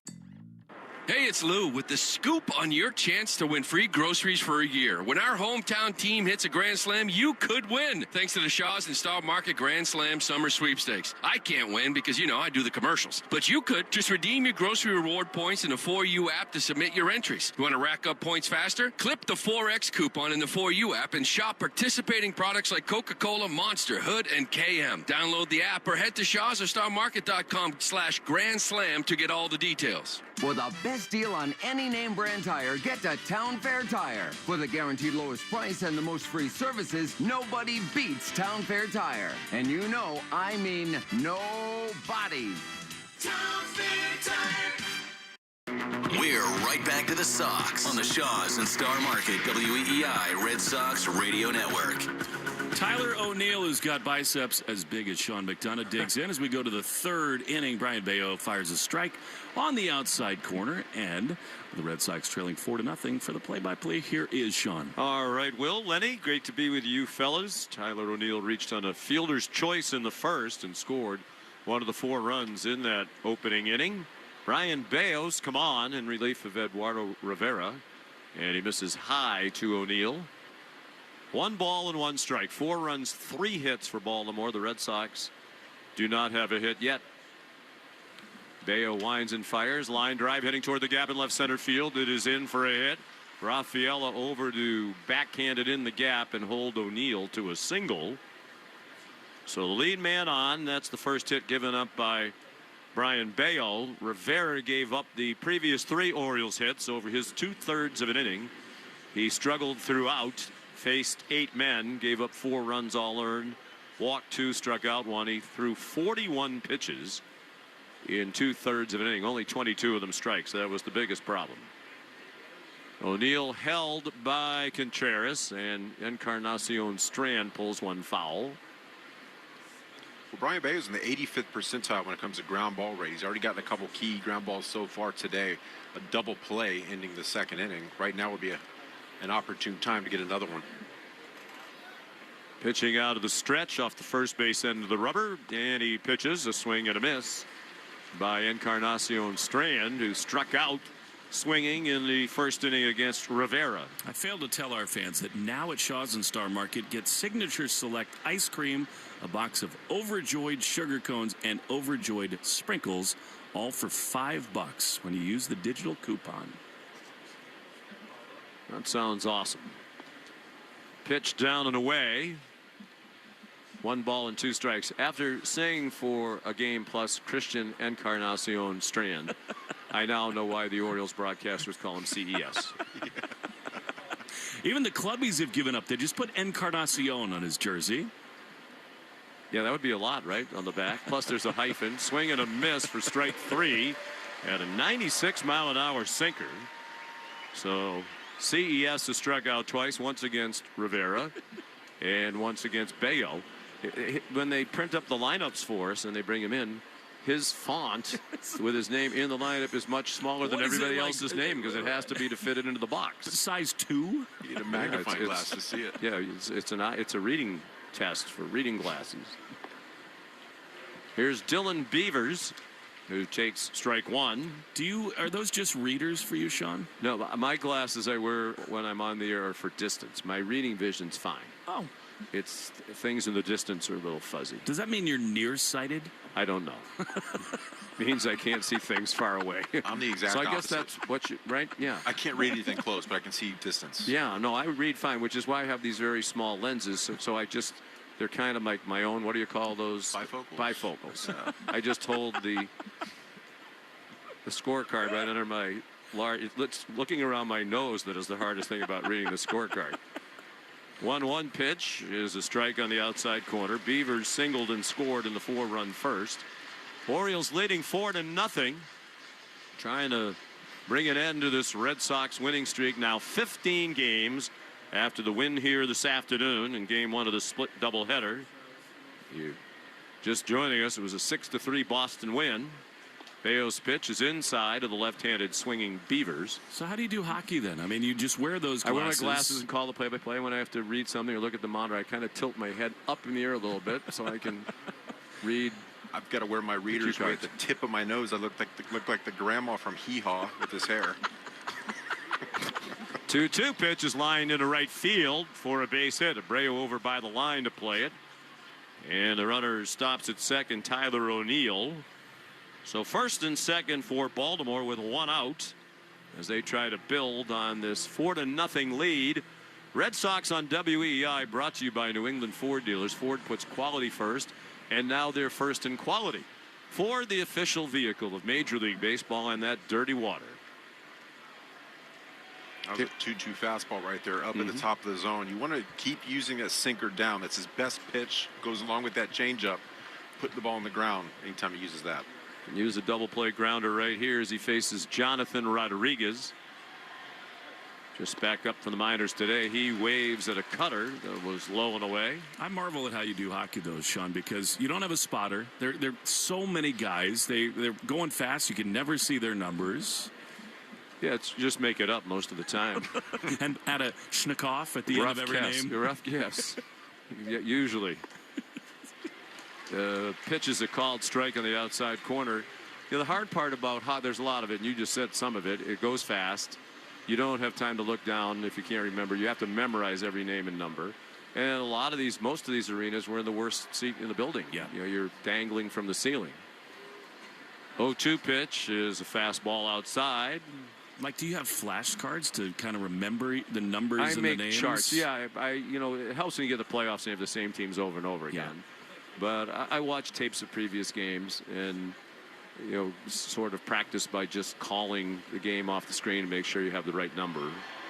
1-2 pitch, swing and a miss. Good cutter. Brian thought that was the third out. Started toward the first base dugout. It's only the second out. The other problem with hockey announcing is, sixes look like fives and eights, and so you also have to memorize things like, well, is 16 a left shot and 15's a right shot, or the numbers that are like one guy's much taller than the other. So 2 outs, 2 men on, 4-0 Baltimore in the third, and a fastball taken for a strike by Jackson Holliday. By the way, I think Peyote got away with a total mistake. I mean, that was a cement mixer slider that Jonathan missed. Holliday walked as the last batter Rivera faced in the first inning. Breaking ball in on the feet of the left-handed batting Holliday, the #1 overall pick in the June draft from 2022. O'Neill leads from second. He can't go far. The shortstop Monasterio is right behind him. Beavers off of first. The 1-1 pitch is a strike on the outside corner with a sinker. Holliday asking the home plate umpire Rob Drake about it, then nods his head in agreement. The wave making its way around Fenway Park. A lot of times these hitters will ask, is that as high as it goes? Good confirmation. 1-2 pitch from Bayo. That's strike 3. Another borderline high fastball that went his way for a called third. He wound up with 3 strikeouts in the inning. The Orioles also had 2 hits in the third. Middle of the third at Fenway. 4-0 Baltimore on the Shaws and Star Market WEEI Red Sox Radio Network. Have you or a family member been diagnosed with early-stage non-small cell lung cancer that can be removed by surgery? Consider talking to an oncologist about your treatment options. Why? Because knowing your options before you have surgery can help your care team develop a treatment plan that's right for you. Learn about a potential treatment plan before and after surgery at askbeforesurgery.com. That's askbeforesurgery.com. And talk to an oncologist before your surgery. Every week on the Moth Podcast, real people tell their stories live on stage. I burst into tears. And I wasn't sure if I was crying because I hadn't been kissed in a really long time or if I had just never been kissed like that before. To hear fascinating, heartbreaking, and sometimes hilarious stories from astronauts, teachers, farmers, and people just like you, follow and listen to The Moth wherever you get your podcasts. The Red Sox just did the thing every fan dreams about. They changed the question. A few weeks ago, it was, who are they selling? Now it's, who should they add? Bradfo here. That's what happens when you stop talking about a turnaround and start stacking wins. I know a little bit about changing the question. 8 years ago, mine was, can I actually lose 50 pounds with Awaken 180? I did. Now the question is, how have I kept those 50 pounds off for 8 years? Not by white-knuckling dry salads or pretending every day went perfectly. When life got messy or a few pounds tried creeping back, I had a place to go. People who knew my history and a plan that changed before a small slump became a full rebuild. That's free support for life. You don't have to start over. You make an adjustment and keep playing. Search Awaken 180 on your phone and simply tap to call. Awaken180weightloss.com, the official weight loss program of the Boston Red Sox. Rich, Ken, and Ted, weekday afternoons 2 to 6. Now, back to the Shaws and Star Market WEEI Red Sox Radio Network. Sean McDonough, Lenny DiNardo, and Will Fleming were at Fenway Park. Red Sox trying to win their 16th in a row. They extended their winning streak to 15 games with a victory this afternoon over the Baltimore Orioles 6-3. Looks like the Orioles are going to make a change. Their manager, Craig Albernaz, a native of Fall River, came out of the dugout and was gesturing. It's like Kowser's going to center field, moving Beavers out to right. So Tyler O'Neill is out of the game apparently. So Colton Cowser is in center field. Dylan Beavers moves to right. And that would infer that it's Tyler O'Neill who has left the game. So it's Kyle Bradish on the mound. Is not allowed to hit through 2 innings. Red Sox have had 1 base runner and a walk to Caleb Durbin last inning. First pitch of this inning is a curveball in for a strike slider, rather, to Monasterio. Andrew hitting .239, 5 homers, 17 runs batted in. See this Red Sox offense start chipping away. Bradish throws ball 1. Monasterio, Narvaez, and then back to the top of the order for Anthony Sigler. Bradish, a veteran, 29 years old, 6'3", 215. Righty fires, and it's fisted foul to the right. I thought that Lenny had said that Monasterio was his Monfrey feeling. I was wrong. Sigler. So, and he asked me, can I change it? No, because that means Sigler's going to hit a home run to win the game. If either one of them does it, he's going to claim that was his pick. 100%. 2 chances instead of 1. Bradish, not long ago, 2023, finished 4th in the American League in Cy Young voting. He had some physical issues. Chopper foul down the third base line. You know, he just signed the largest extension for a pitcher in Orioles history, which is hard to believe. Do we know the numbers? It's a 5-year deal. I think it was 165 mil. Good work if you can get it. It's not WEEI money, but it's pretty good. Close to Sean McDonough money. Close. Well surpassed. 4-0 Orioles. We're in the 3rd. Long way to go yet as the Red Sox try to extend the winning streak. Slider stayed a little bit up and in, probably not where Bradish meant to throw it. I was way off, Sean. 5-90. Not 165. 5-90, which is amazing. That's the biggest contract they've ever given to a pitcher. Wow. Fly ball left field, pretty well hit. That's going to be off the wall about halfway up above the AL East standings. He's going to second and he's in trouble. Dives head first and he is out. Came off the bag as he went into a head first dive. Might be hurt. Toward the center field side of the bag. Very well played off the wall by Taylor Ward. So it's a single, and they throw him out at second base 7-4. It's supposed to be a home field advantage, Sean. That can't happen. Trailing 4-0. He almost got there with a swim move, and then he came off the bag. It was out. He might have been safe originally if he managed to get the bag, even though the ball beat him there. He couldn't stay on the bag. Well played by Ward.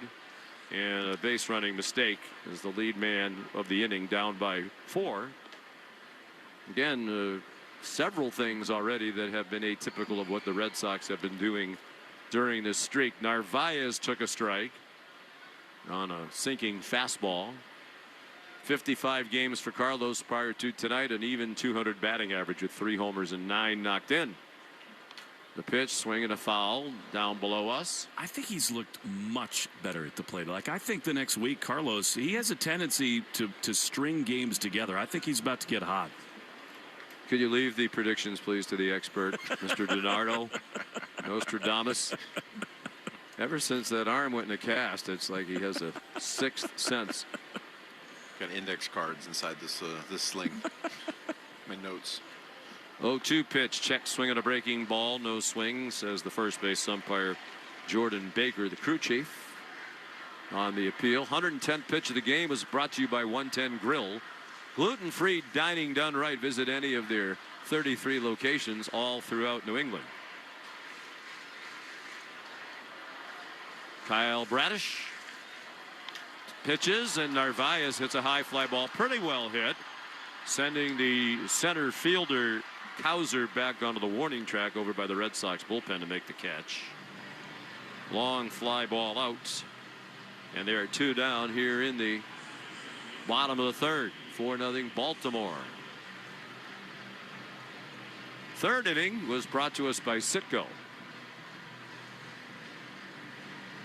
and it's still ongoing. Time flies when you're having pickle juice. Not only was it, it is still bringing us the third inning. It's a club you'll want to get into as Siegler took a ball low. Club Citgo, download the Club Citgo app now and instantly save 23 cents per gallon on your first fill-up. Siegler grounded out to the second baseman his first time up. Third baseman CES well off the third base line and playing in on the edge of the grass. Now he backs up as Siegler swings and misses at a curveball. Shortstop way up the middle, Gunnar Henderson. Outfield more or less straight away. The gusty breeze we had for the afternoon game has died down. The flag in center hanging straight down the pole. Bradish pitches, and it's down and in. 2 balls and 1 strike. 2 outs. The bases are empty. Red Sox winners in the afternoon game. Their 100th game of the year. Through 100 ball games, they're 52-48. Bradish delivers, and a fastball taken for a strike over the inner third. Had the left-handed batting Siegler lifting his arms. Anthony's switch hitter batting left against the veteran righty Bradish, who hails from the beautiful Valley of the Sun. Lives in Phoenix, Arizona, where it's probably 206 degrees at the moment. Don't want to be there this time of the year. 2-2 pitch, swing and a miss, and an off-speed pitch. The catcher's going to have to throw down to first, and Tromp did to end the inning. So the Red Sox go quickly in the third. And after 3, which was brought to us by Citgo, it's Baltimore 4 and Boston nothing on the Shaws and Star Market WEI Red Sox Radio Network. Create a space you can't wait to be in. It all starts at Frank Webb Home. With personal service and expert guidance at our local showrooms, we can help you find the bath, kitchen, and lighting solutions you need to enhance your space. With more selection and more expertise. Personal service to help you find your personal style. Visit frankwebb.com to schedule a free consultation in one of our 48 showrooms across the Northeast. Make yourself at home at Frank Webb Home. Hey there, I'm Kendra Adachi, and my show, The Lazy Genius Podcast, helps you be a genius about the things that matter and lazy about the things that don't, and you get to decide what matters. I'm not here to tell you what to do. I'm here to give you a new way to see. Episodes of the Lazy Genius Podcast are full of compassionate time management tips and permission slips to do what makes sense for you. New episodes drop every Monday. Follow and listen to the Lazy Genius Podcast on the free Odyssey app or wherever you get your podcasts. It's gonna be a Subaru summer. Subaru summer is finally here. Hit the road in the trusted, all-new 2026 Subaru Outback. Built for bold getaways with standard symmetrical all-wheel drive, upgraded advanced Subaru safety features, and lasting value for years of reliable adventure. Buy with 0.9% financing or lease for just $305 per month. Details at SubaruofNewEngland.com. It's gonna be a Subaru summer. You're listening to the Shaws and Star Market WEI Red Sox Radio Network.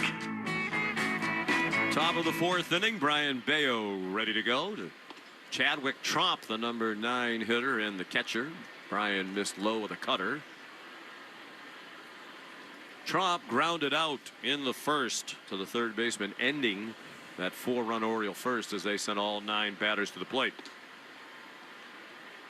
The pitch down and away and a 2-0 count. Do you think in the late 70s the Orioles had a catcher named Chadwick Knoxon?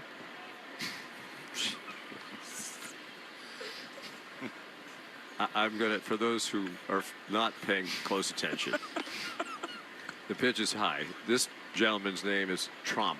Yeah. 1 letter off from the current president of the United States. So you're saying Knoxon would be 1 letter off of Richard Nixon. Yeah. I get it. Wasn't your best work, but, you know, second game of a doubleheader. Pitch is taken all the way for a strike. It's the pickle juice. It is the pickle juice. I really do think we have had enough pickle juice for today. The 3-1 pitch is hit hard but foul. You might have, but I'm telling you, if he comes up in a big spot late in the game, all right, I'm doing it. The pickle juice seems to be getting saltier as we go. I have noticed my shoes getting tighter. Yes, my doctor's worried about my sodium. My blood pressure was a little abnormally high. Not alarmingly so, but just higher than usual last time. Fouled off the end of the bat by the Red Sox on deck circle. It's the stress of playing in the Tahoe Pro-Am. That was probably part of it. Working with you guys is always very stress-inducing, as I'm sure the listeners can tell by the great intensity with which we broadcast. I also had an antacid that is now stuck in my throat from all the pickle juice. And I'm going to be hacking one up here in a minute in the middle of a call. Go to the old Jackbuck, and it's going to be hot. One of the greatest broadcasters of all time. And his son Joe's not too shabby either. 3-2 pitch again, and another foul ball from Trump. Going into the Hall of Fame this weekend, and so deserving. Joe? Yeah. Joining his dad, too, which is so cool, and Joe's become a really good friend, and it's so meaningful to him, to be in there with his dad, as it should be. It's incredible. Another 3-2 pitch, and Trump strikes out on a pitch low and away. Bayo's got it going on right now. Mm-hmm. Yeah, that's 3 straight strikeouts for Bayo, and 4 of the last 5. He's been rock solid out of the bullpen. It was Eduardo Rivera who started and didn't last long. They gave up all 4 runs. So Bayo's now pitched 2 2/3 innings of scoreless relief. And his first pitch to Taylor Ward is fouled back over our heads to the right. I think there's always a tendency in our culture to think that people get jobs because of their last name, because of connections, whatever. I can relate to that. And so can I. Yes. And I think that what Joe has done is just spectacular, to just put all of that aside. I don't know why he gets as much grief as he does. I think over the years that's gone away. Me too. Breaking ball in for a called strike 0-2. We all grow, right? He was so young, and you can relate to this more than almost anybody, Sean. Being on a national stage at that young age, you're going to get some flack. Hit hard to the right and through out of the reach of Siegler, the second baseman, into right field. Line drive opposite field hit for Ward, who's on for the second time. Bayo hit him with a pitch back in the second inning. But I watch back all these Red Sox postseason games that he's calling. You can't do it better. Well, when do you ever hear him make a mistake? And he's just, I think the knock on Joe when he first came around was he was a little too cool for school, but that's who he is. Yes. It's not an act. And he is a wonderful, wonderful person. I love Joe. He's awesome. Foul ball. Fouled away by Pete Alonso. I've told you this before, your calls in the World Series, the Joe Carter home run, you can't do it any better. I don't know how you meet those moments, but Joe met them over and over and over again. As his dad did. Yes. The late, great Jack Buck. Lead from first for Ward, being held on by Contreras. Swing and a miss by Alonso at a high sinker. Well, obviously, we'll see you tomorrow night on Kirby Puckett. And then for Joe to do that again all those years later with David Freese hits the home run. Choked up Come watching on. That. Jack Buck had, and we'll see you tomorrow night. He had, I don't believe what I just saw, which is on the Kirk Gibson home run, which was perfect. The 0-2 pitch is a fastball high. Go crazy, folks. Go crazy. To me, that is really one of the marks of a great play-by-play person is, do you make a great call in the moment? Because you only get to do it once. And, Jack Buck had so many that live forever, and Joe does too. 1-2 pitch is low and away. Baltimore batting here in the 4th, leading 4-0. Red Sox won the day game in the split doubleheader 6-3 to run their winning streak to a franchise record tying 15 in a row. What I love about all of them too, they're just in the moment, and they're organic. They just come out of nowhere. You can't prepare those because you don't know what's going to happen. When Jack Buck said, I don't believe what I just saw, he really verbalized what everybody else was thinking. And as we talk about that, it's interesting Dennis Eckersley gave up that home run. One of the great pitchers of all time, and he's here tonight in the Legend Suite off to our right. His wife Jennifer. So it's a full count with Alonso now. The runner takes off from first, and the pitch, I believe, is ball 4. Yep. It is. Narvaez asking if the Red Sox can challenge, and they're going to. Catcher's challenging the ball call. It's definitely a strike. And this is one that's fascinating where the umpires do have discretion to replace runners. But I think it was safe no matter what. Very clearly a strike. Yeah, the runner was going to have second base stolen. Maybe even standing up.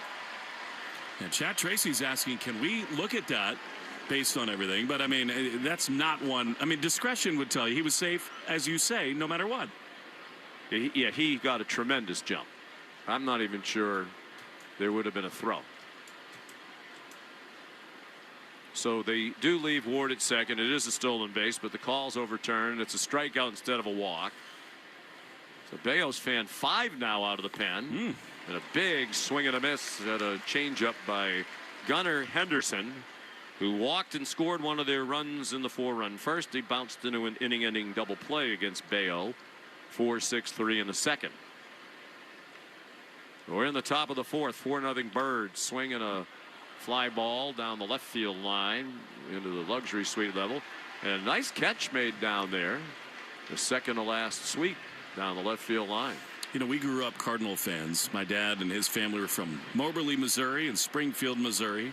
So I had so much Jack Buck in my life as a young kid, which was such a gift. Ooh, the fastball comes inside, hits Henderson in the lower body. Not what Bayo meant to do with the count 0-2. Also not the worst scenario either with the base open. But I'll never forget it. I mean, I was in the basement with my dad watching that game when he said, a home run by the Wizard. Go crazy, folks. I mean, just a remarkably, wonderfully perfect call. He's a great broadcaster, as is his son. And congratulations again to Joe on his well-deserved induction into the Hall of Fame alongside many greats, including the great Joe Castiglione, who's here tonight. So here's Colton Cowser, came into the ball game in the last half inning. They have not announced yet why Tyler O'Neill left. O'Neill does have a long history of injury. Cowser hitting .208 for the year. Batting from the left. 8 homers, 27 runs batted in 244 plate appearances. 2 men on, runners at first and second. 2 outs, 4th inning, 4-0 Baltimore. Swing and a pop foul, drifting over by the Orioles dugout. It's going to be close, and it's into the photographer pit just over the screen. Durbin went all the way over, but couldn't catch it. If that screen wasn't there, he might have had a chance. But it's there for a good reason.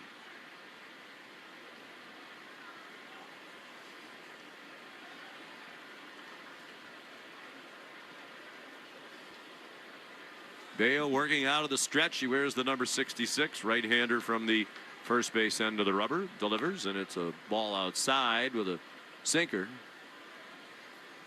4th inning brought to us by Cars for Kids. The easiest way to get rid of your old car, donate today. Your car can be picked up tomorrow. Donate at carsforkids.com. That's cars with a K. See, I think that's one where Pitch Track gets it totally wrong. 1-1 pitch.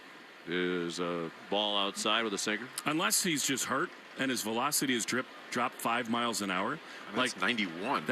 Those look like changeups. That's I mean, his sinker is not 91 miles an hour. All right, I'll stop using the scoreboard as a guide, and I'll just go back to my usual rough guess. Fastball, I think, inside was 97, so we're going to go with that one. I think the scoreboard had that right. What I mean is, if it is the sinker and it's 91, then something's wrong with him. And either it's the changeup or the sinker. I don't know. It's got to be a changeup because all indications he threw a 4-seamer at 97. We wouldn't be hurt. 3-1 pitch, and it's ball 4 with a cutter inside. So he hasn't been as sharp in this inning. A lot of deep counts, and now his pitch count is up to 60. With 39 strikes. Brian entered the ball game in the first inning through 3 pitches to get the final out. But 11 in the second inning, 20 in the third inning, and 26 in this inning. Here we go, Sean. This is one of those spots that have defined his season this year. Yeah, big at bat right now for Christian Encarnacion Strand, who takes a ball, actually a borderline strike. He'd been backing out of the way. Called a strike. CES has struck out twice. It was a ball, by the way. He should have challenged that. That sinker was back up to 97 there, so I'm guessing pitch tracker got those 2 pitches wrong. A 1 pitch, little fly ball to center, routine play right at Rafaela. Catch. It was a laborious inning for Brian Bayo, but he got out of it unscathed as the Orioles leave the bases loaded. Middle of the 4th here at Fenway Park, 4-0 Orioles on the Shaws and Star Market WEEI Red Sox Radio Network. Have you or a family member been diagnosed with early-stage non-small cell lung cancer that can be removed by surgery? Consider talking to an oncologist about your treatment options. Why? Because knowing your options before you have surgery can help your care team develop a treatment plan that's right for you. Learn about a potential treatment plan before and after surgery at askbeforesurgery.com. That's askbeforesurgery.com. And talk to an oncologist before your surgery. AE Jeans looks good on you. American Eagle just dropped fresh new fits, the best fabrics, the jeans you can't get anywhere else. We're talking Y2K-inspired low-rise styles to boot cut and original straight-leg styles that go with everything in your closet. Stock up before everyone else, because these fits will go fast. You can check it all out at ae.com or just go to the store.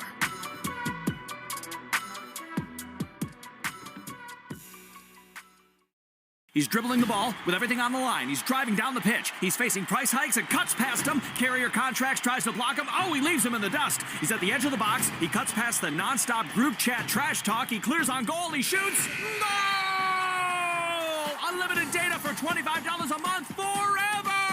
Visit your local Boost Mobile store today to get unlimited data with a price that never changes. Boost Mobile. After 30 GB, customers may experience lower speeds. Customers will pay $25 a month as long as they remain active on the Boost $25 unlimited plan. Tonight in your city, someone is walking their dog. Someone is crossing the street to their car. Someone's kid is riding a bike home. And they're counting on you to drive the speed limit. Speeding accounts for nearly 30% of traffic fatalities, and most of those crashes don't happen on the interstate. They happen on the streets where people live. Slow down. It's an act of care for the people around you. So remember, speeding catches up with you. Know the road and respect its limits. Presented by NHTSA. Now back to your streaming radio.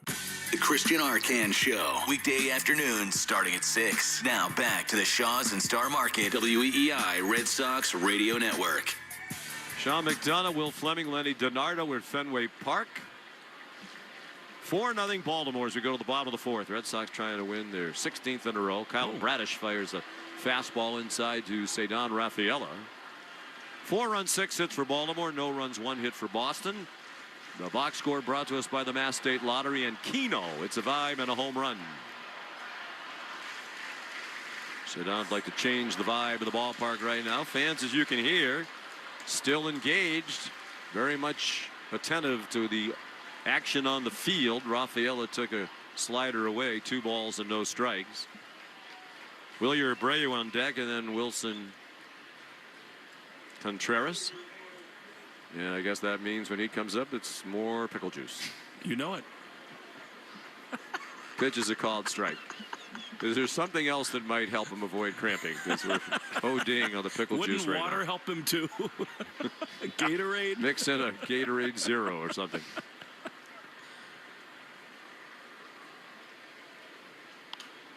Swing and a slicing foul. Our crack intern, Noah Perlman, Chapman University in Orange County, California, tells us the Red Sox scored at least 1 run in the first 3 innings in 12 of the 15 games during the streak. So this has been a rarity lately to be scoreless through 3. The pitch is a 2-hopper to short, charged by Gunnar Henderson. Throws on the run for the out. Rafael is now 0 for 2. Bradish just making pitches throughout this game so far, getting to 2 strike counts. Here comes Wilyer Abreu. With 1 out of the bases empty, the Boston 4th. Baltimore leading 4-0.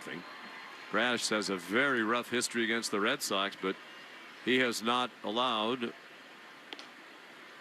more than one base runner in any of the first 3 innings. He's allowed 1 hit and 1 walk. He threw ball 1, a 4-seam fastball to Abreu. Open stance, wide stance for Abreu. And pitch, he took a big swing and was out ahead of an 86-mile-an-hour slider. We've all lived through this streak.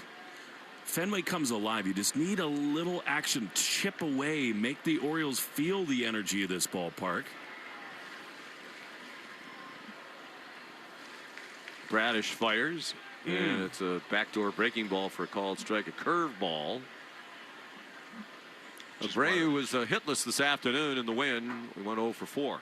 Yes, which is why Monasterio's single trying to turn into a double hurts them so much. Yes, base that was runners really get on a poor first base. decision. And the pitch, swing and a miss at a pitch down and in. They'll have to throw it down to first, and Tromp does. So Abreu strikes out for the 2nd time of the ball game. Bradish to 52 pitches now, 33 strikes. 4th inning brought to you by Cars for Kids. The easiest way to get rid of your old car donated today can be picked up tomorrow. Donated carsforkids.com. That's Cars with a K. It's only his 2nd strikeout of the game. He's in the 84th percentile in the ground ball race. He's a pitch to contact type pitcher. Contreras takes the strike. Wilson fly to center his first time up.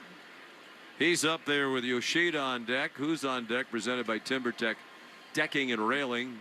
Everything wood should be. Visit timbertech.com.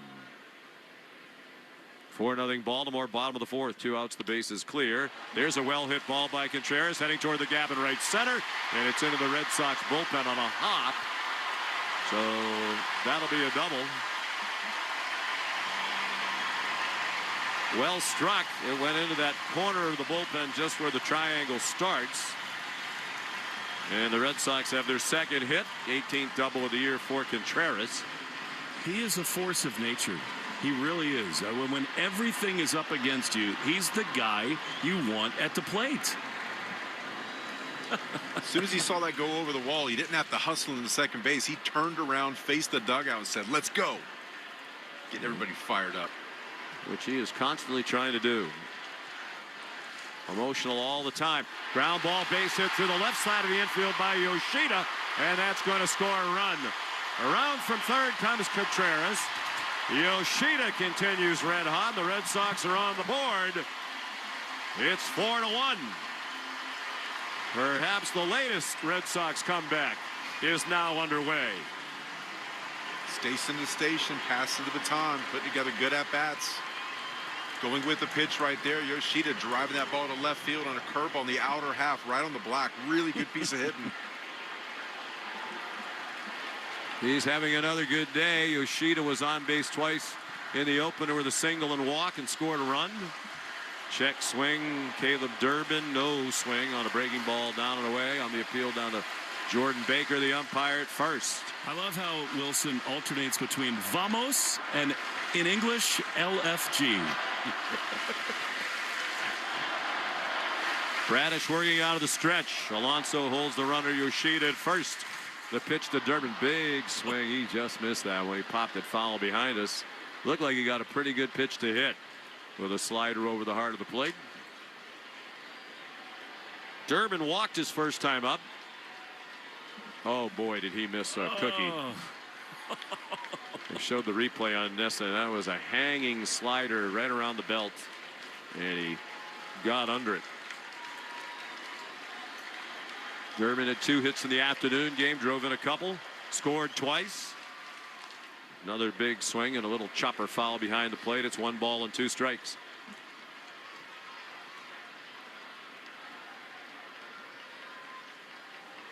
Many of the fans on their feet engaged in the action. I think Wilson woke up the fans. He sure did. As Will said, they just need to do something here to get them going. 1-2 pitch, little chopper toward the shortstop. Henderson charges and throws on the run. And out at first is Durbin to end the inning.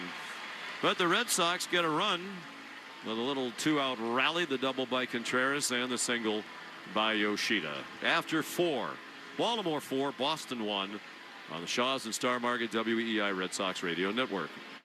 Meet Lee Platts, a renter whose possessions fill not only her apartment, but also the darkest corners of a mini storage unit.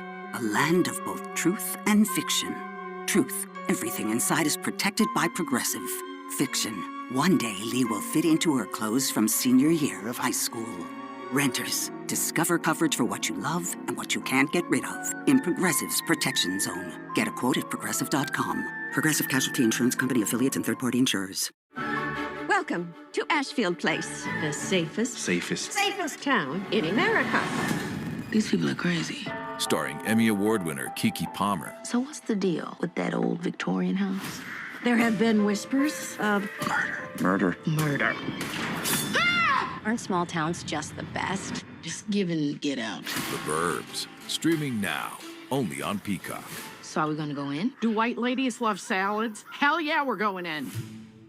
For over 200 years, Eastern Bank has been headed in a single direction, forward, helping you meet your personal financial goals and working with local businesses as the #1 SBA lender in Massachusetts. Eastern Bank. Join us for good. Learn more at easternbank.com, member FDIC. Welcome back. Are you ready to start the show? Streaming now, only on Peacock. The nightmare comes to your home. The animatronics. They've escaped. Will you survive another night? Chica, ready? Where are you? Oh no. Five Nights at Freddy's 2, rated PG-13. Streaming now, only on Peacock. I'm not done with you. EEI on the go? Just download the Odyssey app. Now, back to Red Sox baseball on WEEI. 4-1 Orioles. Brian Bayo's first pitch to Dylan Beavers to begin the top of the 5th. This is a sinker that misses outside, and that is ball 1. Looking for a 12-pitch inning right here. 2 ground balls and a strikeout. 1-0. Will it into existence, Lenny? It does feel like a very important shutdown inning for Bayo. Today's Red Sox code word of the game is pitching power. All right. Make sure to enter your code word in the member portal today and claim your points. It's not a word, but 1-1. The pitch misses outside. Pitching change power. Up 2-1. Pitching power. And it's all one word, right? Yeah, no spaces. No space. I think if you do it as 2 words, they throw it out. You can't get your points. That's a bunch of garbage. 2-1 to Beavers, who's got a couple of hits. Pitch from Bayo is popped up into left field. Darkening skies. Duran hardly has to move. He reaches up, shoulder high grab, 1 down. Those darkening skies usually happen at night. Yeah, they do. No, but it's the point you're making is the sun has gone down. It's easier to see the baseball. Yeah, we understand. It's brutal earlier. I'm still upset about pitching power. It needs to be 2 words. I mean, are the skies darkening or not? They are. And there is just a little bit of, some color in the sky to the west. Here's Jonathan Rodriguez, who takes a strike on the outside corner. It's like almost squid ink color right now. Yes. We have some beautiful sunsets to the west of Boston. 0-1 to Rodriguez. Pitch up and in with a sinking fastball that didn't really sink, and it's 1-1. We also have some beautiful sunrises out over the harbor. 1 ball, 1 strike. 4-1 O's in the top of the 5th. Pitch is a line drive into right field. Jonathan Rodriguez has his 2nd hit tonight. He's 2 for 3, and he is aboard with 1 down in this top of the 5th. Take that ground ball right now, if you please. Get this offense back on the bench. Keep plugging away. On the way you can get your 12-pitch inning, Lenny. No matter what happens tonight, the rest of the way, Fenway has just been spectacular. And it is again tonight. You can just feel the pulsating energy in here as Jackson Holliday swings it, fouls it off on the third base side. Strike 1. They've won 15 straight. Just reading the write-up about the day game on ESPN.com. Chad Tracy's the first manager since the 1800s to lead a team to a win streak of 15 games or more who did not start the season in the job. Seems pretty good. The 0-1 is a double play ball to second. Siegler to second for one. Over to first. Two. Double play. Bayo gets the ground ball. I hope to God that was 12 pitches. Lenny DiNardo is Nostradamus tonight. We go to the bottom of the fifth. 4-1. O's lead the Sox and the Shaws and Star Market WEEI Red Sox Radio Network.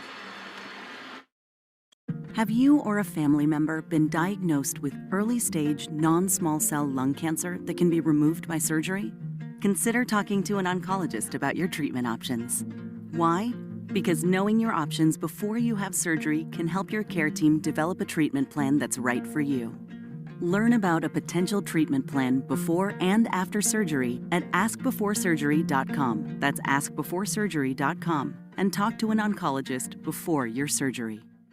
Tonight in your city, someone is walking their dog. Someone is crossing the street to their car. Someone's kid is riding a bike home. And they're counting on you to drive the speed limit. Speeding accounts for nearly 30% of traffic fatalities, and most of those crashes don't happen on the interstate. They happen on the streets where people live. Slow down. It's an act of care for the people around you. So remember, speeding catches up with you. Know the road and respect its limits. Presented by NHTSA. Now back to your streaming radio. New customer, new market, new country. You're a growing business, but growth can bring complexity in the form of new sales tax requirements. More registrations, more filings, more deadlines. Now there's Numeral, the done-for-you sales tax solution that handles all the time-consuming details associated with sales tax, from registrations and filings to rates and remittance. Visit Numeral.com now to connect with a sales tax expert and get a free tax analysis. Numeral.com. The Shaws and Star Market WEEI Red Sox Radio Network.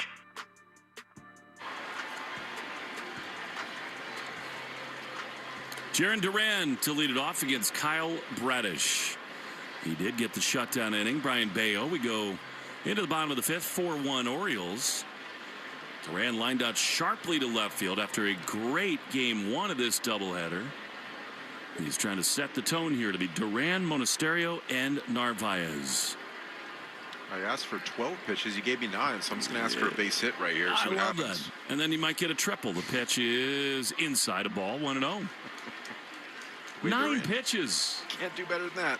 Isn't that you could, but I'll take it. The power of the ground ball. These fans are so ready to go crazy. 1 ball, no strikes. Bradish throws. Jarren takes a ball. And that's so important for him, Lenny. Confident, calm takes. It's 2-0. Yeah, not going over and swinging pitchers' pitches, breaking balls down. It gets something you can handle in the zone. I want to see him drive the ball the opposite field. Which he did his first time. It was just right into the defense. 2-0. The pitch is a strike on the inside corner. It's something that hitting coaches and managers say all the time, which the more you watch this game is so true. When you take close pitches for balls, good things are coming. 2-1. Monasterio out on deck. Bradish throws. Jarren swings and fouls it off. Man, he just missed that fastball. Enough up in the zone, and it's 2-2. 15, yes, 15 wins in a row for the Red Sox. Trying to set an all-time franchise record tonight. They trail 4-1 in the bottom of the fifth inning. But they've been so hot and so resilient. Bradish says no to Trump, then yes. 2-2. Here's the pitch, and it is swung on and fouled back to the screen. He went to the curveball, and Jarren just got a piece. It's a good job staying alive right there from Duran in a 2-strike count. You don't want to leave that in the hands of the umpire. Bullpen report brought to you by Interlock Metal Roofing. Visit interlockroofing.com and never re-roof again. 2 balls, 2 strikes. Here's the pitch. Duran takes a ball down and away. And this crowd is living and dying with every pitch. They are engaged. 3-2, and Jarren, I think wisely, as Bradish wants a new baseball, steps out. That Wilson Contreras double last inning woke the fans up. Everybody started getting to their feet. Now they're And a dull roar ever since. 3-2. Pitch. Duran swings and grounds one to second. Holiday's got it on the second hop. He throws to first in time. And the leadoff man, Duran, is retired. I don't know any ball player who's harder on themselves than Jarren Duran. I mean, he's looking to the heavens, so frustrated. One down, here's Andrew Monasterio, who singled and then was thrown out at second base, leading off the third inning. Pitch is a strike on the inside corner. Sinker looked like he maybe was sitting off speed there, Lenny, and it's strike one. Yeah, that's not a pitch. You don't want to think off speed first pitch. You definitely don't want to swing at it. You got to get a fastball, hit that mistake. That's something he typically would be able to handle in that zone. 0-1. Pitch is driven high into left field. This is going to catch some green. It's over the AL East scoreboard. Monasterio this time will hold it first as he loses his helmet. Lesson learned, and it's a smash off the green for a one-out single. That ball's in the same exact spot. And thankfully, he did not make the same exact decision. I think Pablo Cabrera, the first base coach, was going to tackle him if he tried to go to second base. In some ways, Bradish is lucky that didn't get out of here. I mean, that's a center cut fastball. However, it's a hit. And here now is Carlos Narvaez. The first base coach, he almost did tackle him. Here's Carlos, who swings and misses at a slider. And it's 0-1. He couldn't yell no louder than that. He was almost standing on the bag as Monasterio got there, and he was pointing at the bag. Stop here. Stop right here. That's like bungee cord attached to his belt right there. When your 3-year-old is running toward the street and cars are coming, that's what Pablo Cabrera was. Listen to Fenway Park. 0-1 to Carlos Narvaez. 4 1-0s. 1 on, 1 out. Pitch is swung on a miss. 2 sliders and 2 huge misses by Carlos. And it's 0-2. Sorry, well, we've talked today about Chad Tracy, the job he's done, the credit he's. How about these new coaches? They stepped into a ridiculously difficult situation, too. They're obviously a part of the team's success and deserve their share of the credit. 0-2. Pitch is outside. He tried to get him to fish on a slider there. It's true. Imagine the fire hose they were drinking from when they got here. Oh, their heads had to be spinning. Pablo Cabrera was in the Florida Complex League, and now he's at Fenway Park making big decisions. 1 ball, 2 strikes. Monasterio leads at first. Narvaez takes way outside. Well, those are 2 bad pitches from Bradish. I mean, he got Narvaez on 2 good sliders, and now Carlos takes 2 more. Lenny, is he going to go back to that pitch here? You got to think he's going to the fastball right here. He kind of lost the feel for that spin. You got to sell out for a fastball inside. 2-2, double play depth behind Bradish. He sets, he throws, and Carlos swings and grounds one foul. He went to a curveball there, and it stays 2-2. Just missed that one. That one was right on the inner half, inner third, really got the barrel to it. Carlos takes his helmet off, takes a deep breath. Thick eye black painted underneath both of his cheekbones. Contreras, Abreu, the Red Sox, all at attention in the first base dugout. 4 1-0s, 2-2 in the bottom of the 5th to Carlos Narvaez. The set and the pitch. Carlos checks his swing. Did he go? I guess yes. The home plate umpire, Rob Drake, might have just rung him up on a swing through. And there are 2 away. Carlos kind of talked him into it. Started walking toward the dugout without really any emphatic call that I saw. Don't you have to sell that a little better? Interesting. I guess he knew he went around. So he's gone 2 down. And here is Anthony Siegler. Monasterio might think about it here. Leading at first, 2 down. Pitch is a foul. That was such an uncomfortable swing from Siegler. Curveball badly fooled him back to the screen, and it's 0-1. Yeah, right now he's getting fooled by the curveballs. He's getting a steady diet of breaking balls. He hasn't proven that he can get to that pitch and drive us. He's probably going to see a lot more of this at bat. Maybe Bradish will hang one. Monasterio, a much bigger lead at first.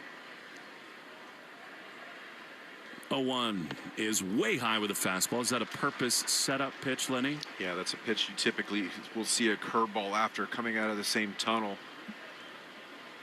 Looks like it's going to be a fastball going to that same exact location. The bottom drops out of it. 4-1-0s, bottom 5. 1 on, 2 out. Pitch is swung on and missed. There it is. Curveball, and Ziegler at all, and it's 1-2. Now, 2 strikes, you have the option of going back to that pitch. You got to locate it, or you could go fastball back up in the zone. The curveball and the elevated fastball work off each other both ways. What a hard thing for a hitter to do, to try to pick up spin, because both start sort of above the zone. 1-2 to Ziegler. You'd love to get Cedon up. He's on deck. Monasterio's short lead now at first. 1-2. Mona, bigger lead now. Not running the pitch. Is a ground ball softly hit to second. A curveball handled by Holiday, throws to first. Inning over. Red Sox get a wall ball single from Monasterio, but that's it. After 5. Orioles 4, Red Sox 1 on the Shaws and Star Market, WEEI Red Sox Radio Network. For over 200 years, Eastern Bank has been headed in a single direction, forward, helping you meet your personal financial goals and working with local businesses as the #1 SBA lender in Massachusetts. Eastern Bank. Join us for good. Learn more at easternbank.com, member FDIC. When people are meant for each other, they will always find a way back to each other. Your favorite Islanders said goodbye Fiji. Our lives have all changed. We're all doing great things. It's like we've known each other forever. And hello, real life. Everybody has this bad perception of me overnight. Loser! Such a loser! Get out! And they're still standing on business. There's a lot of tea that I didn't even tell you guys. I thought this was going to be drama-free. Girl, when is it ever drama-free? Love Island Beyond the Villa. New season streaming now. Only on Peacock. He's dribbling the ball with everything on the line. He's driving down the pitch. He's facing price hikes and cuts past him. Carrier contracts, tries to block him. Oh, he leaves him in the dust. He's at the edge of the box. He cuts past the nonstop group chat trash talk. He clears on goal. He shoots. Goal! Unlimited data for $25 a month forever! Visit your local Boost Mobile store today to get unlimited data with a price that never changes. Boost Mobile. After 30 GB, customers may experience lower speeds. Customers will pay $25 a month as long as they remain active on the Boost $25 unlimited plan. Have you or a family member been diagnosed with early-stage non-small cell lung cancer that can be removed by surgery? Consider talking to an oncologist about your treatment options. Why? Because knowing your options before you have surgery can help your care team develop a treatment plan that's right for you. Learn about a potential treatment plan before and after surgery at askbeforesurgery.com. That's askbeforesurgery.com. And talk to an oncologist before your surgery. You're listening to the Sox on the Shaws and Star Market WEEI Red Sox Radio Network. Now, back to the play-by-play action. Getting a little late as the Red Sox try to extend their winning streak to 16. We head to the 6th inning at Fenway. Brian Bayo's first pitch of the frame fouled straight back over the press box by Chadwick Tromp. 4 runs, 7 hits for the O's, 1 run, 4 hits for the Red Sox. Check of the game score brought to you by Veg ER for Pets, the official emergency vet group of the Red Sox Radio Network. Bayo pitches a breaking ball that stays up and in. Brian came out of the bullpen with 2 outs in the first inning. After Eduardo Rivera struggled, he gave up all 4 Baltimore runs in his 2/3 of inning. Bayo's pitched very well. Up to 73 pitches, though, and there is action in the bullpen. A chopper to short, gobbled up by Monasterio, who throws to first to retire Tromp, who is now 0 for 3. That's what Bayo does when he's right. Puts the ball on the ground early, soft contact. You know what I always find interesting, Lenny, when I'm up here? This is the first time that these 2 games that you and I have worked together, and it's been a real pleasure. You know, sometimes Will is smiling at us and we don't really know why, you know, that he finds something funny, and I'm not sure what it is.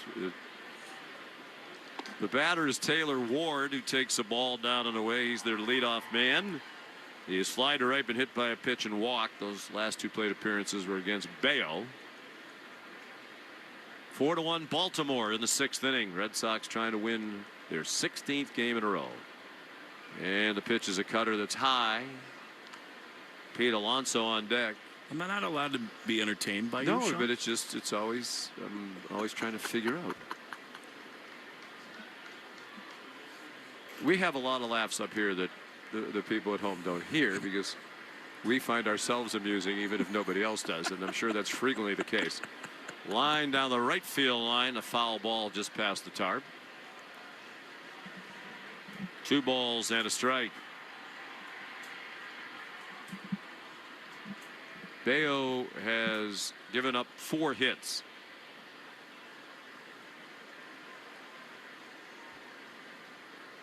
He's been ringing up the strikeouts. He has 5 tonight.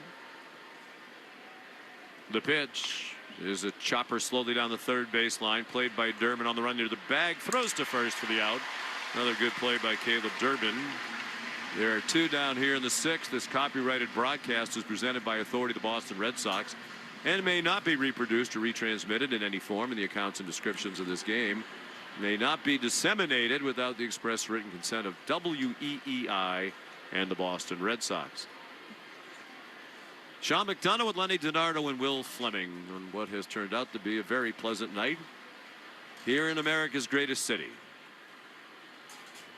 And the pitch to Alonso, pulled over by the Orioles dugout, had some of his mates ducking out of the way. Pete had a ground rule double and scored in the first, scored the first run of the game. He's lined to short and struck out since. Baltimore got 4 runs in the first. The Red Sox got 1 in the 4th. Another chopper foul behind the third base coach, Buck Britton. Jason Bourgeois coaches first. He sounds like he should be a hockey player.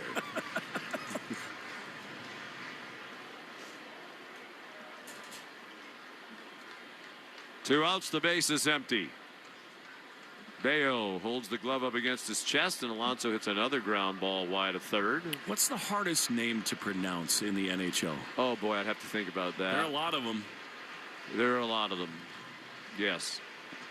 And then it's always interesting because sometimes you listen to games and one announcer pronounces a name a certain way and then someone else calls him something else. The pitch is a little bit low and away. I remember when Brad Marchand was here. Sometimes he was Marchand, and others called him Marchand. Yeah. So I asked him one time, we were doing a playoff game in Carolina years ago, how do you pronounce it? He said, I don't care. Oh, come on, please help a little. Pitch is down and in. So he said, well, how does your mother pronounce it? He said, Marchand. So there you go. Go with that. That's basically what Ranger Suarez said, right? He's like, you can call me Ranger or Ron Hare. Yeah. I don't care. Both work. Yes. But, you know, if there's some question, you try to go right to the source, him or herself. A ball down and away. I've asked Wilyer Abreu, I'm not kidding, 15 times. And it's been Wilyer, Wilger, Wilyer, Wilyer.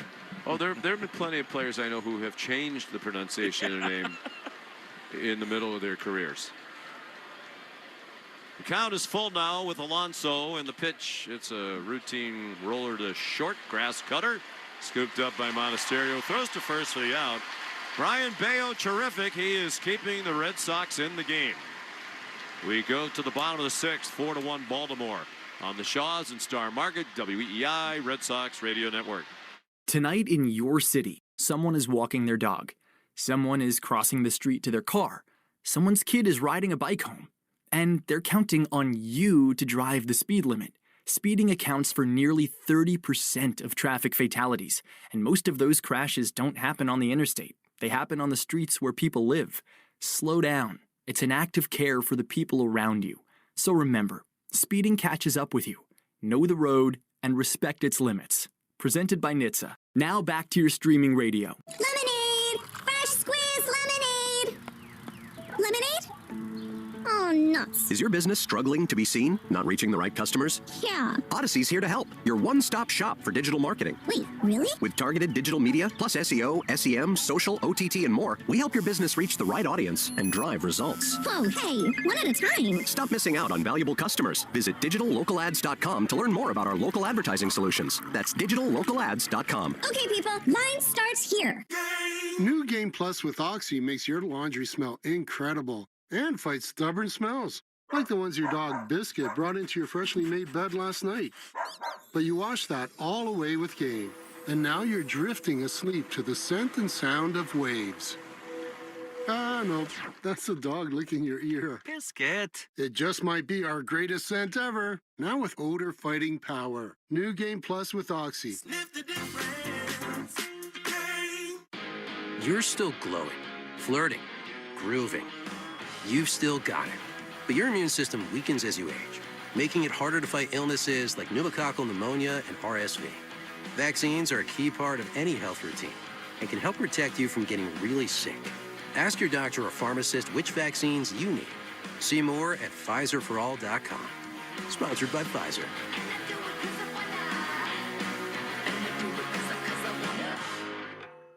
You're listening to the Shaws and Star Market WEEI Red Sox Radio Network. Our Bell Insurance Foundation dedicated to striking out cancer by supporting the Jimmy Fund for every strikeout from a Red Sox pitcher. The Arbel Insurance Foundation will donate $50 to the Jimmy Fund. Here for the Jimmy Fund, here for good. Bottom of the sixth we go. 4-1 Baltimore. Kyle Bradish pitching very well. Throws a breaking ball down and away to Cedon Rafaela, who is 0 for 2 in this ball game with a fly out and a ground out. Bradish came into tonight in his career 1-6 against the Red Sox in 10 starts. Little lazy fly ball in a shallow right. Beavers charges and makes the catch. One out in the bottom of the sixth.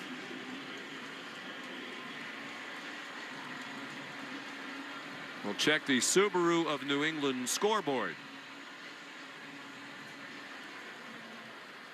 Earlier today, the Yankees lost to Pittsburgh in extra innings 5-3. They're playing the second half of their split doubleheader. And the Yankees lead 2-0 in the seventh. Big swing and a foul ball by Abreu. Tough to tell if that hit the catcher or the home plate umpire. Bradish has done a good job tonight pitching to contact. 6-4 ground out to fly out ratio. He's gotten his strikeouts 4. He's only walked one batter. The pitch, breaking ball low. That Yankee score is our rivalry report, sponsored by River Spring Residences, setting a new standard for memory care in New York City. Call 833-79-RIVER. Visit riverspringresidences.org/radio to schedule a tour. 1-1 pitch is a chopper foul over by the Red Sox dugout. 1-2 on Abreu, struck out twice. Tampa Bay leading the American League East by 2.5 over the Yankees starting the night, is leading 4-1 at Toronto. They're in the seventh inning. Minnesota 7, Cleveland 4. They're in the eighth by the lake. Ball outside, 2-2. White Sox and Texas tied at 1 in the fourth. Cincinnati beat Seattle 5-3. Milwaukee down the Mets 4-3.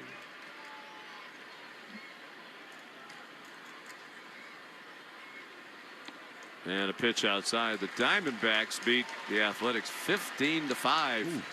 Arizona in the playoff race. And less Oclemento not. Yes. They've hit a slide here. Count's gone full now with Abreu. The pitch to him. He swings and fouls one at home plate. Bradish up to 86 pitches. And they do have some stirring just now in their bullpen. Isn't it great to watch the Subaru of New England scoreboard and have it matter? Mm-hmm. Subaru Summer's finally here. Details at SubaruofNewEngland.com. 4-1 Baltimore in the bottom of the sixth. Red Sox trying to win their 16th in a row. Now they've had a very quiet second game with the bats after a 6-3 win this afternoon. I'm going to get on base right here because the next guy can get loud quickly. Wilson Contreras in the on-deck circle. Another 3-2 pitch and a little pop fly shallow left. Charging hard Ward, and he makes a sliding catch. And to go down onto his right leg.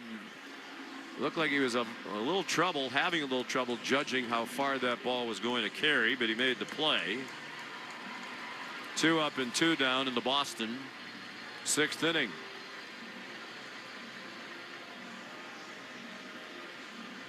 Here's Contreras.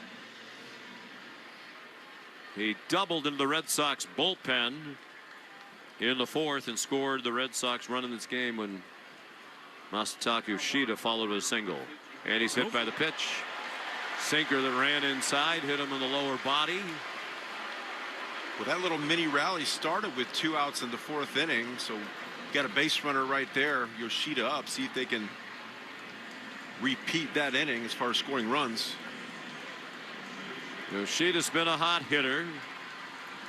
He's hit in all 3 games in this series. He's hit safely now in 16 of his last 22.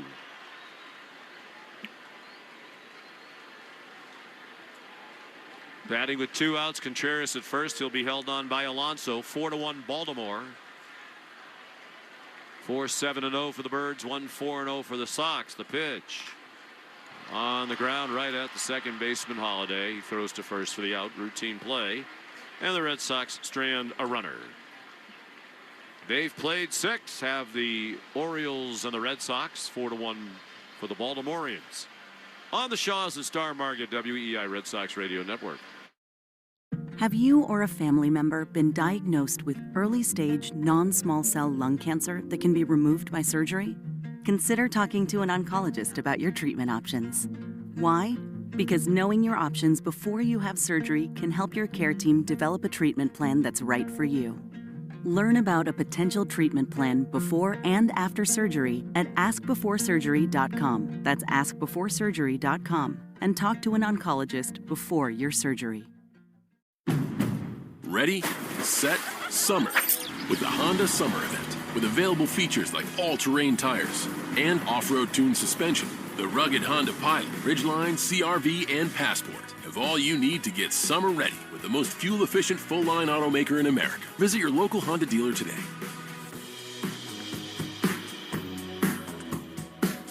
See dealer for financing details. Based on EPA estimate of 2024 large full-line automaker fleet-wide fuel economy. EPA Automotive Trends Report 2025.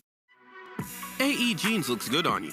American Eagle just dropped fresh new fits, the best fabrics, the jeans you can't get anywhere else.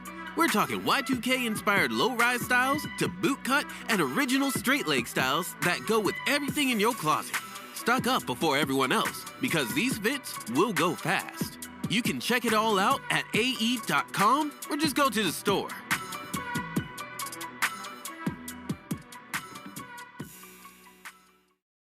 Want to listen to WEEI on the go? Just download the Odyssey app. Now, back to Red Sox baseball on WEEI. On to the 7th inning here at Fenway Park. Brian Bayo's out after a stellar performance out of the bullpen, during which he went 5 1/3 innings, gave up no runs, surrendered 4 hits, walked 1, struck out 5, and hit a batter. He threw 85 pitches, 55 strikes. 12 below his season-high pitch count, which was 108. So Giovanni Moran is on out of the bullpen, and the lefty fires, and it's a ball down and in to Gunnar Henderson. Orioles batting with a 4-1 lead. Henderson has walked twice, scored a run, bounced into a double play. They got all 4 in the first. He jammed him, did Moran, and the pitch is fouled away down the first base line by the photographer pit past the Red Sox dugout. 28th appearance for Giovanni, a 2-2 record and a 2.61 ERA. Over 41 1/3 innings, he's given up only 21 hits. There's a well-hit ball heading toward the triangle. Raffaello won't be able to run it down. It goes all the way to the triangle, just to the left of the 420 marker. Henderson is speeding toward third. He dives in head first. He didn't need to. The ball was still being held by the second baseman, cutoff man Siegler. So it's a leadoff triple to the deepest part of the ballpark for Gunnar Henderson. Stop me if you've heard this one before, but Gunnar Henderson gets into one right there, drives into the triangle. He's one of the best hitters I've seen at Fenway Park as far as an away player is concerned. He is a Red Sox killer. Loves hitting in this park. Chad Tracy will be bring the infield in, with his team already down by 3 in the 7th inning. Colton Cowser, the batter, left against left. He tried to bunt. Delayed squeeze, and it was fouled off just down the first baseline.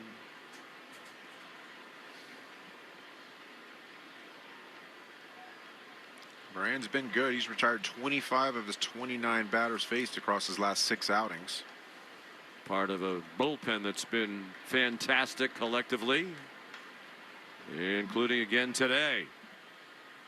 Bullpen didn't give up a run in the afternoon game. No sign of a bunt this time. And Cowser took a called strike at the knees. He entered the game when Tyler O'Neill came out. Reason still not disclosed.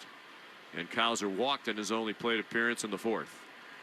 Moran pitches, late swing and a slapper foul off to the left. Moran likes to use that cut fastball against lefties. Off of that fastball especially, probably throw that right here starting off the plate. Try to do some chase.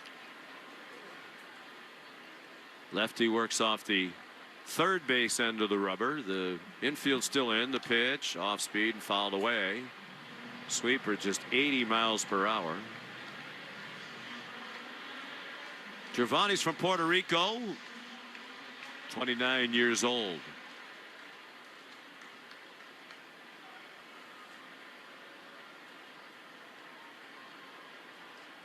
He comes set just above the belt, and his pitch is a ball outside. Narvaez came out of his crouch looking like he might throw down to third, but he did not fire down there. Henderson at third after his 3rd triple of the season, and the 8th Baltimore hit of the night. They've doubled up the Red Sox in the hit column. Outfield plays Cowser to pull, and the pitch just missed the outside corner with a changeup. It's the beautiful thing about getting to 2 strikes quickly. You can throw pitches a baseball or 2 off the plate trying to get some swing and still be in the count. And that was a well located pitch just off the plate. Cowser wouldn't chase it. And that one goes to the backstop. A sweeper that got away from Narvaez, and in to score is Henderson on a wild pitch. It's the 2nd run they've scored in this ball game on a wild pitch. A wild pitch thrown by Rivera in the 1st inning brought Alonso in with the 1st run of the game. I'm not sure what happened right there, but that sweeper was on the right side of the right-handed batter's box, not even close. Greg Weissert is warming up in the Red Sox bullpen now, the veteran right-hander.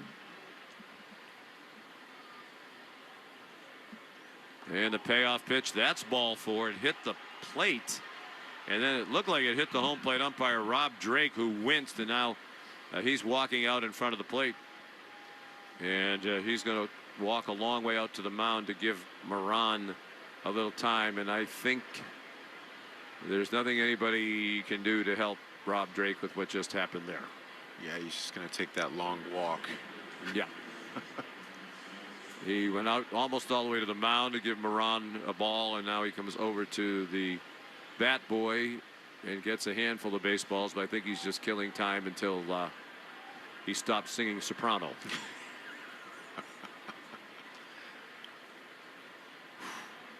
That might take a while.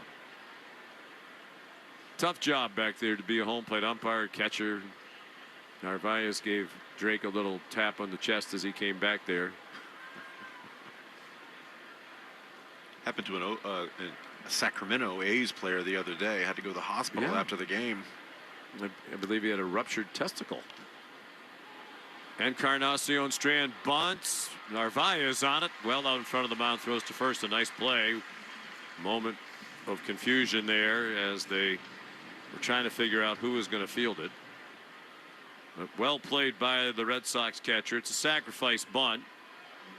And now Cowser's at second base. Yeah, that's an easier play for Narvaez, coming toward first base to field that ball and complete the momentum in that direction, versus Moran, who has to stop, turn around as a lefty, spin around and throw it. Cowser at second. He won't get much of a lead. Monasterio, the shortstop's right behind him. Durbin even with the bag at third. The hitter is Dylan Beavers, a left-handed swinger, and he takes a strike on the outside corner with a sinker. 5-1 Baltimore.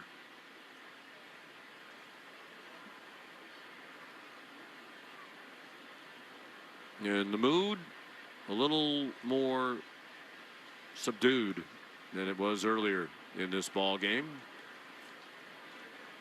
Breaking ball missed low.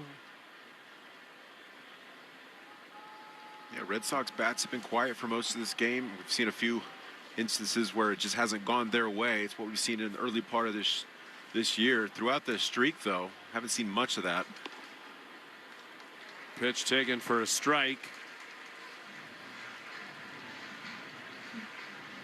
You know, when an offense scores, typically during this 15-gamer, they've been able to battle back that next inning or two, chip away. Yeah, this has been an out-of-character performance relative to the games of the 15-game winning streak when they've played so solidly virtually throughout. They have come back in 6 of those. Mm-hmm. It's not out of the question. 3 more at-bats. Check swing and a ball low. Beavers already 2 for 3 with a run scored. It's the second doubleheader for the Red Sox during this winning stretch. They swept Tampa Bay right out of the All-Star break on July 17th here at Fenway. High chopper to the first baseman Contreras. He backhands, flips to Moran, who just does beat Beavers to the bag. For the second out of the inning, on to third goes Cowser. Another good play by Contreras around the first base bag. Stay tuned after the game for the Nissan postgame show. You deserve a car that thrills you. Nissan has a exciting full line that'll put goosebumps on your goosebumps. Experience the thrill for yourself. Shop your local Nissan store and nissanusa.com today. Jonathan Rodriguez, the hitter. He's the DH, right-handed hitter, just back up from the minors today. And he's had a good night. Doubled in the first and drove in a run. He singled in the 5th with a strikeout sandwiched in between. Moran's going to have a Contreras-sized handprint on his lower back after that play. He slapped him hard. Did he? Giddy up. Yeah. All-out enthusiasm all the time from Wilson Contreras. 2-0 the count now. 19 pitches in this inning for Moran, 10 of them strikes. He fires, and that's a ball up and away. 3-0 on Rodriguez. Might be pitching carefully with the left-handed hitter Jackson Holiday on deck.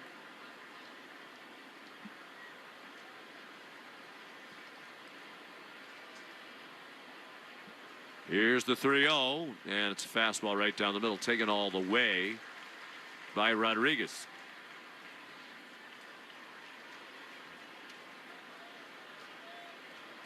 This will be the 21st pitch, or the 22nd pitch of this inning for Moran. Rodriguez swings and misses it. A changeup well out in front of that one. And Giovanni's worked from 3-0 to 3-2. It's a really good pitch right there. You throw it 2-2. Got to be able to throw it 3-2, 3-1. There's no such thing as a fastball count right now. You can throw it off speed in any count. And the pitch, swing and a miss. He got him on a changeup again. Back-to-back off-speed pitches. And the Orioles get just the 1 run here in the 7th. They strand a runner at third. 7th-inning stretch is brought to you by Jeffrey Glassman Injury Lawyers. If you've been hurt in a car or work accident, you got to get Glassman. Call all 617-777-7777. To the bottom of the 7th we go. Baltimore 5, Boston 1 on the Shaws and Star Market WEI Red Sox Radio Network. Have you or a family member been diagnosed with early-stage non-small cell lung cancer that can be removed by surgery? Consider talking to an oncologist about your treatment options. Why? Because knowing your options before you have surgery can help your care team develop a treatment plan that's right for you. Learn about a potential treatment plan before and after surgery at askbeforesurgery.com. That's askbeforesurgery.com. And talk to an oncologist before your surgery. Hey gang, it's Jill Schlesinger. I'm launching a new show. It's called Money Moves, and we are gonna move. We are gonna answer your financial questions and take the mystery out of your financial life. follow and listen wherever you get your podcasts. I scream. You scream. We all scream. Because Wendy's famous small classic Frosty is just $1 for a limited time. More screaming, happy screaming, summer screaming, dollar small classic Frosty screaming! But please don't scream in the drive-thru. It hurts the employees' ears. Get a $1 small classic Frosty for a limited time, only at Wendy's. U.S. price and participation may vary. A la carte only, not valid for delivery. Limit 10 per transaction. Price may be higher in Alaska and Hawaii. This is the story of the one. As a maintenance engineer at a beverage manufacturing plant, he starts his day knowing every line is ready to run because Grainger delivers the industrial-grade products he needs to keep mixers, conveyors, and packaging equipment moving. With Grainger's vast selection of bearings, belts, and motors, he keeps operations running smoothly, so nothing grinds to a halt. Call 1-800-GRAINGER, click Grainger.com, or just stop by. Grainger, for the ones who get it done. Hi, this is Caleb Durbin. You're listening to the home of the Red Sox, WEEI. New pitcher for Baltimore as we go to the bottom of the 7th. Red Sox down 5-1. Yennier Cano, the big right-hander, fires, and it's fouled away by Caleb Durbin over by the Orioles dugout. 45th appearance out of the pen for Cano, a 1-2 record, a 2.48 ERA. He's ordinarily not in for very long. He's pitched his 32 2/3 innings. Durbin has walked and grounded out. Caleb takes the ball outside, and it's 1-1. With Jaron Duran scheduled to follow, and Andrew Monasterio. Kyle Bradish was excellent. 6 innings pitched, 1 run allowed on 4 hits, a walk, 4 strikeouts. He hit a batter through 89 pitches. Little flare up the middle, a spinner handled by Henderson behind the bag, and he throws to first in time for the out. Big stretch by Alonso. So Durbin is retired, and there's one down here in the 7th inning. He got 0 strikeouts in 7 of his last 8 outings. If you're trying to put the ball in play, make contact, this is the guy to do it against. Here's Jaron Duran. 0 for 2 in the nightcap after he had a very good day game, had a triple, a sac fly, and drove in 3 runs in a 6-3 Red Sox win. Pitch is low. That win this afternoon is the 15th in a row, tying the Red Sox franchise record. Franchise that spans 126 seasons.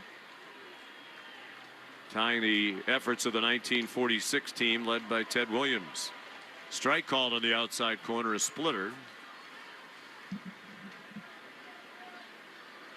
Back when you saw a lot of 3-piece suits and fedoras in the crowd. Not tarps off. No tarps off back then, right? Yes. Bouncer foul. Well, our friends at Nesson had a great graphic earlier. 80 years ago, the last time the Red Sox won 15 straight, Harry Truman was the president of the United States. The United States had 48 states, had not yet added Alaska and Hawaii. The average cost of a new car was $1,120, and the average new home cost $5,600. A gallon of gas was 15 cents. The NBA was not even in existence then. The pitch is a ball. Check swing by Jaron on a pitch that was close to the outside corner. 2 balls and 2 strikes. Sinatra was topping the charts back then, I believe. I'm not sure about that, but that would sound right. To deep first, handled by Alonso near the line, to Cano for the out, 2 down.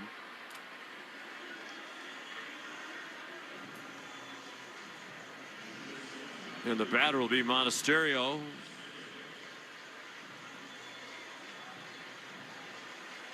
Now at Shaw's and Star Market, get Signature Select ice cream, a box of Overjoyed sugar cones and Overjoyed sprinkles, all for just $5 when you use the digital coupon. Cano fires outside for a ball. He's another big man. Sorry, Lenny, 6'4", 245. No, he's got a 63% ground ball rate, 3rd highest in baseball. He's got 2 of them so far this inning. And he has another one, a little dribbler down to third, bobbled for a moment, but then handled for the out as Encarnacion Strand threw to first in time. Red Sox another quiet 1-2-3 inning against Cano in the 7th. Just 6 outs left for the Red Sox if they're going to extend the winning streak to 16. After 7 at Fenway, 5-1 Baltimore on the Shaws and Star Market, WEEI Red Sox Radio Network.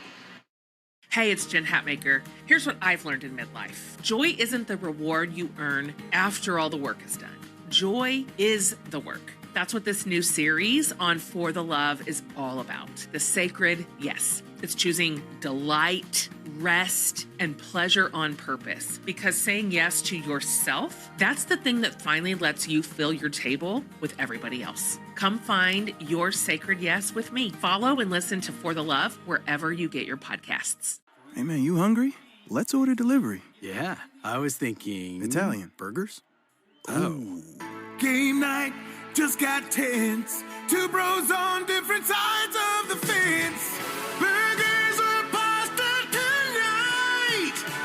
Why can't we have food without the fight? With Wonder, you can combine 20 restaurants in one delivery, so no one has to settle. Use code MEALTIME for 50% off your first Wonder order. Terms apply. See wonder.com/new customer. Tonight in your city, someone is walking their dog.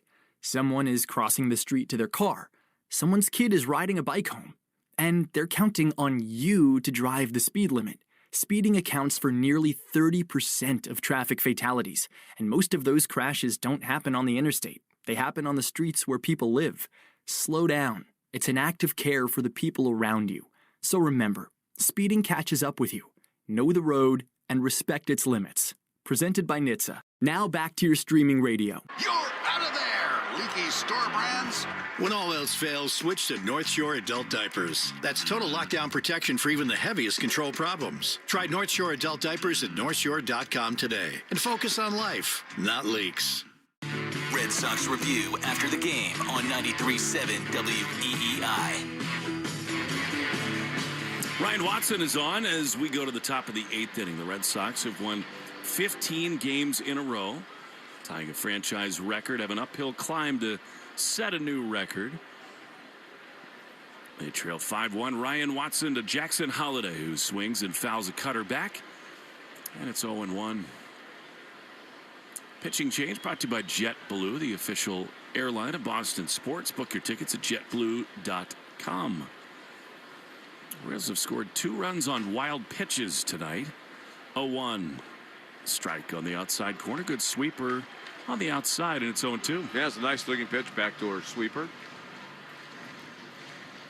Auburn through and through. You've been there so many times. Loveliest village on the plains, Auburn, Alabama. 0-2. Pitch is a ground ball hard on the right side through for a base hit. A 2-strike mistake by Watson. Curveball. I'll tell you what, tonight has been such an embodiment of everything that makes Boston great. I mean, their fans are into it. There's so much expectancy. They're lively. And yet, Rivera gets booed. They're a leadoff hit. Fans are moaning and groaning. They have won 15 games in a row. Not good enough. Here's Chadwick Trump. Right on right. Pitch is a little bit low. And it's 1-0. You and I both love the restaurant Acre, run by David Bancroft in Auburn, Alabama. Oh, one of the best in the Southeastern Conference. Kind of a must-do when you're in Auburn. 1-0 to Trump, who's 0 for 3. The pitch, high fly. Runner was going there. Abreu's got plenty of chance in right field. A lot of time to make the grab. Retreating to first is Holliday, and there's one away. We took an elevator ride with another gem of a man from Alabama, Butch Hobson, earlier. Yeah, he's here at the game tonight. Yep. My first time meeting Butch. He was my last manager in independent ball. No way. Yep. 5 1-0s, 1 on, 1 out in the top of the 8th. Here's Taylor Ward, the leadoff man. Double play depth behind Watson. Pitch. Beauty. Cutter on the inside corner, 0-1. And you're not lying about Ryan Watson. Born in Auburn, Alabama. Yeah. Graduated from Auburn High. Graduated from Auburn University. Never had to go very far. But why would you leave the loveliest village on the plains? That's true. He lives in Florida now. His parents are still in Auburn. Well, that's why you would leave. 0-1. No, I mean not to get away from your parents. I thought you were going to say his parents are in Florida, and that's why he went. I was anticipating. No. But I should not have done that. Well, War Eagle. What a great place to watch football. Well, they're all great in the SEC, but that one is near the top of the list for sure. 1-1. Pitch is a swing and a miss. I've told you I'm coming the next time you do a game at night at LSU. But the other one is Ole Miss that I've heard is just the best. Yes, I would say the in-stadium experience is the best at LSU. Yeah. Particularly a night game. 1-2. Is a high fly to left field off the end of the bat. Duran coming on in. Lazy fly, and they're 2 down. Ole Miss is known for its tailgating. Yeah. On the Grove, which is a very short walk. People get dressed up, even the students, they're all dressed up. And the Grove we've driven by the Grove. Obviously, when you're doing the game, you can't be firing down mimosas 2 hours before kickoff. No, we don't. It might sound like it on the broadcast sometimes, but I can assure you that is not true. I enjoy my job. I would like to keep it. Speaking of Butch in football, he played for Bear Bryant, University of Alabama. Pete Alonso 1 for 4, swings and fouls one off. That man, he could pick you up by the top of your head and carry you off the field. Butch or Bear? Butch. Yeah. That guy was his forearms. Oh, yeah. 2 down, 1 on. 5-1-0s in the top of the 8th inning. What a cool thing, Sean, you've had the fortune of doing. You've earned it. You're the best college football play-by-play guy that I've ever heard, not even close. But to be able to go to all these incredible venues and do these big games, what a cool thing that is. And it never gets old, and I never take it for granted. Every time I'm sitting in a booth and the kickoff's about to come, I am reminded of how blessed I am to be able to do this for a living. 0-2. 2 down, top 8. Pitch is low. Fastball to Alonso. We all get those feelings before games, and we felt that these couple weeks here at Fenway Park. But I would imagine those Saturday afternoons, Saturday nights in the big time spots in college football, there's very little like it. Yeah, the atmosphere all over the country, especially in the South in college football, is unbelievable. Runner goes 1-2, fouled off on the first base side. Do you think, because you do the playoffs too, and those are kind of neutral sites, big stadiums, isn't it the case that there's better energy, just the regular season, late season games at the home stadiums of those teams? Yes, as you know now, some of the early round games in the playoff are being played on college campuses, and those atmospheres are electric. But just about everywhere we go in college football, big time college football, the crowds are alive everywhere. 1-2, runner goes again, ground ball to short. Monasterio to his left. He will gobble it up and throw to first in time, and the inning is over. You hope that the atmosphere at Fenway gets alive here in the bottom of the 8th. Sweet Caroline time. 5-1 Orioles on the Shaws and Star Market, WEEI Red Sox Radio Network. Have you or a family member been diagnosed with early-stage non-small cell lung cancer that can be removed by surgery? Consider talking to an oncologist about your treatment options. Why? Because knowing your options before you have surgery can help your care team develop a treatment plan that's right for you. Learn about a potential treatment plan before and after surgery at askbeforesurgery.com. That's askbeforesurgery.com. And talk to an oncologist before your surgery. I'm Anna Garcia, host of True Crime News, the podcast. Every week, we bring you in-depth coverage on cases making headlines, as well as those that go under the radar. Tune in for murders that defy explanation, mysteries seeking exploration, and shocking secrets that will leave you breathless. Each week, we honor the victims by going beyond the salacious in our search for justice. Crime never stops, and neither do we. Listen to True Crime News, available now on the Odyssey app or wherever you get your podcasts. Arbella Insurance has been doing business in the New England community for over 35 years. They're your friends, your neighbors, and fellow Boston fans. They do the wave at the ballpark together and get stuck in the same Sturrow Drive traffic. At Arbella, being your neighbor helps them provide you with the coverage you need to drive, live, or run a business in this part of the country we call home. Arbella, here for Boston fans, here for good. Veg ER for Pets has revolutionized the pet emergency experience. Not only will you see an experienced veterinarian right away, but you will stay with your pet the entire time. Visit veg.com to find the location nearest you. Veg ER for Pets is the official emergency veterinarian group of Red Sox Radio. More Boston sports opinion, more often. Just download the Odyssey app. Now, back to Red Sox baseball on WEEI.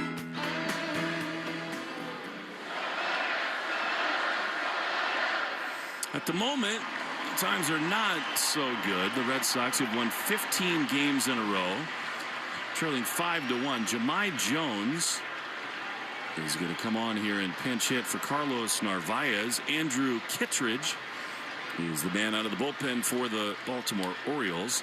Main moment of the game brought to you by VisitMaine.com. Baseball in Boston today. Maine adventures tomorrow. Discover beaches, mountains, and small town escapes at VisitMaine.com. What an intro Jahmai made here in Boston. First at bat, he homered. Look at a spark of rally right here. Kittredge is into the line, and Jones swings it, fouls a sinker off on the third base side. And that is strike one. I asked our buddy Jahmai Webster, the great reporter on the NESN Red Sox broadcast, if he had ever met another Jahmai, and he said no. They had a great moment when Jahmai Jones showed up. The 0-1 is swung on and missed a slider, and it's 0-2.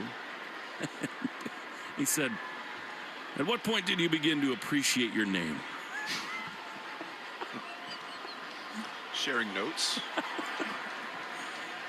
0-2. The pitch is a check swing. Did he go? Yes, he did. He sure did. Couldn't hold up on a slider.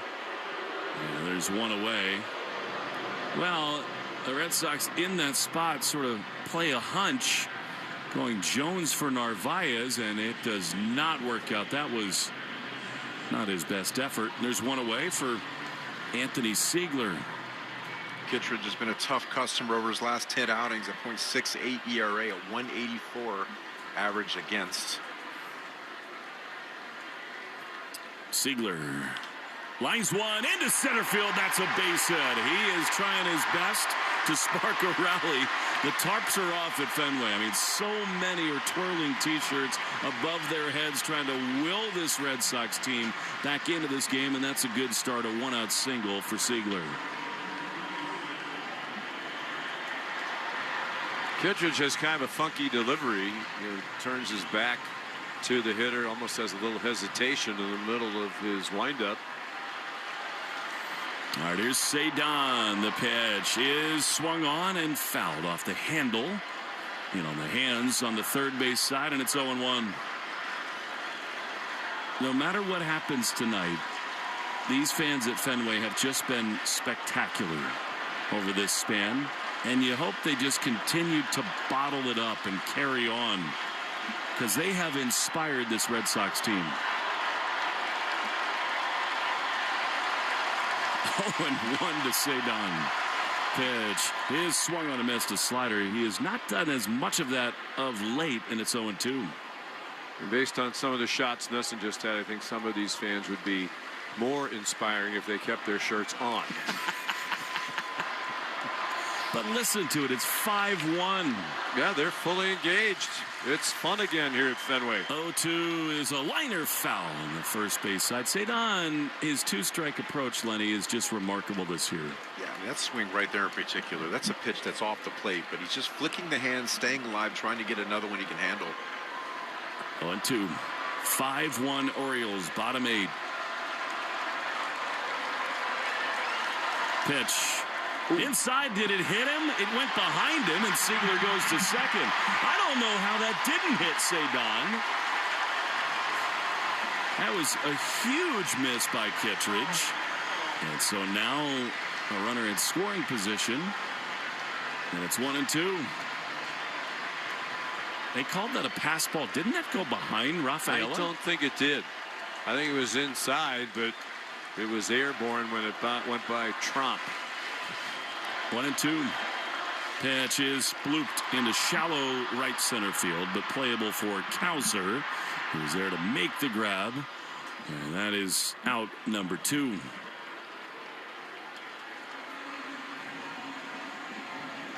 Kittredge Looks like he is auditioning for ZZ Top at the moment. Yeah, that's quite a beard. It is incredible how many people at Fenway currently have their shirts off. I think it's a little inappropriate of Lenny to do that. Even with the sling on. Even with the sling. All right, here we go. This is, in some ways, the Red Sox last gasp with Abreu at the plate. Just with building Contreras the on drama. deck. The pitch is outside, and it's ball one. Rally caps on throughout Fenway Park. 5-1 Baltimore. 1-0 to Abreu. Here's the pitch. And it is skied into left field. Hit pretty well. Back toward the monster, but the center fielder, Kauser's got room in front of the web side. He's there to make the play. And the inning is over. Have they run out of pixie dust? We'll see.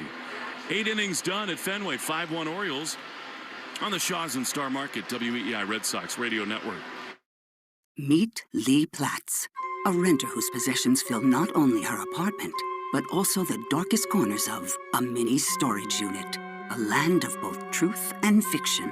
Truth, everything inside is protected by Progressive. Fiction, one day Lee will fit into her clothes from senior year of high school. Renters, discover coverage for what you love and what you can't get rid of in Progressive's Protection Zone. Get a quote at Progressive.com. Progressive Casualty Insurance Company, affiliates, and third-party insurers. Tonight in your city, someone is walking their dog. Someone is crossing the street to their car. Someone's kid is riding a bike home. And they're counting on you to drive the speed limit.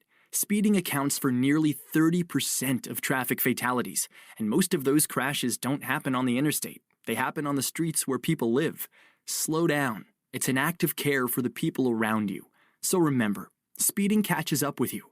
Know the road and respect its limits. Presented by NHTSA. Now back to your streaming radio. Hey guys, Fly on the Wall is back for another season. That's right, on audio and video every Monday and Thursday. Follow and listen to Fly on the Wall everywhere you get your podcasts. For the 49th year in a row, Ford F-Series are America's best-selling trucks. The trucks that move mountains also move boats, bricks, and 2x4s. Work days and weekends, job sites, and campsites. F-150 and Super Duty never stop working, just like you. Ford F-Series, official truck of your Boston Red Sox and America's #1 selling trucks for 49 years straight. It's a record that may never be broken. Until next year. Sales claim based on 1977 to 2025 CY total sales. More Boston sports opinion, more often. Just download the Odyssey app. Now, back to Red Sox baseball on WEEI. Alec Gamboa is on for the top of the 9th inning. Red Sox need a heroic comeback to keep the winning streak going. After Carlos Narvaez was pinch hit for, Connor Wong is the new catcher. Gamboa facing Gunnar Henderson, who has just been great. Bounces one on the right side. Backhanded by Siegler. He plants, he throws to first, and it's just in time. Nice play on both ends, Siegler and Contreras, and there's one away. Boy, Henderson runs well, doesn't he? He made that a close play. Runs hard, too. I really think he is still a total superstar in the making. He needs to hit for a little higher average. He does. He's a Scott Boras guy, Mike Elias. You know, they just locked up Kyle Bradish. They gave Shane Baz the big extension. They went in with Samuel Basayo as Gamboa facing Colton Kauser now, left on left, with one down in the top of the 9th. Pitch is a strike on the outside corner. Stay tuned after the game for the Nissan post-game show. You deserve a car that thrills you. Nissan's got an exciting full line to put goosebumps on your goosebumps. Experience the thrill for yourself. Shop your local Nissan store. NissanUSA.com today. 0-1. Pitch is way high, a slider. So he's represented by Scott Boras, Gunnar Henderson is, and I think that's probably why Mike Elias and the Orioles have not been able to lock him up long term, because the theory is we're going to free agency almost no matter what. 1-1. From Gamboa to Kauser, the pitch. Swing and a miss on a slider, and it's 1-2. Yeah, it's always tough with Boras. Very rarely is there contract extension that's easily done. And he's a big believer, obviously, in going to free agency. It's worked pretty well. I don't know how many billions of dollars his clients have made, but it's a lot. More than any agent ever. 1 ball, 2 strikes. Gamboa sets. He throws. And a swing and a foul back by Cowser. He's walked twice. And it's 1-2. Gamboa was used to being the 27th man. Last time up, 17th. That double dip against Tampa went out through 3 scoreless. What a weird existence. Kind of like on the taxi squad, you know you're going to pitch if it's not in their favor, and you're going back tomorrow. 1-2, foul on the third base side, where tomorrow in Worcester, they're going to have the Hall of Fame inductions, and both Charles Steinberg and Chad Tracy are being inducted into the Woo Sox Hall of Fame. I saw Dr. Steinberg here last night with his stepson. What a delightful man he is, and instrumental in so much that has gone right here. The 1-2 is fouled off of Cowser's front foot. You know, Charles and Larry Lucchino, so different and yet so close.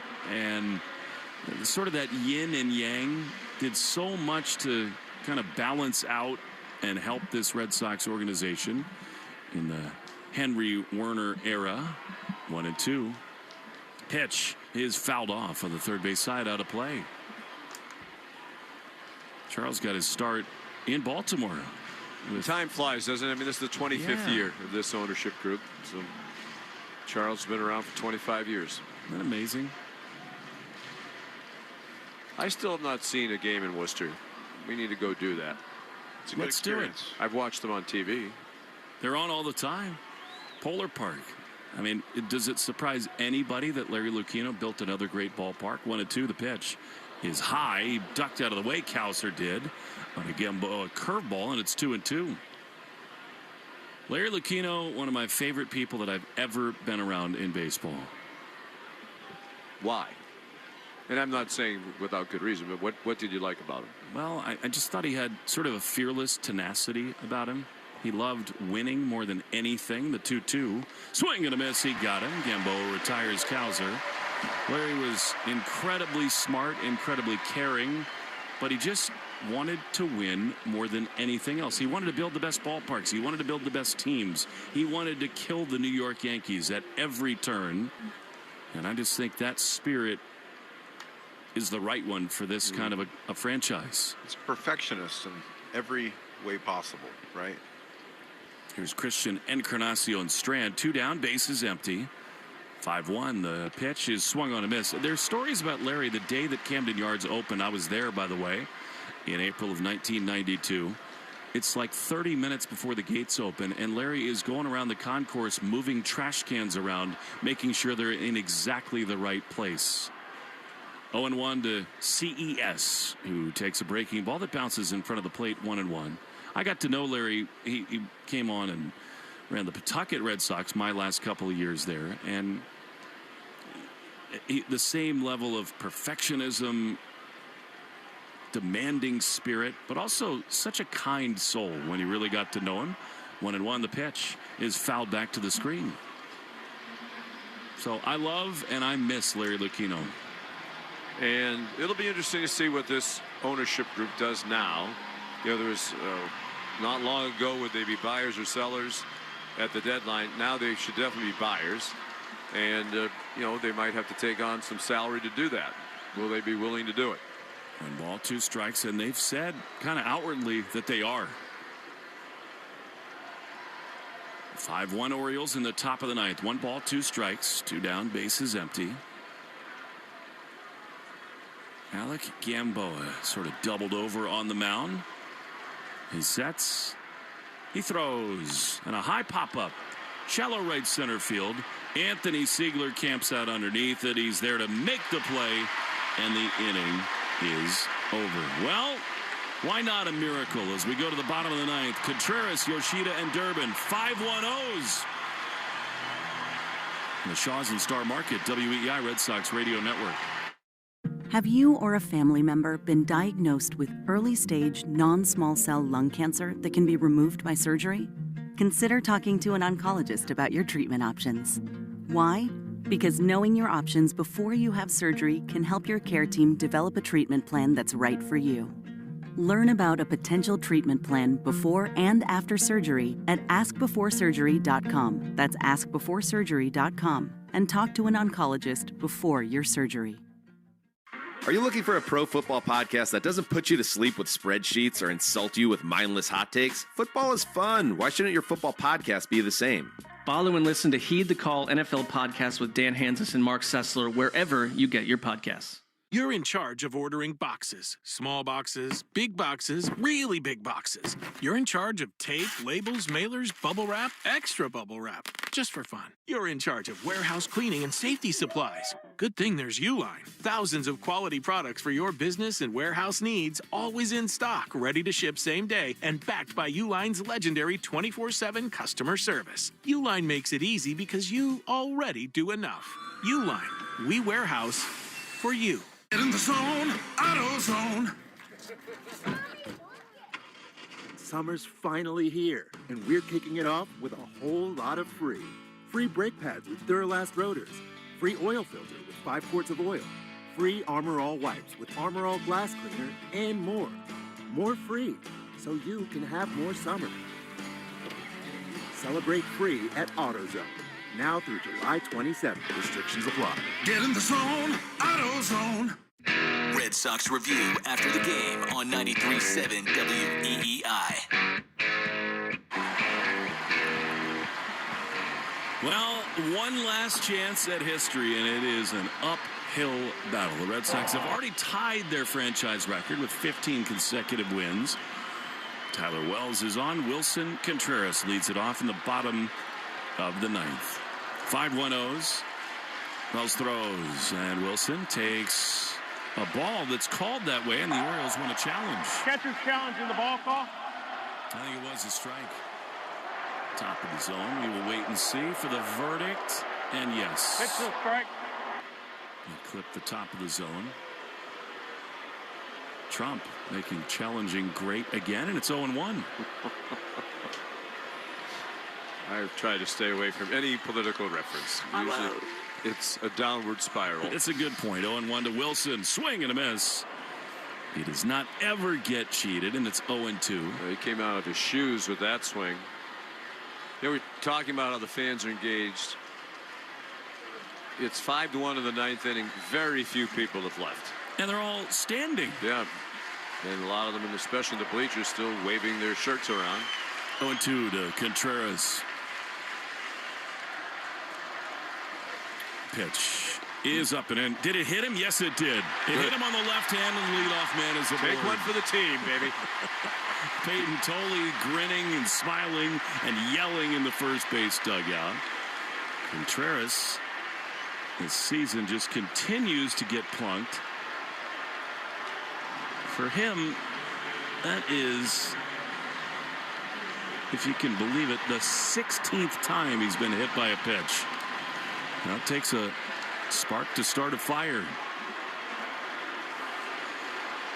Here's Massa. 1 on, none out. Pitch is way outside with a fastball. Listen to this crowd. And again, no matter what happens tonight, Fenway is back. And that matters so much for the stretch run. 1-0. Tomasa the pitch. He is a strike on the outside corner. And the homestand will continue an off day tomorrow, but then Toronto is here. And we'll see the Blue Jays' best pitchers. 1-1 the pitch. Swinging a high fly into center field, but back onto the warning track with room is Colton Cowser. Massa just missed that. Again, the wind tonight has shifted. I think earlier this afternoon, that's probably into the seats for a homer, but it is out number 1. Yeah, it was hit 365 over by the 379 sign. The flag's kind of blowing softly toward right field. Definitely knocked that down. And here now Caleb Durbin. 5-1 Orioles. 1 down, bottom 9. Wells on the first base side of the rubber. Throws, and Caleb swings and misses at a fastball 94. And it's 0-1. As it looks like the streak is going to end, I do think it's important to kind of step back and think about the people that have made this happen. And Durbin is right at the middle of all of that. And so too the man at first base, Contreras. Here's a pop-up on the infield. Wells pointing high. The shortstop, Henderson, is there to make the play. And they're 2 down. They tied the all-time record for wins in a row for a franchise that began in 1901. And the team that did it the first time had, as Sean has told you so many times, Ted Williams and DiMaggio and Bobby Doerr and Johnny Pesky. It's just been a remarkable run. Interesting to see if it ends again. right now, what the crowd respond. I mean, I think these fans should still give them a great ovation. I do too. Here's Duran, who lines one to second, caught by Holiday, and the ball game is over. So the win streak ends at 15, and they do. The Yeah, fans a lot of these at fans Fenway, are clapping as the Red Sox come off the field. and they should. What a run it's been, and we got a season again. Truly, people are staying in the stands on their feet and saluting this Red Sox team. Yeah, especially right behind the dugout as the Red Sox hitters who are on the field, base runner, come off. Remarkable run. Sad to see it end, but I think the positive going forward is none of this was a fluke. They played great baseball. They didn't luck into it. They were helped once or twice along the way by some miscues by their opponents, but that's going to happen during any stretch of the season. But they're playing really good baseball. They've had some hitters come to life, most notably Durbin. The pitching has been excellent throughout. And let's hope Suarez gets healthy.